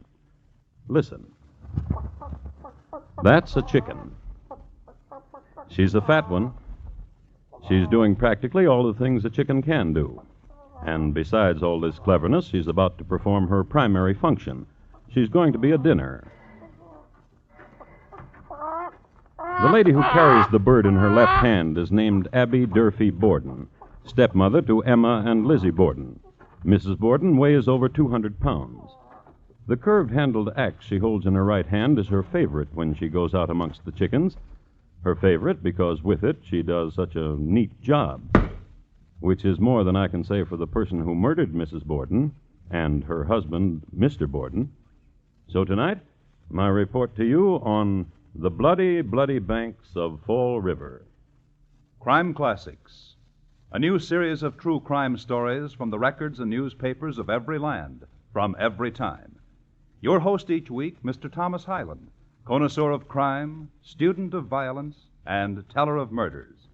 Now, once again, Mr. Thomas Hyland.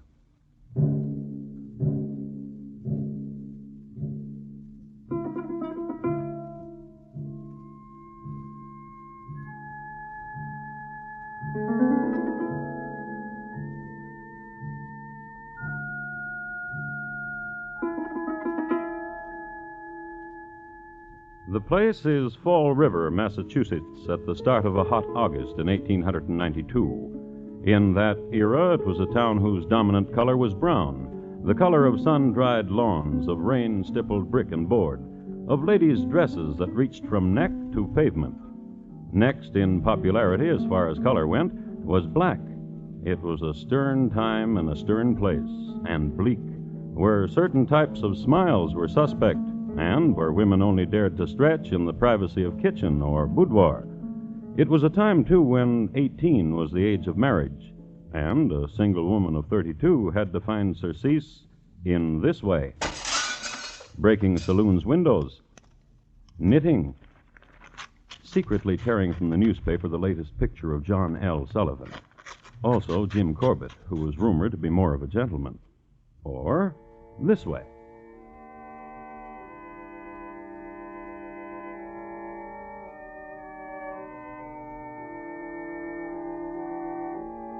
Till death thy endless mercies seal.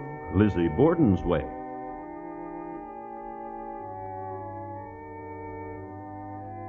And make the sacrifice complete.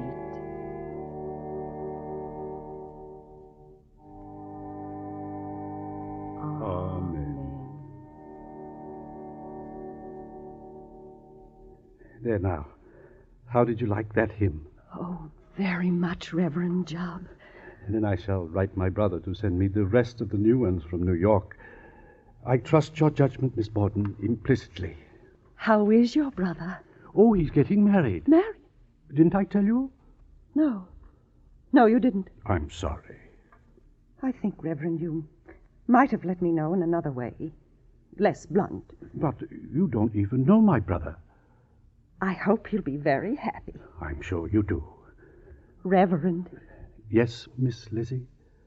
And how much longer will you grieve? Dear Miss Lizzie. Your wife is gone now for 4 years. Dear, dear Miss Lizzie. How kind is your concern.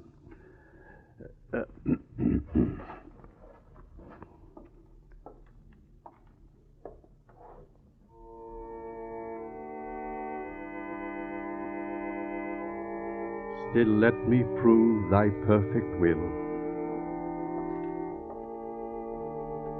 My acts of faith and love repeat.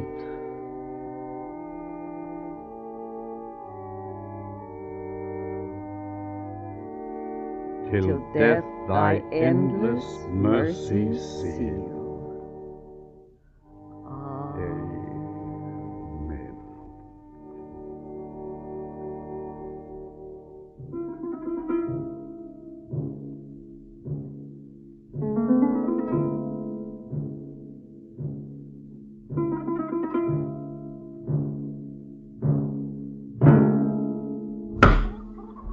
Your father likes chicken, Lizzie. Chicken he shall get. Glad you came out to the backyard. You can do something for me besides picking pears from the tree. You're just jealous because you can't eat pears, Mrs. Borden, because you break out. Where you been, Lizzie? With the Reverend Mr. Jubb. He got some new hymns from New York. Why are you laughing? Oh, if I was a true mother to you instead of a stepmother, I'd tell you right out, you're never going to get married, Lizzie. New hymns from New York, your work with the Fruit and Flower Mission, none of these are going to help. If I was a true mother to you, I'd tell you all of those things, but tenderly. Yes, Mrs. Borden. And it eats inside you, doesn't it, stepdaughter? Yes, Mrs. Borden. You and your sister Emma, old maids. They say that about you. Did you know that? Yes. Yes, Mrs. Borden. Here. Least you can do is some work. You can pluck a chicken as well as anyone. Yeah, well, I do the other. Get used to being useful. That's a way to live, too. Take it. All right. Mrs. Borden? What is it? Aren't you concerned about yesterday? What about yesterday? About the barns being broken into. Some children, probably. Why should they break into the barn? Looking for iron for sinkers so they could fish. Not so delicate, Lizzie. You do it this way. This way. I told Mr. Jubb about the milk. What are you talking about? About the milk. What about it? You've been in the sun too long, Mrs. Borden. Burned your memory away. About the milk. It's being poisoned. Poisoned? Why else do you think everyone in the family got sick day before yesterday? You didn't. I don't drink milk. And the barn's being ransacked. There's someone who wants to do us harm. Make your fancy, stepdaughter. Someone who hates my father. Your father said a man at the bank had cursed him. Father said he'd seen the man loitering about. Oh, now we've come to it, haven't we? What? Now we've brought the conversation around. What? Your father. Tell you something. He doesn't care for you. He doesn't care for you at all. He loves me. Not at all. What's the matter? Blood. All over my hands. Blood. Ooh. Chicken blood. It'll wash off. That's the trouble with you, Lizzie. You shudder your way through. What did you do that for? What did you smear that blood on my face for? To see how you look, Mrs. Borden.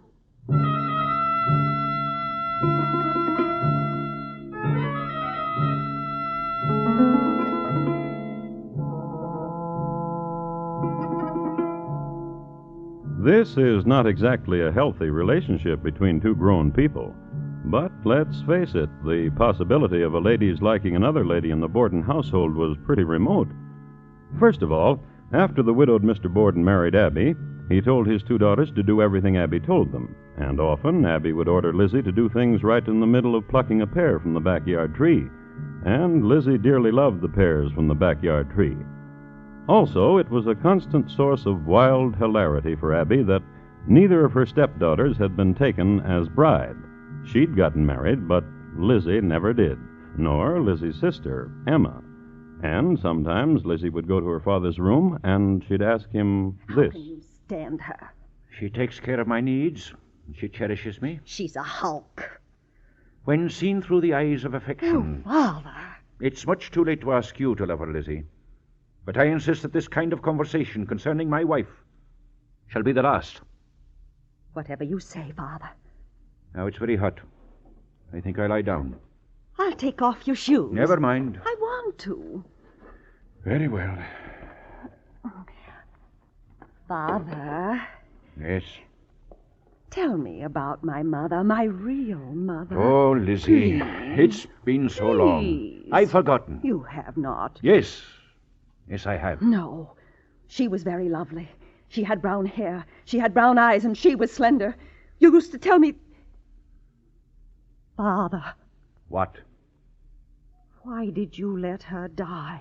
She had a sickness for You which... let her die. You could have saved her, and you let her die. Lizzie! And you married that hulk. I forbid you... Father, listen to me. I forbid you to speak of my wife in such a manner. Let's go away from here, Father. Away? Yes, you and I. Give that woman this house, and we'll go away.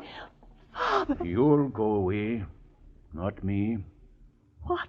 You speak often of quitting this house, of going to live with a friend. Do it. You can't mean that. Do it. Good night.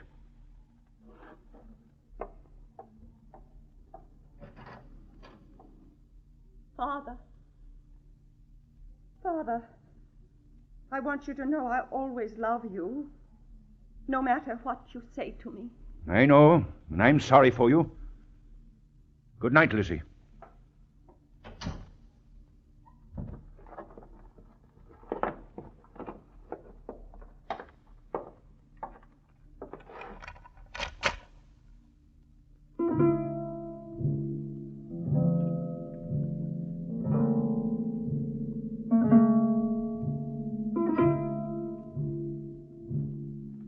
It was the night of August 3rd in the year 1892. A stifling night, humid, sleepless, and filled with drone.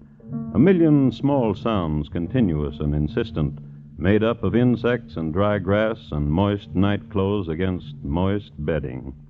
And in the middle room of the second floor of number 92 2nd Street, Lizzie Borden walked. And walked. And grew warmer. And walked.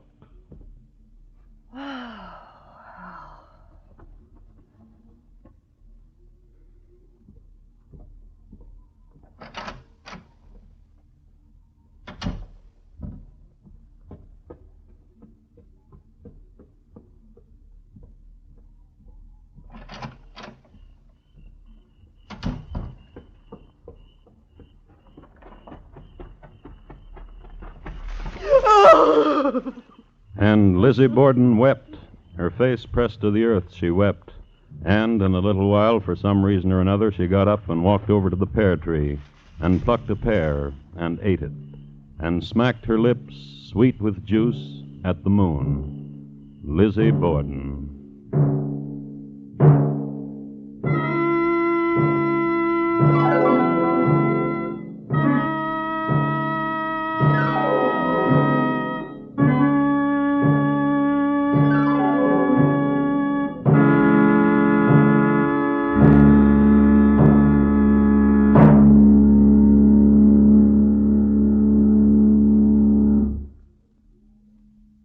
You are listening to Crime Classics and your host, Thomas Hyland.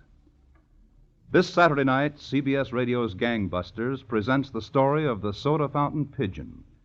Also Saturday nights on most of these same stations, don't miss the exciting adventures of United States Marshal Matt Dillon on Gunsmoke.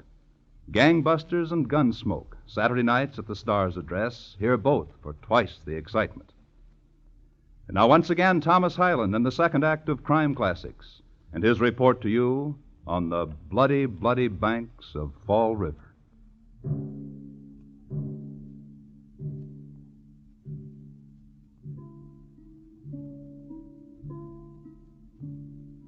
I'd like to give you a brief rundown on the Borden family.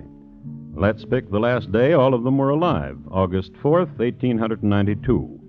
Let's say about 7 o'clock in the morning. Andrew Jackson Borden, yawning. A.J. Borden is the head of the house and worth over $250,000. He's getting up now and getting ready to go to the bank so he can be near some of it. Lace me up, Andrew. Abby Durfee Borden, just before lacing up.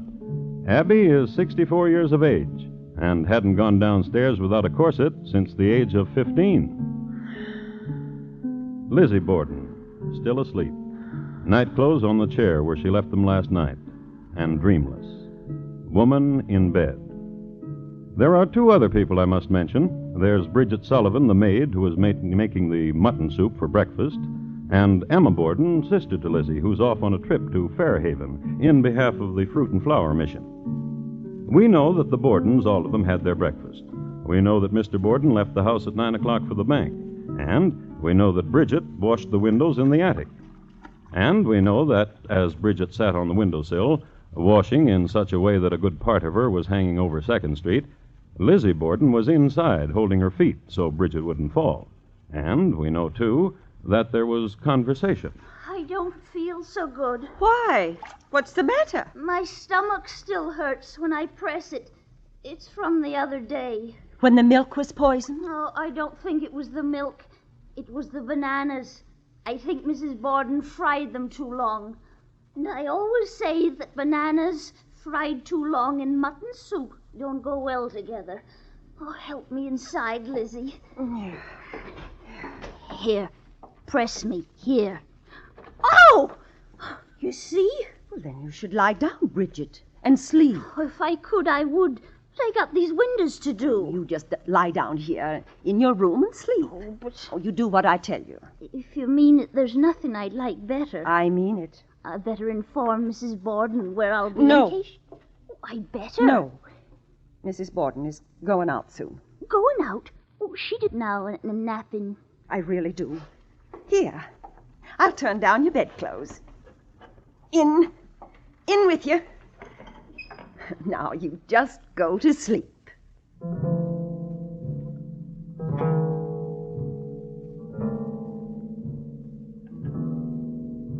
Saying that to Bridget, You go right to sleep. saying a thing like that was like putting chloroform under Bridget's nose. She was a snoozer, that one. When she worked, but get her on a feather bed, good night all, off she went. Lizzie tucked her in and watched over her for a few minutes, and then Lizzie went downstairs and into the guest room. Hello, Mrs. Borden. What do you want, Lizzie? I thought you'd gone out. What made you think that? I just thought so. And now what do you want? What are you doing in this room, Mrs. Borden? And why shouldn't I be here? Well, Bridget could make up the guest room. You don't have You to... know very well Bridget is not allowed to clean any of the rooms on the second floor. Oh, yes, But Father's coming home. That's strange. The side door's locked. He can't get in. It's never locked this time of day. Howdy. Just a minute. Haven't you got a key? Why is the side door locked? I don't know. Haven't you got a key? No. Come down and open the door. Try the front one. All right. Wait a minute.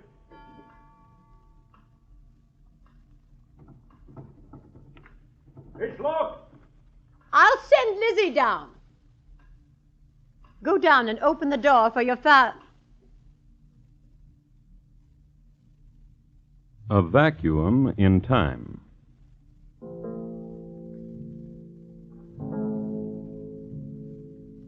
Here is where truth ends and knowledge. On August the 4th, 1892, at number 92 2nd Street in the town of Fall River, Massachusetts, the time between 10 and 11:15 a.m. is lost. Lost, that's the only word for it. Wrenched somehow out of the rest of time and lost. And started again when that happened.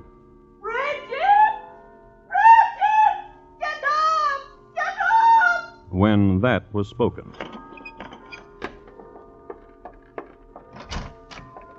Did you call me, Miss Lizzie? Come downstairs, quickly! Someone came into the house and murdered Father! What? What did you say? Someone has murdered Father. Murdered him? With an axe. No, don't go in there. Go across the street and get Dr. Brown. Quickly.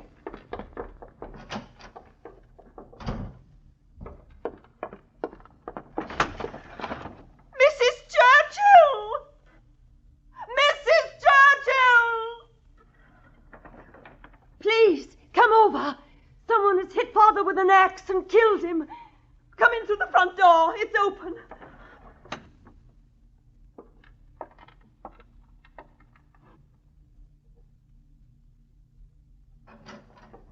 Lizzie, where is your father? In the sitting room, on the sofa. Come. You see? Oh, you'd better call for Mr. Harrington of the police. Yes? Who's that? It's me. It's Bridget. Dr. Bowen will be over. May I say something? Of course. Mr. Harrington of the police should know about this. Perhaps Mrs. Borden should know of this first. She's not here. She's out on a sick call. Where is everybody? Oh, in here, Dr. Bowen, the sitting room.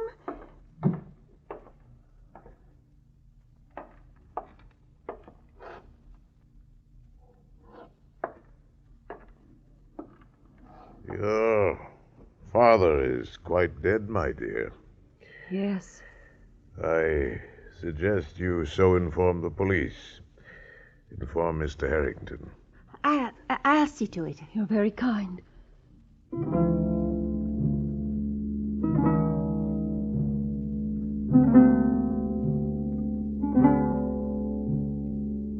This next will be pretty hard to take, but you just have to believe it. I've got the records right here to prove it. Not only was Mr. Harrington not to be found, but there was hardly any cop at all in Fall River. At this very moment, most of them were taking part in the annual excursion of the Fall River Police Association at a shore resort at Rocky Point, which is near Providence, Rhode Island.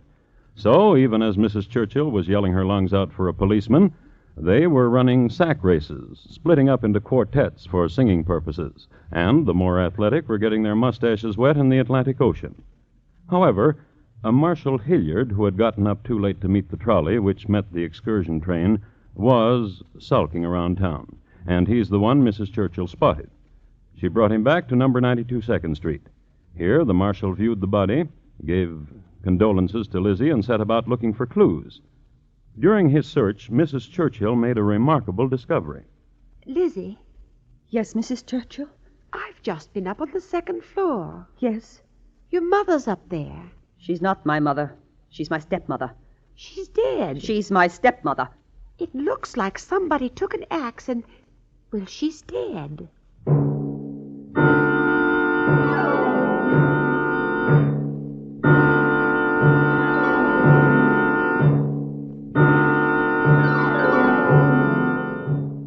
It was quite a troop who went upstairs to look in on Mrs. Abby Borden.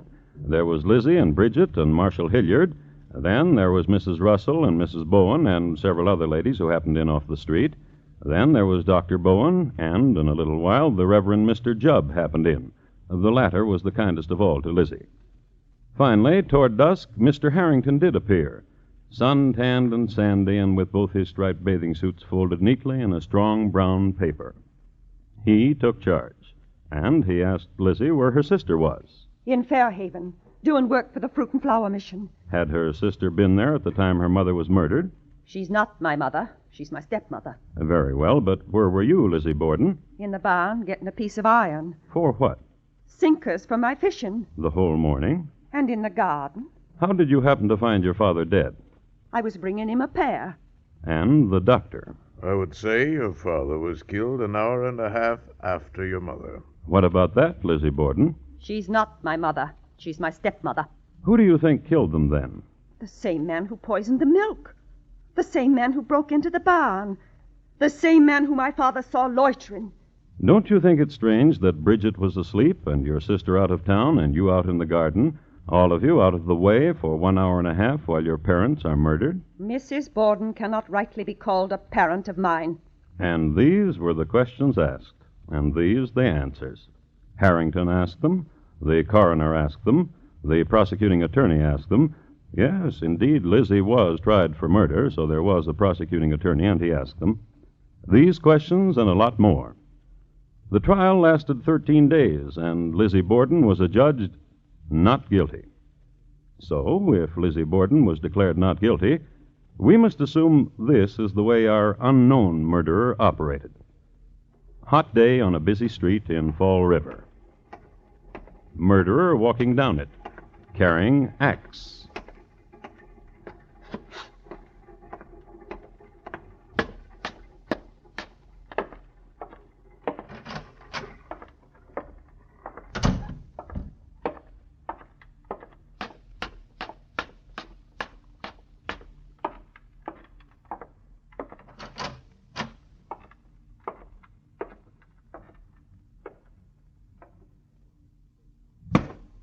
Mrs. Borden disposed of. Wait 1 hour and a half. Then...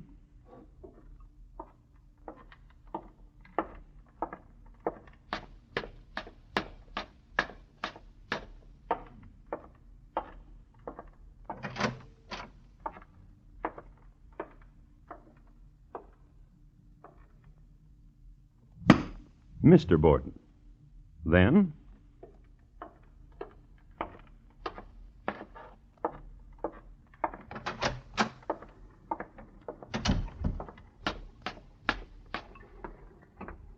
And there he goes, murderer covered with blood, carrying a bloody axe, and no one noticed him.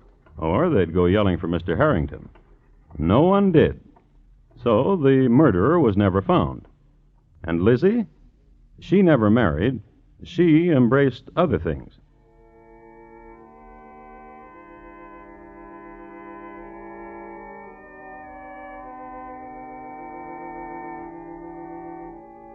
Till death thy endless mercies seal.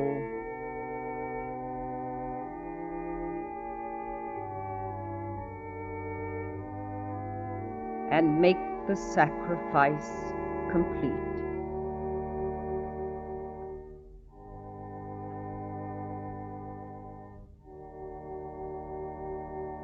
Amen.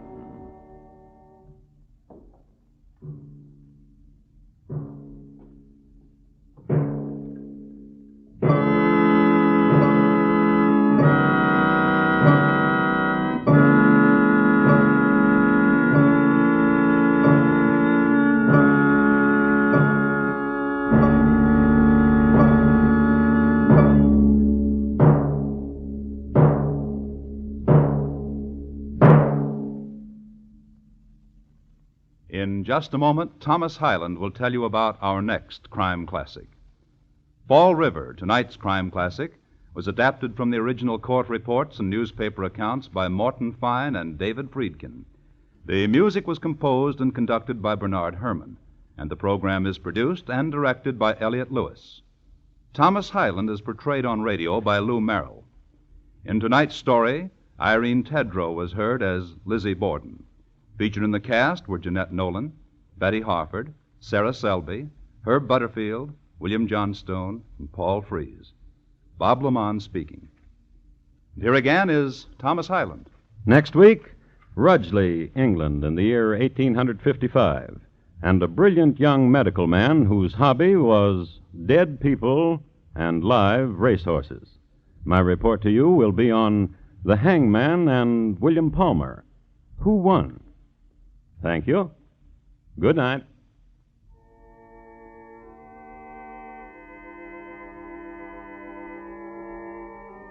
Tomorrow night, Van Johnson stars in the Thursday theater production of The Old Man's Bride.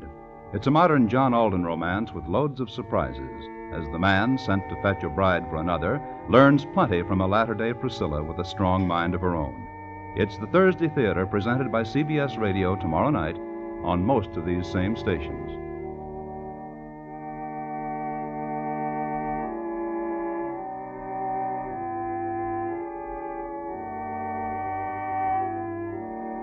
Thursday nights, Marlena Dietrich stars in Time for Love on the CBS Radio Network.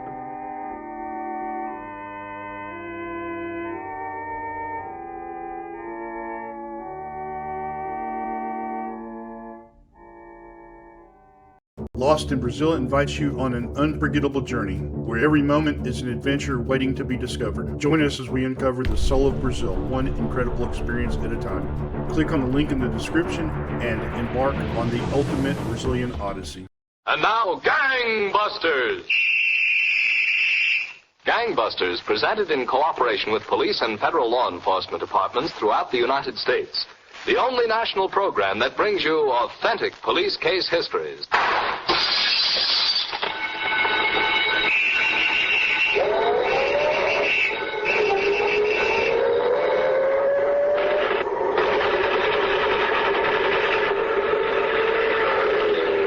Louis J. Valentine, former commissioner of the largest police force in the world, takes over for Gangbusters to interview by proxy Sheriff T.L. Head of Tunica County, Mississippi. Commissioner Valentine. Commissioner Head, the notorious criminal, Belansky, has been front-page news within the past 3 weeks, and we're all very anxious to hear the inside facts.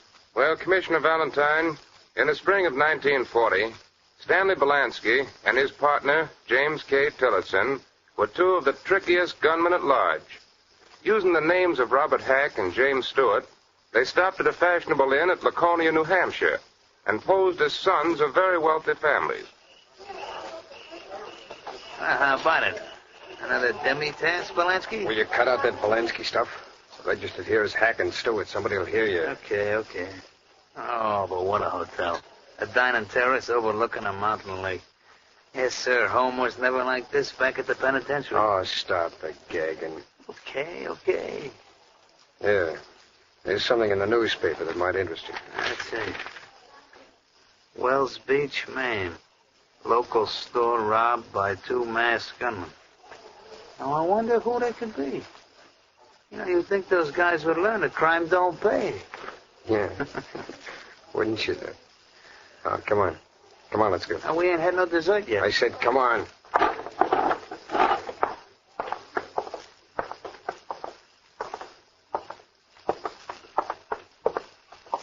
Okay, here. Lean against the rail like this, kind of casual like. What for?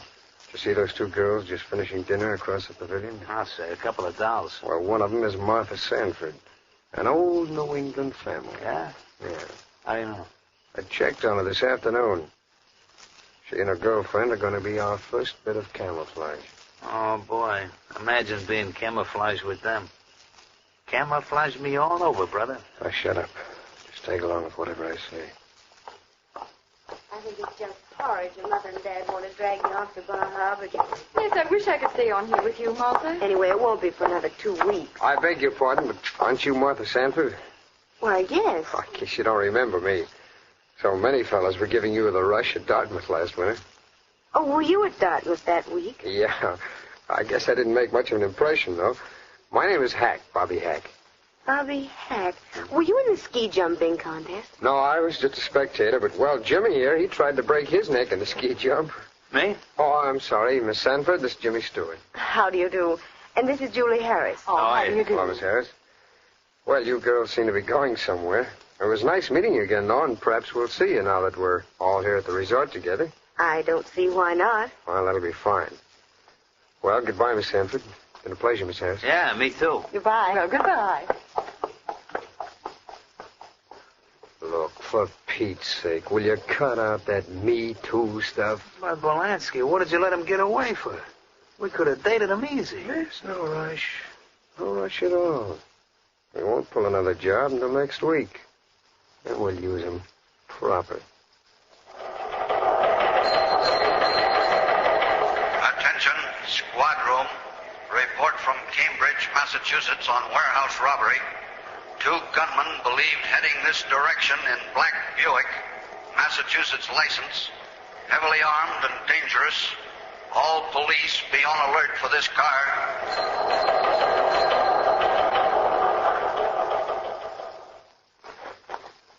Come on, let's get into the car, will you? Those girls don't come, we'll go without them. Yeah, okay, go ahead. Get in. Society dames never are on time anyhow, Tillotson. Should I go into the hotel and tell them to shake a leg? Look, you don't tell society dames like them to shake a leg. Oh, you don't, huh? Okay. But I'm still sick of waiting. Oh, here they come now. Hello, have we kept you waiting long? Well, if 1 hour ain't long, you ain't. Oh, don't pay any attention to Jimmy, girls. I'm trying to cure him of the habit of saying ain't, but he says some of the Harvard boys say it. So... Oh, really? Hop in, girls. Jim, get in the back seat with Julie. Okay, you're the boss. And he does have a grouch. Indigestion? You'll get over it, Martha. Well, girls, where'll it be? It really doesn't matter. Hey, pal, look what's coming. Scram. Cop. What did you say? Get going, will you? That Flatfoot's coming over to the car. What's the matter with you boys? Oh, pardon me. Is this your car, young man? Why, yes, officer. Black Buick, eh? What's wrong with that, officer? It may be nothing, miss. Only we're looking for a car of this type in connection with a holdup over in Massachusetts. Well, the very idea. Are you accusing us? I'm not accusing anybody. Just checking. Oh, never mind, Julie. The officer has to do his duty. New Hampshire plates. The bandit car had a Massachusetts license. Well, there's your answer, officer. Okay, pal, let's go. Just a moment. You're probably okay, but let's see your driver's license and car registration. Oh, I certainly, officer. Oh, I'm sorry, I don't seem to have them with me. Now, see here, this is ridiculous. I'm Martha Sanford, officer, and if you want proof of who I am... I'm not worried about you, young woman. But your escorts here will have to identify themselves. I'll stand on the running board. You better drive to the police station. Oh, you don't. Cop it. Step on it, pal. Bobby, what are you doing? Sit low in your seats. Fire! Bobby, stop this car. Shut up. That cop's running back to his car. He's coming after us. Oh, please stop. We'll all be killed. Shut up, I'll crown you. You must be Ben. Look out, pal. You'll hit that tree. No!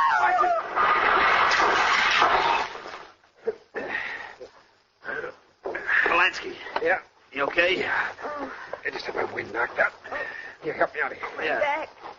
My back. Come on, get me out of here, will you? Yeah. There we are. Okay. My back. Belansky. We got to blow. Yeah, you said it. She'd die.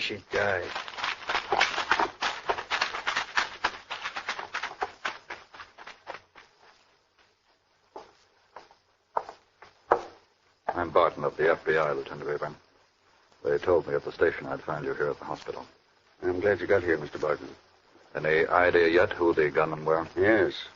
Fingerprints on the wrecked Buick indicate the driver was Stanley Belansky. Belansky, huh? And the whole country's looking for him. How are the girls? Well, Miss Harris will recover. The doctors say Miss Sanford is dying. Oh, that's terrible. Her back was broken. She's right here in the emergency room. This way.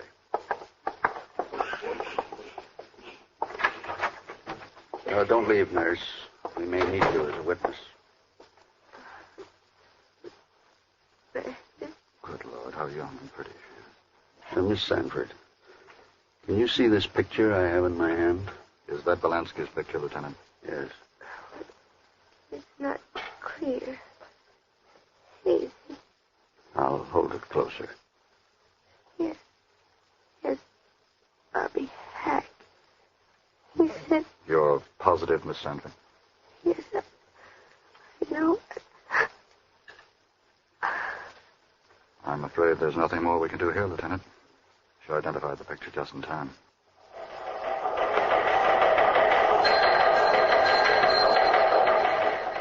Warning. Gunmen believed to be Belansky and Tillotson have just pulled new holdup. Watch greater Boston area. Belansky headed that way, armed and dangerous. Attention. North Walpole Sporting Goods Store robbed of 40 rifles, 30 revolvers, large quantities of ammunition. Special notice. New kidnapping and robbery. Believed work of Belansky and Tillotson.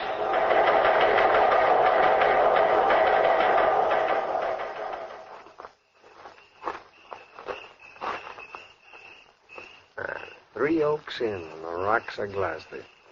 You know, Tillotson, this is one of the swellest views on the whole North Shore. Let's skip the scenery, Belansky. It's after midnight. Let's get to work.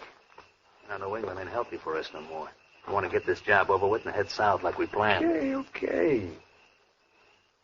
Just think of it, though, pal. This hotel's full of people. Come on, will you? Will you come on? Okay. Oh, look, the manager's bedroom's that window up there on the second floor. Yeah. We can climb up this trellis. Okay, I'll go first. Just like Romeo climbing up the trellis. Watch it. Yeah.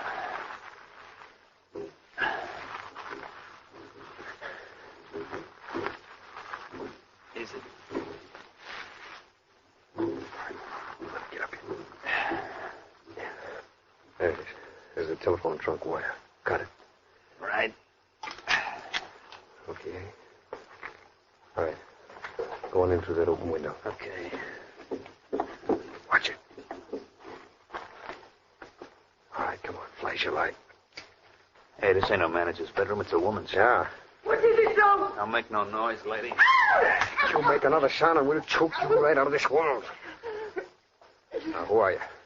Are you a guest here? I'm the cook, but no good will it do you. Take us to the manager's room. You let me be. Why, you fat cow, I'll break your neck. Mrs. Leary, is anything wrong in there? Mrs. Leary. Who's that? Quiet. It's burglars, Mr. Brown. Wrap that gun around her head. What is this? What's going on? Get your hands up. Why? Get your hands up. You're Brown, the manager, ain't you? Yes. Now get this straight. You've got a lot of wealthy guests here. We're going to go around to each room. You're going to knock on the door and wake them up. We're going to rob every one of them. No, I won't. Do what we say, mister. And after we rob all the guests, then you'll open the hotel safe. We're doing a complete job. Yeah. Spring house cleaning. And don't try any funny work. The telephone wires are cut. We're way off on these isolated rocks, and if necessary, we can kill everyone here. Boy, this will go down in history. Robbing a whole hotel at one time. Yes, Commissioner Valentine. For over 2 hours, Belansky and Tillotson held everyone in that hotel at gunpoint. And that, Sheriff Head, was one of the most daring robberies in years. Now, Sheriff Head, Belansky and his partner, Tillotson, after robbing an entire hotel, headed south. Yes, Commissioner Valentine. And they pulled so many big robberies in the South, our time doesn't permit us to enumerate them. But the gunmen continued to follow out their plan of camouflaging themselves by going around with only the leading families and the finest girls. In fact, one such young lady went driving with them just outside of Biloxi, Mississippi.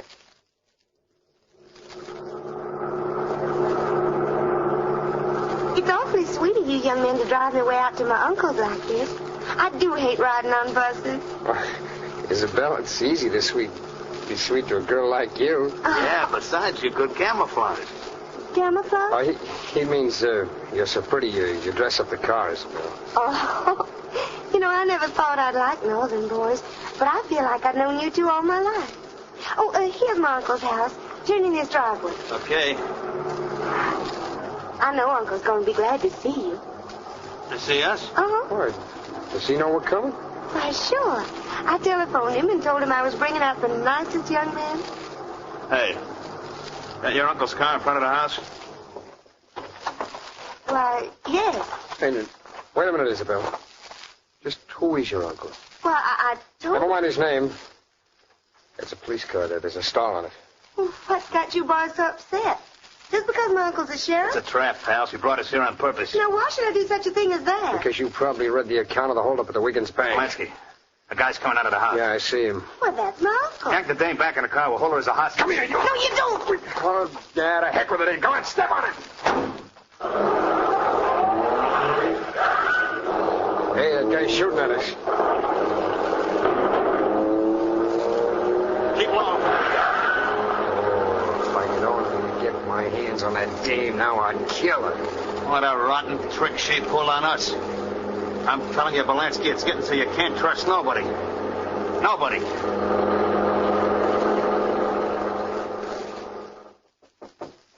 Come in. Hello, Captain James. Well, Barton, what brings you down to Biloxi? Those two bank robbers whose description you broadcast yesterday. The ones who robbed the Wiggins Bank. I flew down as soon as I read about them. Flew down?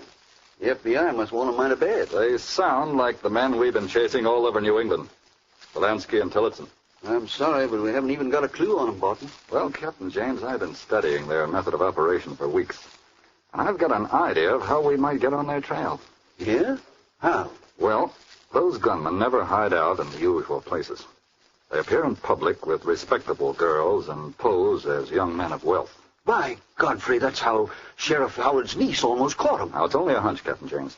But I have an idea. If we canvass the restaurants and entertainment spots, we may find Belansky and Tillotson spending some of their money right under our noses.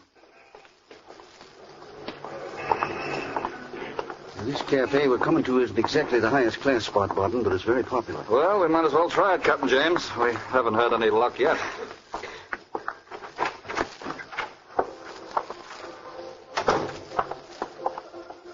Well, you can give the place the once-over from the vestibule here.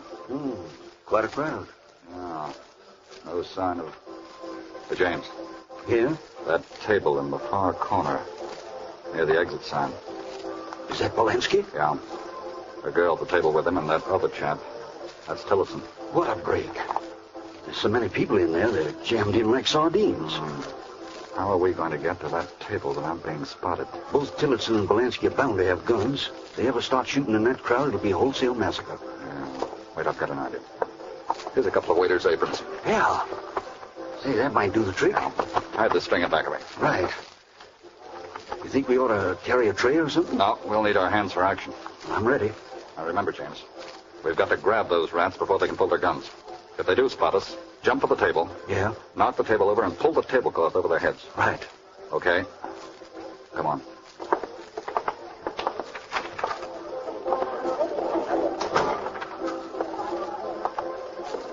Not too fast, James.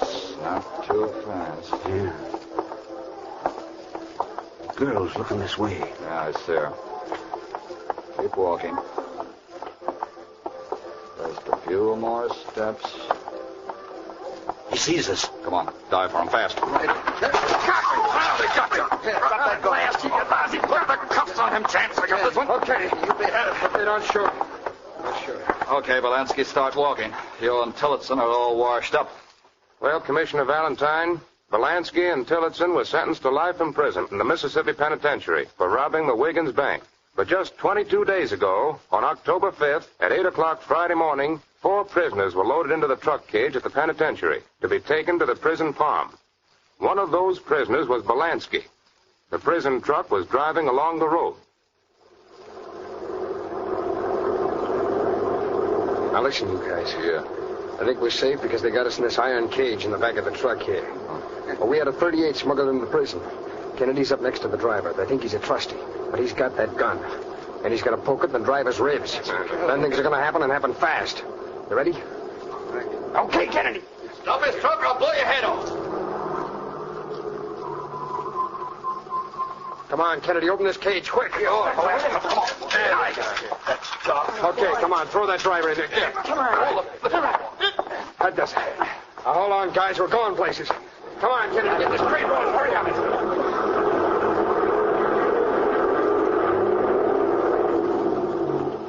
Emergency to all state police and sheriffs. Stanley Belansky and 4 other convicts escaping in prison truck along Highway 7. These convicts all armed and will kill. Block all roads. Block all roads. Attention, all police. Attention, all police. Belansky and convicts who abandoned prison truck and kidnapped women and children have released victims and are now fleeing in black Buick sedan along road to Tunica. Be ready to shoot it out with fleeing convicts headed by Belansky. Kennedy, look. There's lights in the road up ahead. Must be cops. We can run them down, Belansky. You guys lie down on the floor of the car. Get down. Okay. Yeah, you're going to shoot it out with them? No cop's ever going to take me again, I'll tell you that. All right, then. Here we go. Come on, Hey, they didn't get us. Just ahead, this road to the left. Leads in the swamp. Take it. Every cop in the South is after us. I'll kill them. I'll kill them if they ever get anywhere near me. Hold on now. Gonna take that turn. Hey, look out, the tree. I can't. Look out.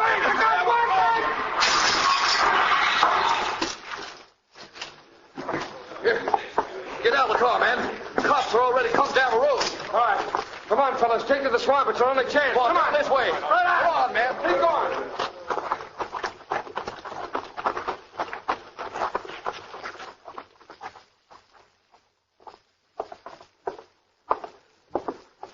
I sure don't know how you ever found this deserted house, Belansky. You're mighty good. Yeah, those fools were out looking for us in the swamp. But you and me was having ourselves a good night's sleep in this house here. Sun will be up in a few minutes.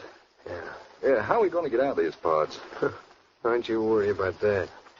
I got more tricks up my sleeve than these hicks down here ever dreamed of. I think we ought to get going now. Hey, Belansky. What's the matter? There's a whole army surrounding the house. What? Men, dogs, guns. By the dirty rats. Yeah. All right, I give up. I give up, coppers. I'm through. And this time, Belansky, you're through for good. Yes, Commissioner Valentine. Just 3 weeks ago today, Belansky was caught in that deserted house. And tonight, he's once again in the Mississippi State Penitentiary for life. This has been a very, very interesting case, Sheriff Head. Belansky could have been a real success in life. But instead, he has nothing to look forward to except prison bars.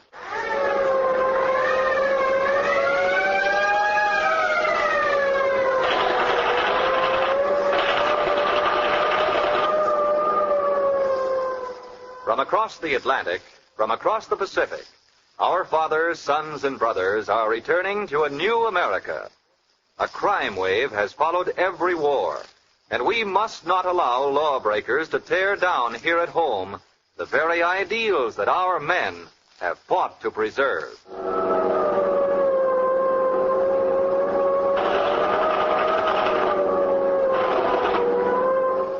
Gangbusters is a Phillips H. Lord production.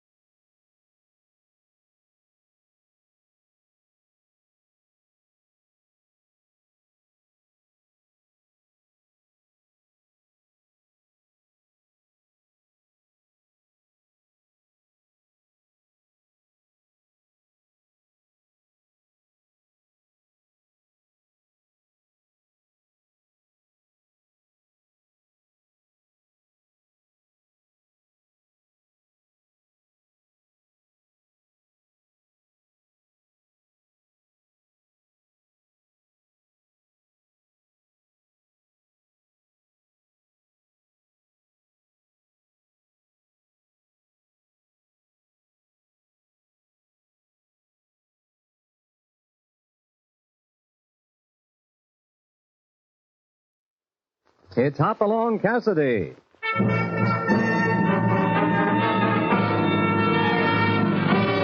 With action and suspense, out of the Old West comes the most famous hero of them all, Hopalong Cassidy, starring William Boyd.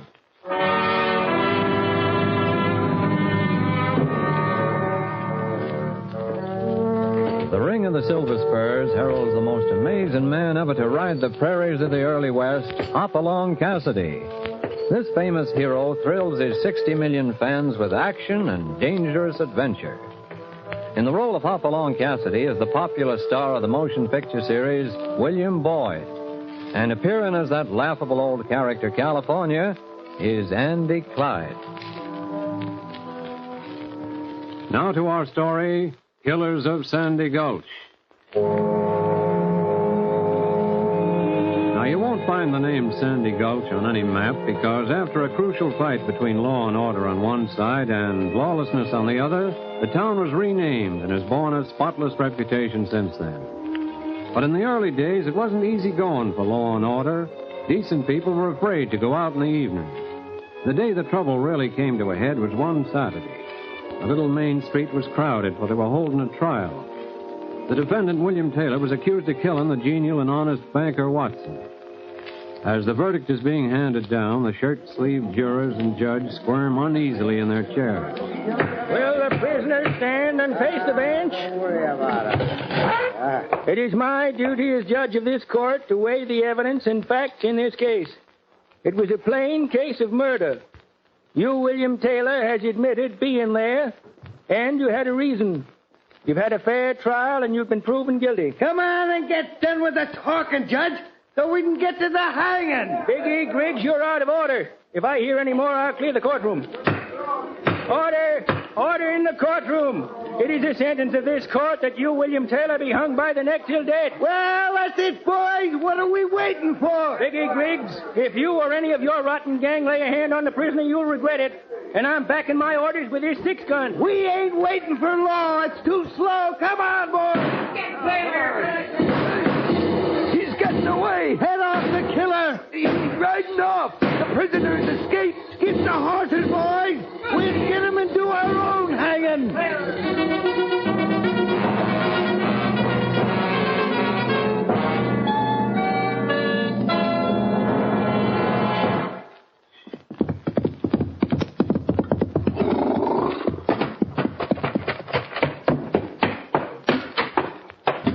Hoppy!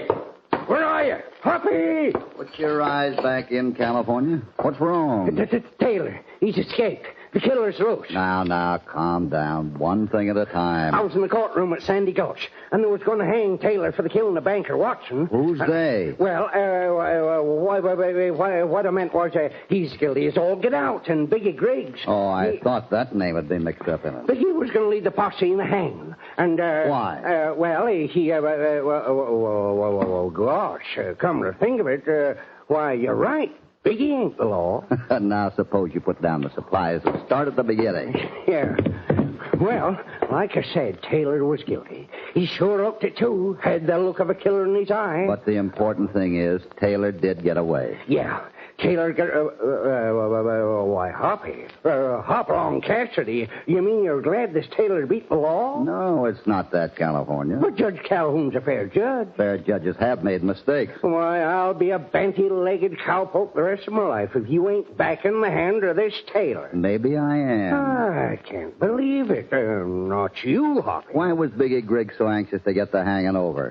Why... Why didn't Biggie let the law take its course? Well, Why did the sheriff himself tell me that he didn't think Taylor did the killing? Oh, cut it out, Hoppy. Ain't no use to argue with you, or ought to learn that you always got some darn good reason for thinking the way you do. California, you know I'll go the limit of the law to run down killers. But at the same time, if I think a man's getting a raw deal... I know, Hoppy. You'll fight like a bearcat to prove it. So, you're thinking Taylor's innocent? Until a few things are explained to me, yes. Well, we've been riding together a long time now. You ain't never been wrong yet. What do we do now? Wonder who this is. I have to see Mr. Cassidy. Well, Please, I must see him this minute. Come on in, I guess. Howdy, miss. I'm Mr. Cassidy. Hopalong Cassidy. That's right. I'm Mrs. Taylor. Mrs. Taylor? You've got to help me, Mr. Cassidy. You just got to. Now, you were kind of upset. Just sit down a minute and tell me what's wrong. It's my husband, William Taylor. They're going to hang him. You mean if they catch him? You know? We was just talking about it. Oh, please believe me, Mr. Cassidy. William wouldn't kill anybody. He's in a strange town. He's being made the goat for someone else. I kind of felt the same way myself. Then you'll help me. On one condition. Where's your husband now? I can't tell. Then I'm afraid I can't help you. But you'll turn him over to the law. Mrs. Taylor, you came to me because you thought I'd help you. Yes, I did. The man down at the bank said you were the only one who could help me now. Then I'll do what I can if you'll trust me. All right, Mr. Cassidy. I'm sorry. Good. Then take me to your husband. If he can convince me he's innocent, I'll do my best to clear him. Very well. From now on, his life is in your hands.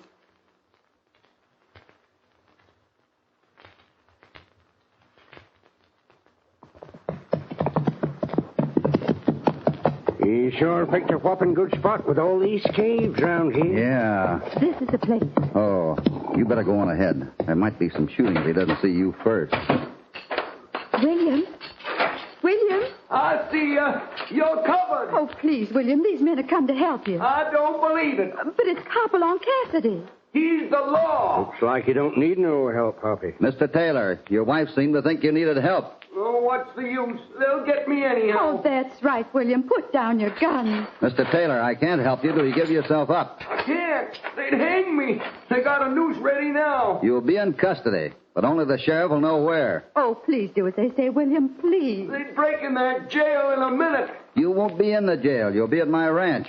You see, William, it's the only way. Well, if there was somewhere we could ride away from here... Well, they just follow you for the rest of your life. Well, all right. I don't know what else to do. That's right. Now it'll be dark soon. Suppose you tell me what happened. Well, I saved a bit of money from the ranch. I always wanted to get into mining. Read an ad in our paper back home in Tennessee saying a half interest in the Diva mine was for sale. Diva mine? Why, that ain't give up nothing but rattlesnakes for 10 years. Quiet, California. So Sarah and me came here. I brought $12,000 along. Where's the money now? Stole. Somebody come to the hotel, said Banker Watson wanted to see me at his house, and so I went, and I took the money with me. And somebody knocked him out, and when he came to, the money was gone. Why, them thieving coyotes. California. Go on, Mr. Taylor. Well, I was just going in from the street to the banker's house when I heard a window crash out. I didn't know what to do. Just then something hit me. You know the rest. That sounds honest. Well, let's get back to the bar 20. And I want to ride in and have a little talk with Sheriff Bates.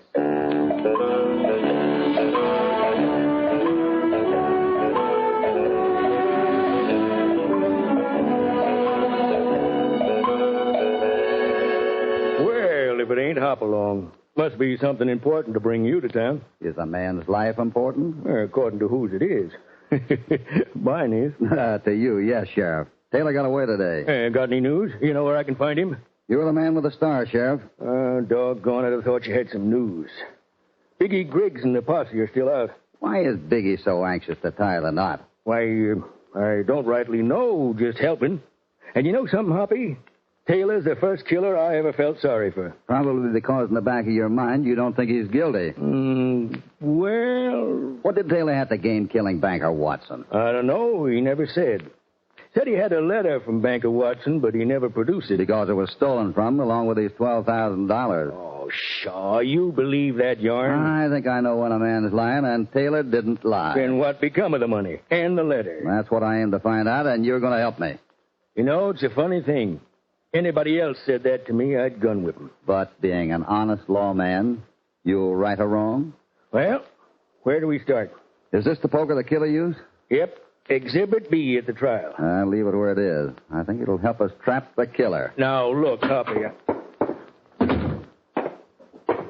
Well, Biggie, any news on the killer? Found fresh prints out near the caves, but no sign of the sidewinder. Well, if it ain't our little boy Blue, Hopalong Cassidy. Something you wanted to take up with me, Biggie? No. Just wondering what snooping you're up to now. Biggie, Hopalong's an old friend of mine. And if you can't keep a civil tongue in your head, vamoose. I seen that old walrus that rides with you asking questions of the hotel clerk. Yeah, and if he finds out what I think he will, there's going to be another trial, but with a different defendant. What do you mean by that? Did it hit close to home, Biggie? Why, you yellow-livered... Now, boys, now. See, Sheriff? Remember that. Might come in handy sometime. Biggie's weak spot is the point of his chin. I never hated a man in my life like I do you, Hopalong Cassidy. And I'm warning you, the next time we meet, it'll be different. Yeah, you got yourself a tough hombre there, Hopalong. I'm aiming to keep him tough. Like as not, he's headed for his gunslingers. He doesn't worry me, Sheriff. Well, getting back to this killing, we figured Taylor was mad at being took in on that mining deal.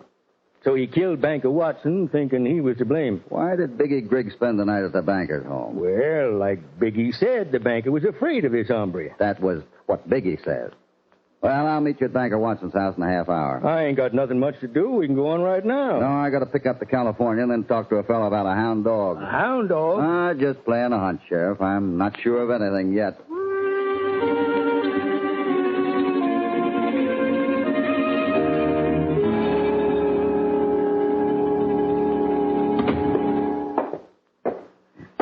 What'd you find out, Biggie? Plenty. Hopalong Cassidy is digging into this killing. I don't like it. Well, me neither. Biggie, you remember I told you my old mother ain't well. Past Willow Creek. You ain't leaving, Crud. You're in this, too. Oh, but I don't feel good. You're gonna feel a mighty lot worse. I just seen that old walrus walking toward the banker's house, and he met some cowpoke. Cowpoke? Why, you idiot. Like as not, it was Cassidy. We gotta move fast if he was going into the banker's house. Well, what do you mean? Don't ask questions. Get my boy to meet me here, Prado. That Cassidy's no fool. It's me or him. And I aim to still be around.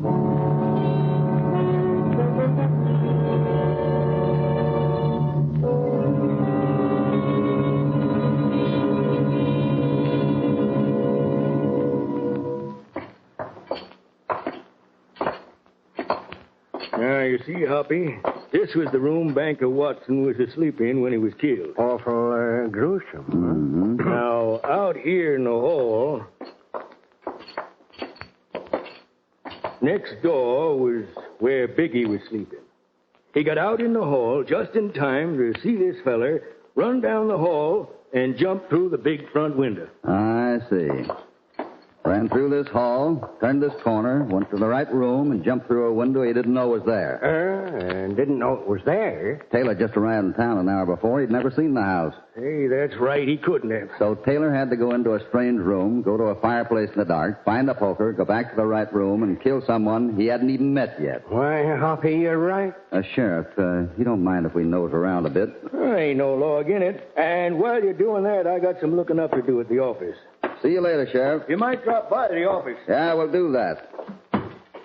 You know, Hoppy, a feller get cut up jumping through a window like that. Not with his coat over his face. Looks like that window ain't been open for 50 years. All them spider webs across it. Yeah, from side to side. Looks like them vines the monkeys swing on. You know, California, you just gave me the answer to something I was worried about. I did? About monkeys? No, about a human being. A vicious killer who's mighty smart, California. Well, then, are we looking any further? I'd like to take a look at that room where Biggie slept.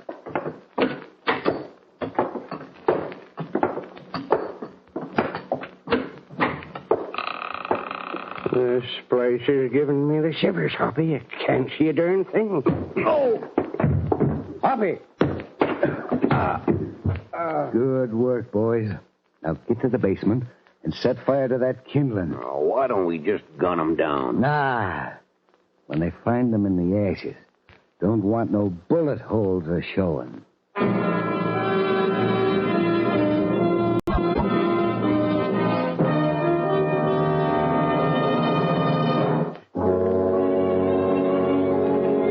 man by the name of Taylor was convicted of a killing and sentenced to hang. But when Biggie Griggs and his gunmen started to take him themselves, the prisoner escaped. Hopalong is convinced Taylor is innocent. As he and California are looking over the scene of the killing, they're gun-whipped down. Biggie and his men have started a fire in the basement. The dry timbers eat up the lashing flames as Hoppy and California struggle with their bonds. I'll try. Oh, my hands are tight. Roll over this way. You have to work fast. I can't make it, Hoppy. This dresser or something's in the way, and... Well, kick it over. Oh, good boy, California. Roll over near that glass and see if you can hang on to a piece of it. I just got it. Got it hung. Quick. Roll over this way. Can you find me? I'm trying, Hoppy. Help me. There we are. Good old California. Now lie down with your back to mine. See if you can move your hands enough to saw the rope. We ain't got much time. The fire's coming under the door. There. You did it, California. You did it. Hold still now. We haven't much time. Just so you're safe, Hoppy. There. Are you loose? Yep. Now for the rope around my ankles. There. Make the window and jump. How about you? Do as I say. I'll get out. I ain't a budging, Hoppy. There. Out the window, California. You all right? I'm boiling mad. Whoever rapped me on the head is gonna pay. I have an idea who did it. Biggie Griggs. Prove it. Well, darn it, I can't, but I wish I could. What's wrong, Hoppy? I was just thinking. About what?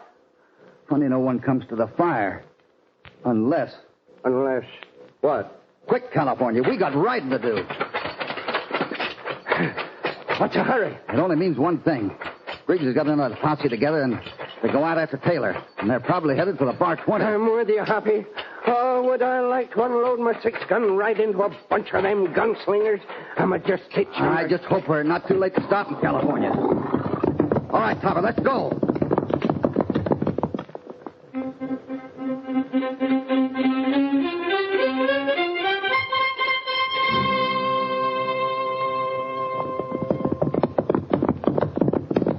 Ho, Topper, ho. Quick, California, to the hay barn. Think they've been here already, Hoppy? I don't know what to think. Hurry. Whoa, wait a minute. Oh, Mrs. Taylor. Lying on her face. You think she's... I don't know. Mrs. Taylor. Miss Cassidy, what happened? Oh, Mr. Cassidy, stop them. They been here? I went out to talk to them, and they beat me with a whip. Why, those dirty... Sidewind and cowards. Stop them. William's gone. He's not here. Are you hurt bad? Oh, please don't worry about me. Please stop. Look, you go into the house, lock the doors, and wait. You bring William back. Ma'am, if anybody can, Hoppy will.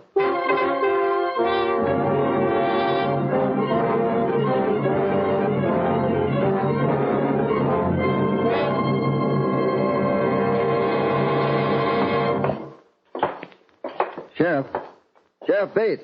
Well, maybe something happened to him, too, Hoppy. You ain't here in his office.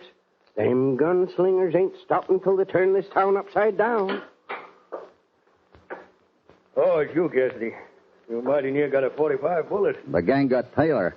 They didn't know such thing. We just rode in from there. Taylor's locked in jail. In jail? He can't be. Yep, it's my sworn duty to uphold the law, and I'm doing it. But they beat you this time. No such thing. I took the south trail through Mesquite Pass and beat 'em to your place. Went in the hay barn, took 'em out the back, and headed for them cottonwoods. They never did see me. Good, Sheriff. But the jail's not much better. It's rotten. They'll rip it apart. I ain't saying they can't take him. But Boot Hill will have some more recruits before they make it. We have to do something and do it fast. Tempers are rising, the town's full of powder.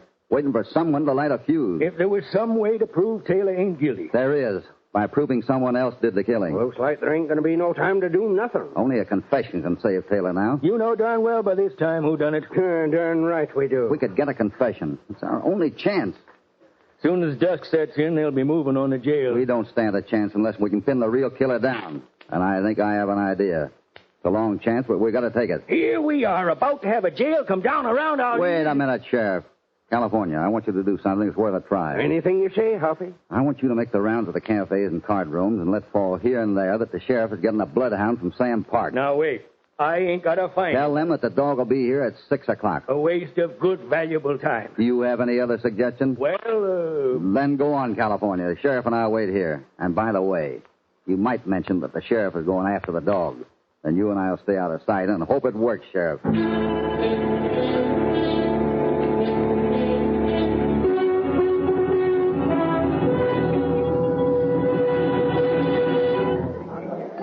Biggie! Hey, Biggie! Shut up, you fool. Want to get him excited before time? Biggie, that fellow with the droopy mustache let drop that the sheriff is bringing in a bloodhound. What? Where's the dog? The sheriff's going after it. Well, that's good. But the dog ain't gonna do so well. He ain't? Nah. Biggie Griggs is too smart for that.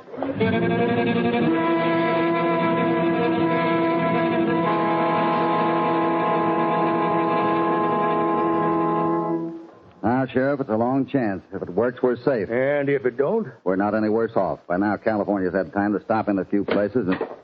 It's me. Well, lucky you spoke up. I'm getting trigger happy. Come in, California. Well, like you told me, I dropped in here and there about the dog. Now what happened? We wait. Of all the foolishness, what's going to bring the killer here? Come just behind this door. And the killer's going to come in and give himself up. I hope that's the way it works. We've got about an hour before dusk. Ain't much time. We'll step back in here by the cell and leave the door open a crack. There, just a crack. Cassidy! Quiet, Taylor. This is your doing. I ain't got a chance. I should never have listened to you. Now we're all in the same trap, Taylor. They got to take us first. Sheriff. What, Huppy? Do one thing for me. What's that? If our plan works, let me out this door first. I'll be right behind you, Huppy. Don't make a move.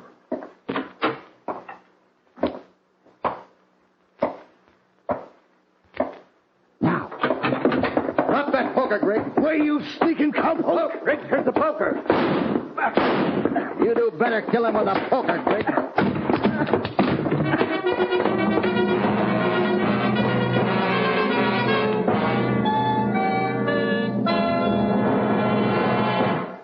Come get your man, Sheriff. He's got the poker in his hand. It worked, Hoppy. Don't make me a killer. But you were afraid the bloodhound would make you one. You didn't dare let him sniff that poker. Get up. Hey, sit there where I can watch you. You don't think my boys nor anybody else is going to believe you? We knowed all along you was the coyote. Riggs, you'll get the same fair treatment that the boys offered Taylor. Nobody believes I'm a killer. You can't make them believe The it. bloodhound can. When the crowd knows what you've done, you'll get a hang loose along with Taylor. I'll Cassidy. chance that, Biggie. You had your say, now here's mine. That crowd will be here soon, you know that. Looks like some of them are heading this way now. They won't believe you. But they'll believe you.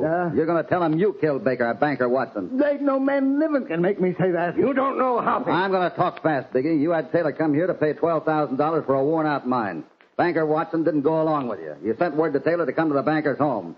You'd already killed the banker, and when Taylor got there... Taylor himself said he heard someone go out that window. He thought he did. But you forgot to brush the spider webs across the window after you kicked the window out. More of them are getting together out front. In a few minutes, they'll be in here, Biggie. Then I'll tell him you're in with Taylor. But they'll believe the dog. Bring him in, California. The dog? Yeah, Sam Park's bloodhound. I'll let him have the scent of the poker, then let him loose. You wouldn't do that. I have to do it. No, you Can't hold the crowd off any longer, Huppy. You know what mobs do, Biggie? No. They give me a hang loose. And the dog will go right for you. No. I'll confess. I killed Watson. Lock me up. You're confessing in front of witnesses, And get me out of here. They're coming in. Well, Sheriff, I guess you got another border. And another thing, where's that man's money or soul? On a rafter. In my cook shack. All of it. Well, I guess that does it, Hoppy. You take Taylor back out to his wife, and I got to get this killer out in town and get him locked up so we can have a little quiet around here. Come on, California. Guess there's nothing else for us to do. So long, Sheriff. Thanks, Hoppy. Let's take Sam Park's dog back to him, California. Right, Hoppy.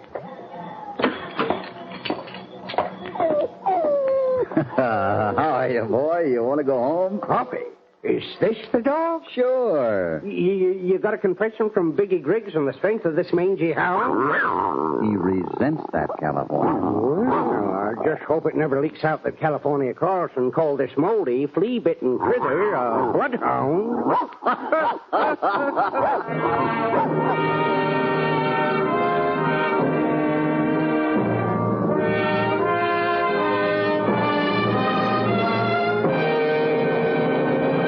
Goodbye from Hopalong Cassidy, But be sure to be back with us soon when Hoppy in California will again ride out from the Bar 20 into more dangerous adventure and action.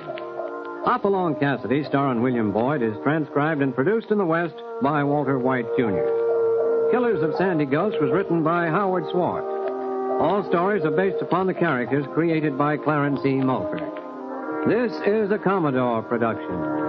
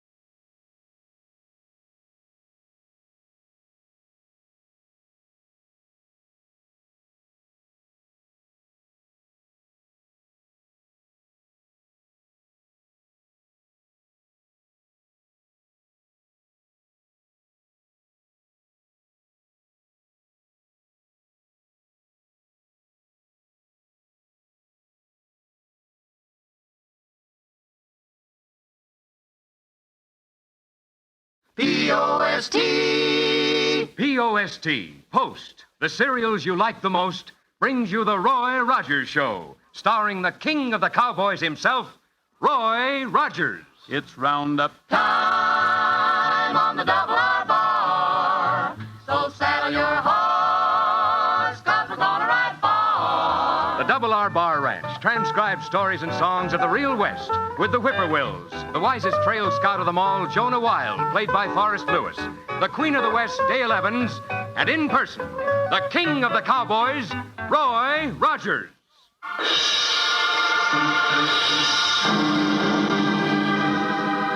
Well, howdy, folks. This is Roy Rogers. Believe me, you can count on anything bearing the brand name Post. And I'm proud to recommend Post cereals to you. So get your mom to put them on the shelf and try them as a favor to me. You know, the town of Indian Junction has been taken over by a gang of crooked politicians. And we've heard rumors that real trouble may break out at any time.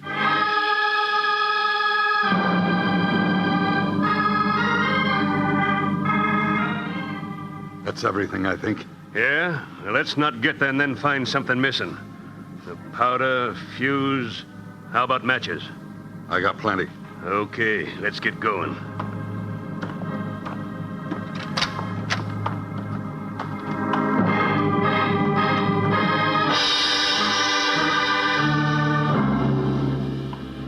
Everything all right, Hill?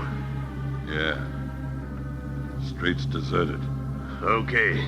I'll light the fuse. There. That's got it.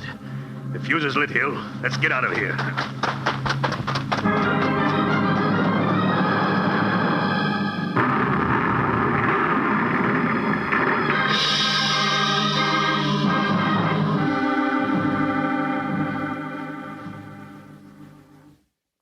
We did a real slick job.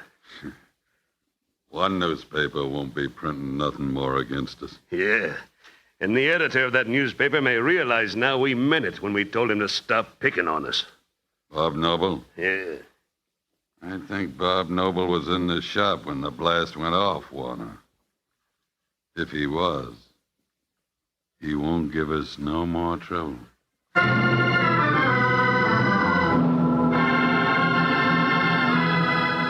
A Paradise Valley rancher visiting Indian Junction sees and hears the explosion. He knows it is no accident. He knows the people of Indian Junction are in trouble, and he heads back across the valley to the Double R Bar Ranch, where he tells Roy Rogers what has happened. We better get our horses, Jonah. I tell you, Roy, the whole country's gone outlaw since the government done away with horse cavalry. Tain't safe no more. With trigger at full gallop, Roy and his old partner, Jonah Wild, ride straight for Indian Junction. As they approach Mineral City, they see a rider streaking towards them.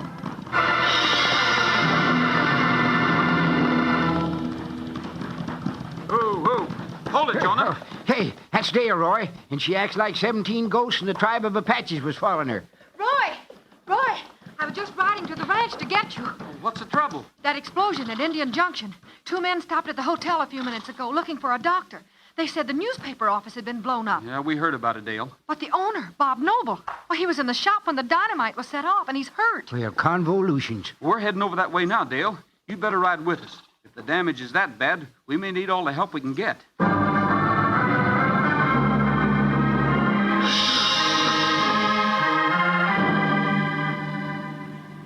Take it easy, Bob. I know who did it. I'm sure I know.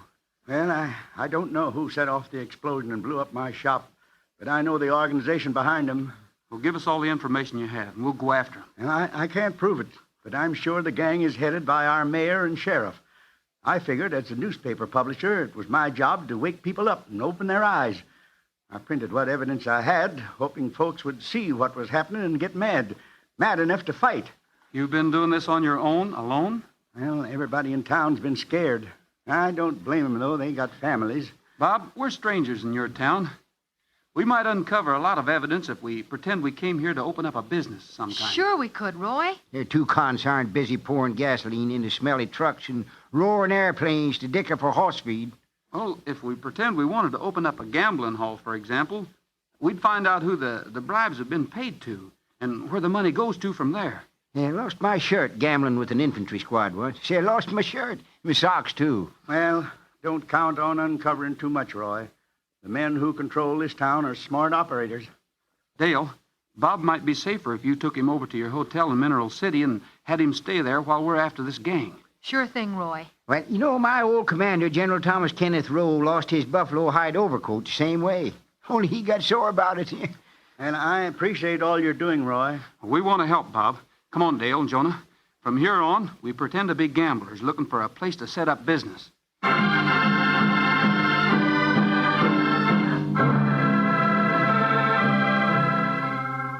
Once Bob Noble is safe from further harm, Roy takes Dale and Jonah back to Indian Junction. They go to a real estate office and inquire about renting a large store out near the edge of town. Roy states frankly why he wants a store, to open a gambling house. The real estate agent gives him the name of another man that he must see before trying to go into business, a man named Phil Warner. All right. Thanks for the information. We'll go over and see Phil Warner right away. What do you think, Roy? Is Phil Warner the big shot of this gang? I can't tell yet. Walk towards your horses. Well, Roy, now that we're opening a gambling house, I just wish my old pal Corporal John Dumphy was around. Then we'd make some real money. Yeah. He had a great talent for dealing cards. Well, now, wait a minute, Jonah. Open a new deck, shuffle 'em once, and deal himself 5 aces. he made enough that way to get diamonds set in his teeth. You're kidding. No, I ain't. You want me to write and see if I can get him to come and work for us? Now, wait a minute, Jonah. We're only pretending we want to open up a gambling house. Gambling isn't legal. It's against the law. Now, ain't that a situation? We know that gambling exists here, and so somebody must be taking bribes. We want to find out who. Oh, pretending, huh? Yeah, I didn't want no diamond set teeth anyhow. I say I didn't want 'em, I guess. Are we going to see Phil Warner now, Roy? Yeah, it's just possible that he does head up this gang. We'll know for sure as soon as we see him.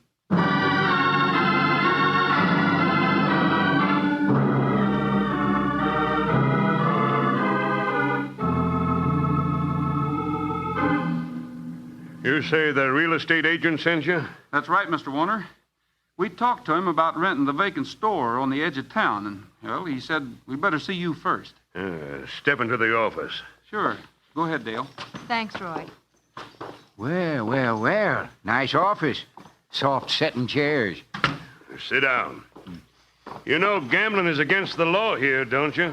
Well, I've heard things could be fixed up if a man knew the right people. You did, eh? Yeah. Let's talk plain, Warner. If you're the fixer here, what will it cost to operate without interference from the law?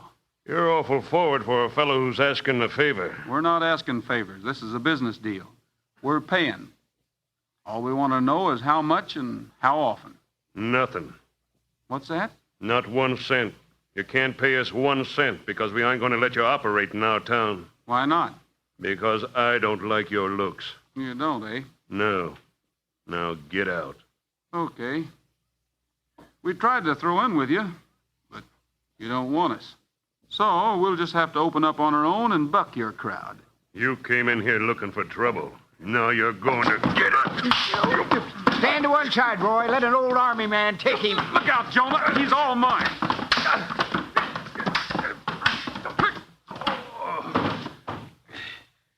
That did it, Roy. Yeah. Well, we're opening up on our own now, Mr. Warner. You'll wish you hadn't. You'll wish it 1,000 times. Warner! Well, what are you doing on the floor, Warner? What is all this? It's not what I'm doing on the floor. It's what I'm going to do now. I'm about to kill... You're not killing anybody. Who did this? I did. Why? Alone? Alone. You claim to be the best gunfighter west of the Rockies, Warner. And you let a young buck like this whip you with his fists? I'm not through with him. We're just... Young fella. I think we can use a man with your nerve. Suppose you walk across the street with me to my office. What's over there?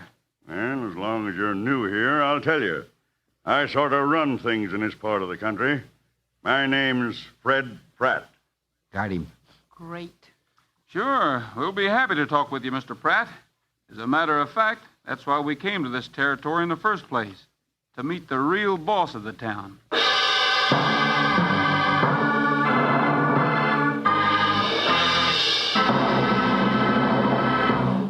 Here's exciting news for all you buckaroos. It's news of that thrilling and popular club, the Roy Rogers Writers Club.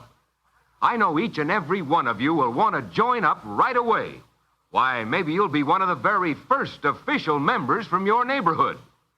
Now, in just a little while, Roy himself is going to tell you all about what his Roy Rogers Writers Club stands for and how much fun it is to belong.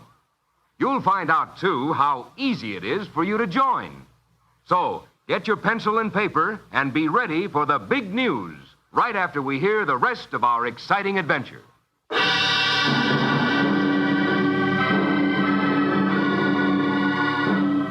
Roy is pretending he wants to open a gambling house in order to get evidence against men who have taken over the town of Indian Junction. He met Phil Warner, the gang's fixer, but Warner jumped Roy and Roy had to knock him out. A second member of the gang, Roy believes he's the leader, came into the office at that moment and was greatly impressed that one man could lick Phil Warner using only fists. He invited Roy, Dale, and Jonah across the street to his own office. There's plenty of opportunity for a young fellow with nerve in our organization, and you've shown you've got it by the way you handle Warner. Warner doesn't look so tough to us, Mr. Pratt. Why, I fought in 7, 8 wars, serving under a sergeant with a jutting chin that he used to sharpen and use for a saber. I say he used Mr. to sharpen... Pratt, you keep talking about your organization. What organization do you mean? You'll find that out after you've been with us for a while. Wouldn't do for you to know too much too soon. But you said something about having me work for your outfit. I'll have to know who I'm working for, won't I? Well, let's just say you're working for me. That satisfy you? Sure, but my two partners, we usually work together. If I join you, that's the way it has to be. Why not? Well, let's get on to business. Here's a list of names. Going to call the roll? These men operate businesses in the county. Our organization collects. That is, we license these businesses. They're not allowed to operate unless they pay dues to us. I get what you mean. And we've decided to raise the rates. Some of them may not like that. Few might even try to start trouble. But the right kind of a collector won't let them get away with anything less than payment in full. And you think I'm the right kind of a collector? And you weren't afraid of Warner. That's good enough for me. Just put the list in your pocket now and go to work. Okay. We'll start making calls this afternoon. All right. Oh, Rogers, before you go, don't be surprised if you notice somebody trailing you. We always watch our men close until we're sure they can be trusted. Roy puts the list Mr. Pratt has given him in his pocket. He doesn't relish pretending to be a member of the gang, but that is one sure way of finding out who the leaders are and what they're doing. Roy, Dale, and Jonah walk out of Pratt's office. They get on their horses and begin riding from one gambling house to another, collecting graft as though they were members of the gang.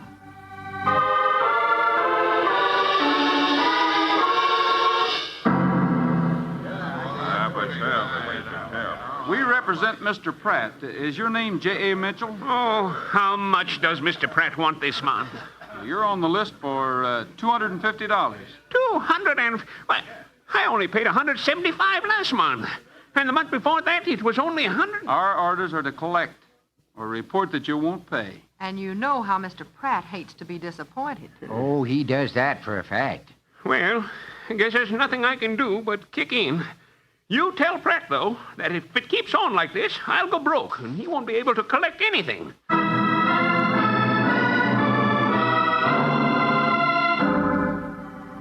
Doggies, Roy. Did you hear what that other fella said? He said, yeah, I don't know if I got that much money. If I ain't, maybe Mr. Pratt'll wait a day or two for part of it. This has been a bad month at my place, you coward. Boy, the mention of Pratt's name sure scares them, doesn't it? Yeah, they ain't living no life of ease, I can tell you that. No, sir, they're not, Jonah. Pratt must have a mighty powerful organization. I reckon we'd better watch ourselves close in dealing with him.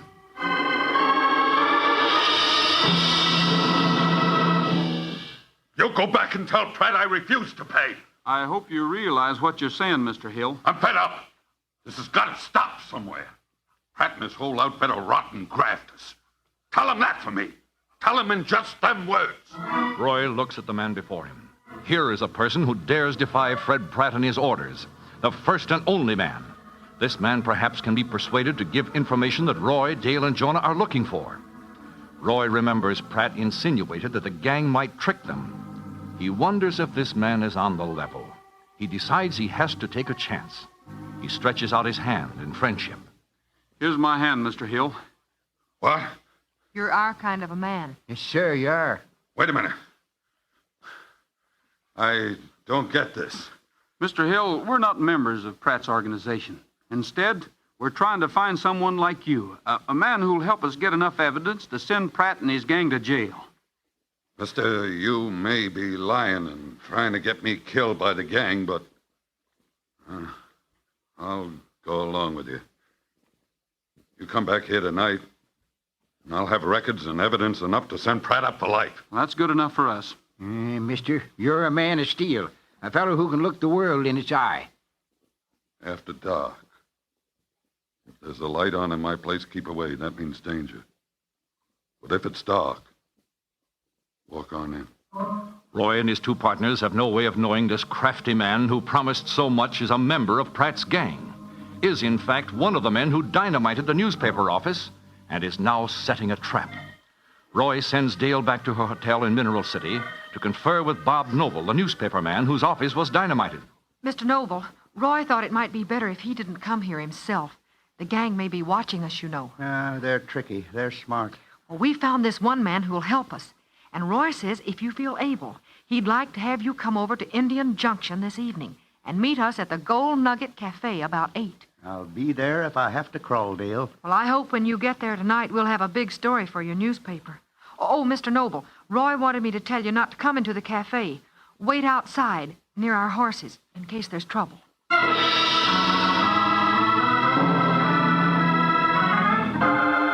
Dale returns to Indian Junction from Mineral City, and as darkness falls, she joins Roy and Jonah. They wait outside the cafe in the shadows to make sure no one has followed them. The street is deserted. The air is quiet. I don't see any light in the cafe. No. Everything seems to be all right. Yeah, you know, it reminds me of the night I snuck up on an Indian teepee during the battle. I got within range and I fired a rifle ball at it. Only to hear a yell I recognized as coming from Corporal John Dunphy. The idiot's triangle head always did look like a teepee. He should have kept it hid. What'd you say, Jonah? I said he had Come a on, head. come on. You know, a far different head than General Thomas Kenneth Rowe had. Why, we could have shot pool on top of the general's head if he'd have let us. I say if he'd have let us. Fact is, we often talked about it. You know, but he was too picky. He was, eh? Well, he was before he met me. See, that was the day he seen smoke signals and interpreted them as the Indians sending a message asking for peace and walked right into their village. What happened? Oh, pshaw. Why, they wasn't signals at all. The Indians had just put on a pot to boil for their supper, so they cooked General Rowe. Oh, great. Yeah, well, I mean, they would have, but I shot a rifle ball through the pot and drained the water out before the general got well done. Sure, we was great pals after that, me and General Rowe. You better be quiet now. Let's have a last look around before we go into the cafe. Roy, Dale, and Jonah stand before the door of the cafe. No light shows from inside. Hill has told them the door will be unlocked. Roy puts out a hand, pushes at the door. The door opens. Roy walks inside cautiously. Dale and Jonah follow. No word is spoken. There's a tenseness about them, a feeling that all is not well. Suddenly, from out of the blackness, a voice calls. There they are, Pat! Get all three of them! Shots ring out, shots from more than one gun. The three partners drop to the floor and lie quiet, knowing they have walked into a trap. They recognize the voice that called to Pratt. It was Tom Hill's voice. At least two, maybe more of the gang are here, waiting in the darkness. They lie quietly for a moment, waiting for the gang to make the next move. We must have got him. I don't hear nothing moving. Yeah, I'm pretty sure we did. I heard him drop. Get out your flashlight. We'll go and see. The two evil men walk slowly towards the front of the gambling den, towards the spot where Roy Rogers and his two partners lie on the floor. The men come slowly, cautiously, nearer, nearer, guns in hand. They're within one step of Roy. He leaps to his feet, shouting, All right, Dale, Jonah, let's take him!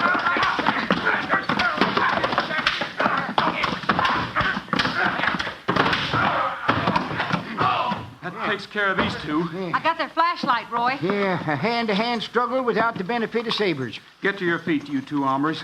Start moving. The two gang members get off the floor. Their faces are battered, their clothing torn. Hate streams from their faces. Roy has their guns now and directs them toward the door, intending to take them to jail. As they pass a side door, it is flung open. Stand where you are! Don't move. Drop those guns. We aren't in here to play.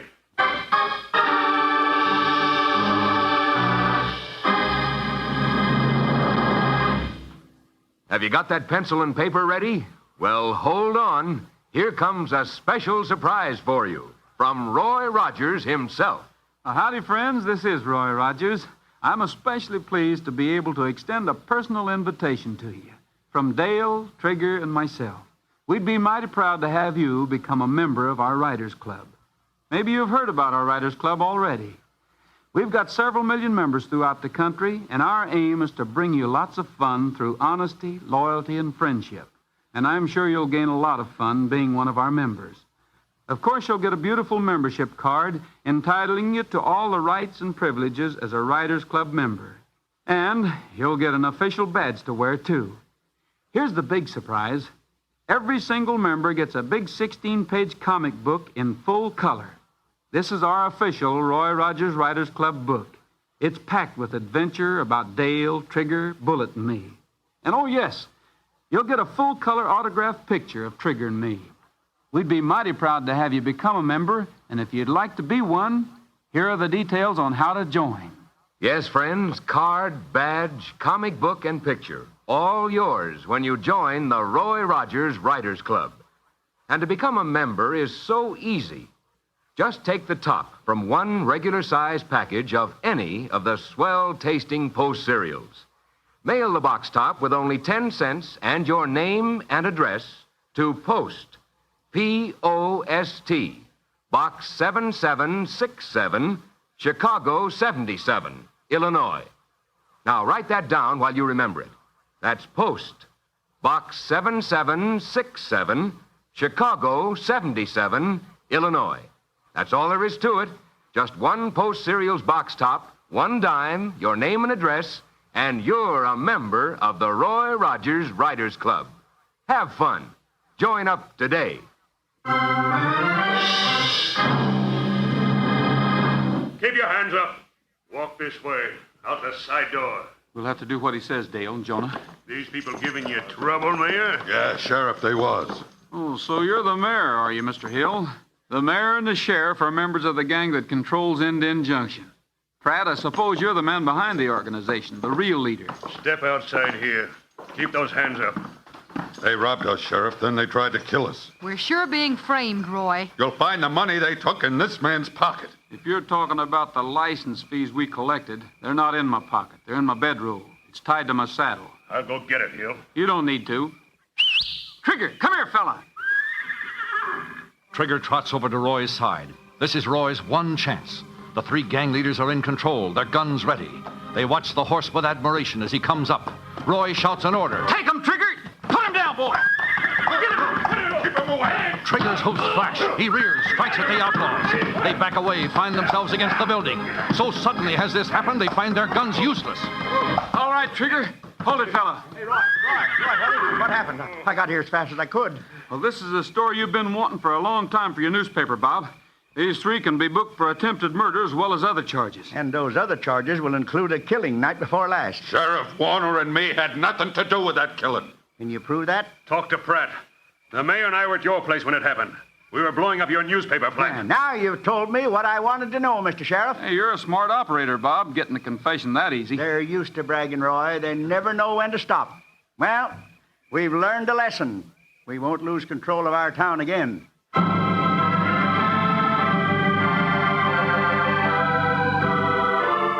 These men who betrayed the people that elected them to office are put behind bars. Roy, Dale, and Jonah ride back to the Double R Bar Ranch, where all is peace and quiet. Jonah, what's the matter with you? You look all in. You're not sick, are you? Yeah, well, no. No, but I just sort of had my heart set on getting my old buddy a job, that's all. Corporal John Dumphy.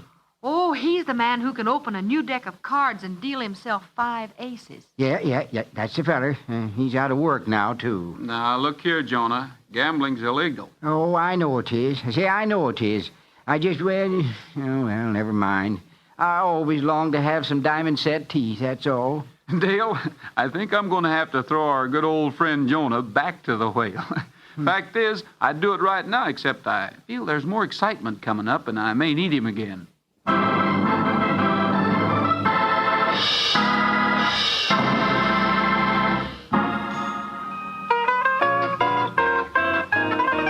gonna have a cowboy wedding when sage is all abloom. To the mountains we'll be heading for a sunny honeymoon.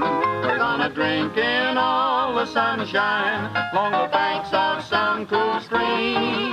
Just laugh and play the livelong day, build a cabin of our dreams. We wanna hear guitars a-ringing when they play our wedding tune.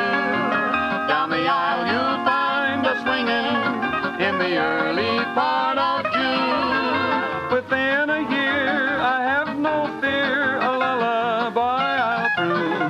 We're gonna have a cowboy wedding when the sage is all abloom.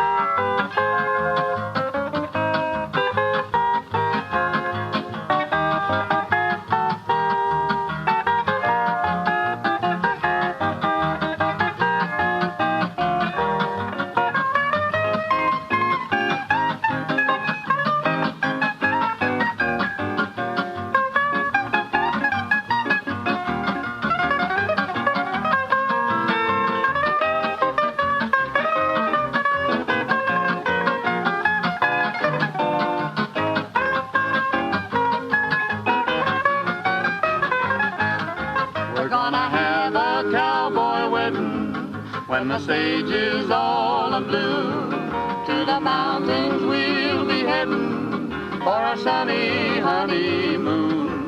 We're gonna drink in all the sunshine along the banks of some cool stream. Just laugh and play the livelong day, build a cabin of our dreams. We wanna hear guitars a-ringing when they play our wedding tune. Down the aisle you'll find us swinging in the early part of June. Within a year, I have no fear, a lullaby I'll croon. We're gonna have a cowboy wedding when the sage is all abloom. That's all for now, folks. This is Roy Rogers saying to all of you from all of us, goodbye, good luck, and may the good Lord take a liking to you. See you next week. Happy trails to you until we meet again. Happy trails to you. Keep smiling until then. Crinkles, the newest member of the family of Post cereals, brings you the Roy Rogers Show, transcribed each week at this same time. Exciting news for adventure seekers. Join us on a thrilling journey through the vibrant landscapes and diverse culture of Brazil. Lost in Brazil brings you to captivating videos showcasing heart-pounding adventures, mouth-watering cuisine, and hidden gems of this incredible country. From bustling cities to tranquil beaches, our videos capture the essence of Brazil's beauty. Experience the warmth of its people, the rhythm of its music, and the thrill of exploration. Click on the link in the description to find out more. I would like to extend my sincere gratitude to Old Time Radio Research Group for their remarkable efforts in preserving and archiving the captivating world of old-time radio programs. Their invaluable contribution allows us to step back in time and experience the magic of radio history firsthand. Their link is in the description below. This is Golden Age Radio signing off. Thanks for watching. If you're listening to rumble.com/c/GAR, we will continue in just a moment after the national anthem.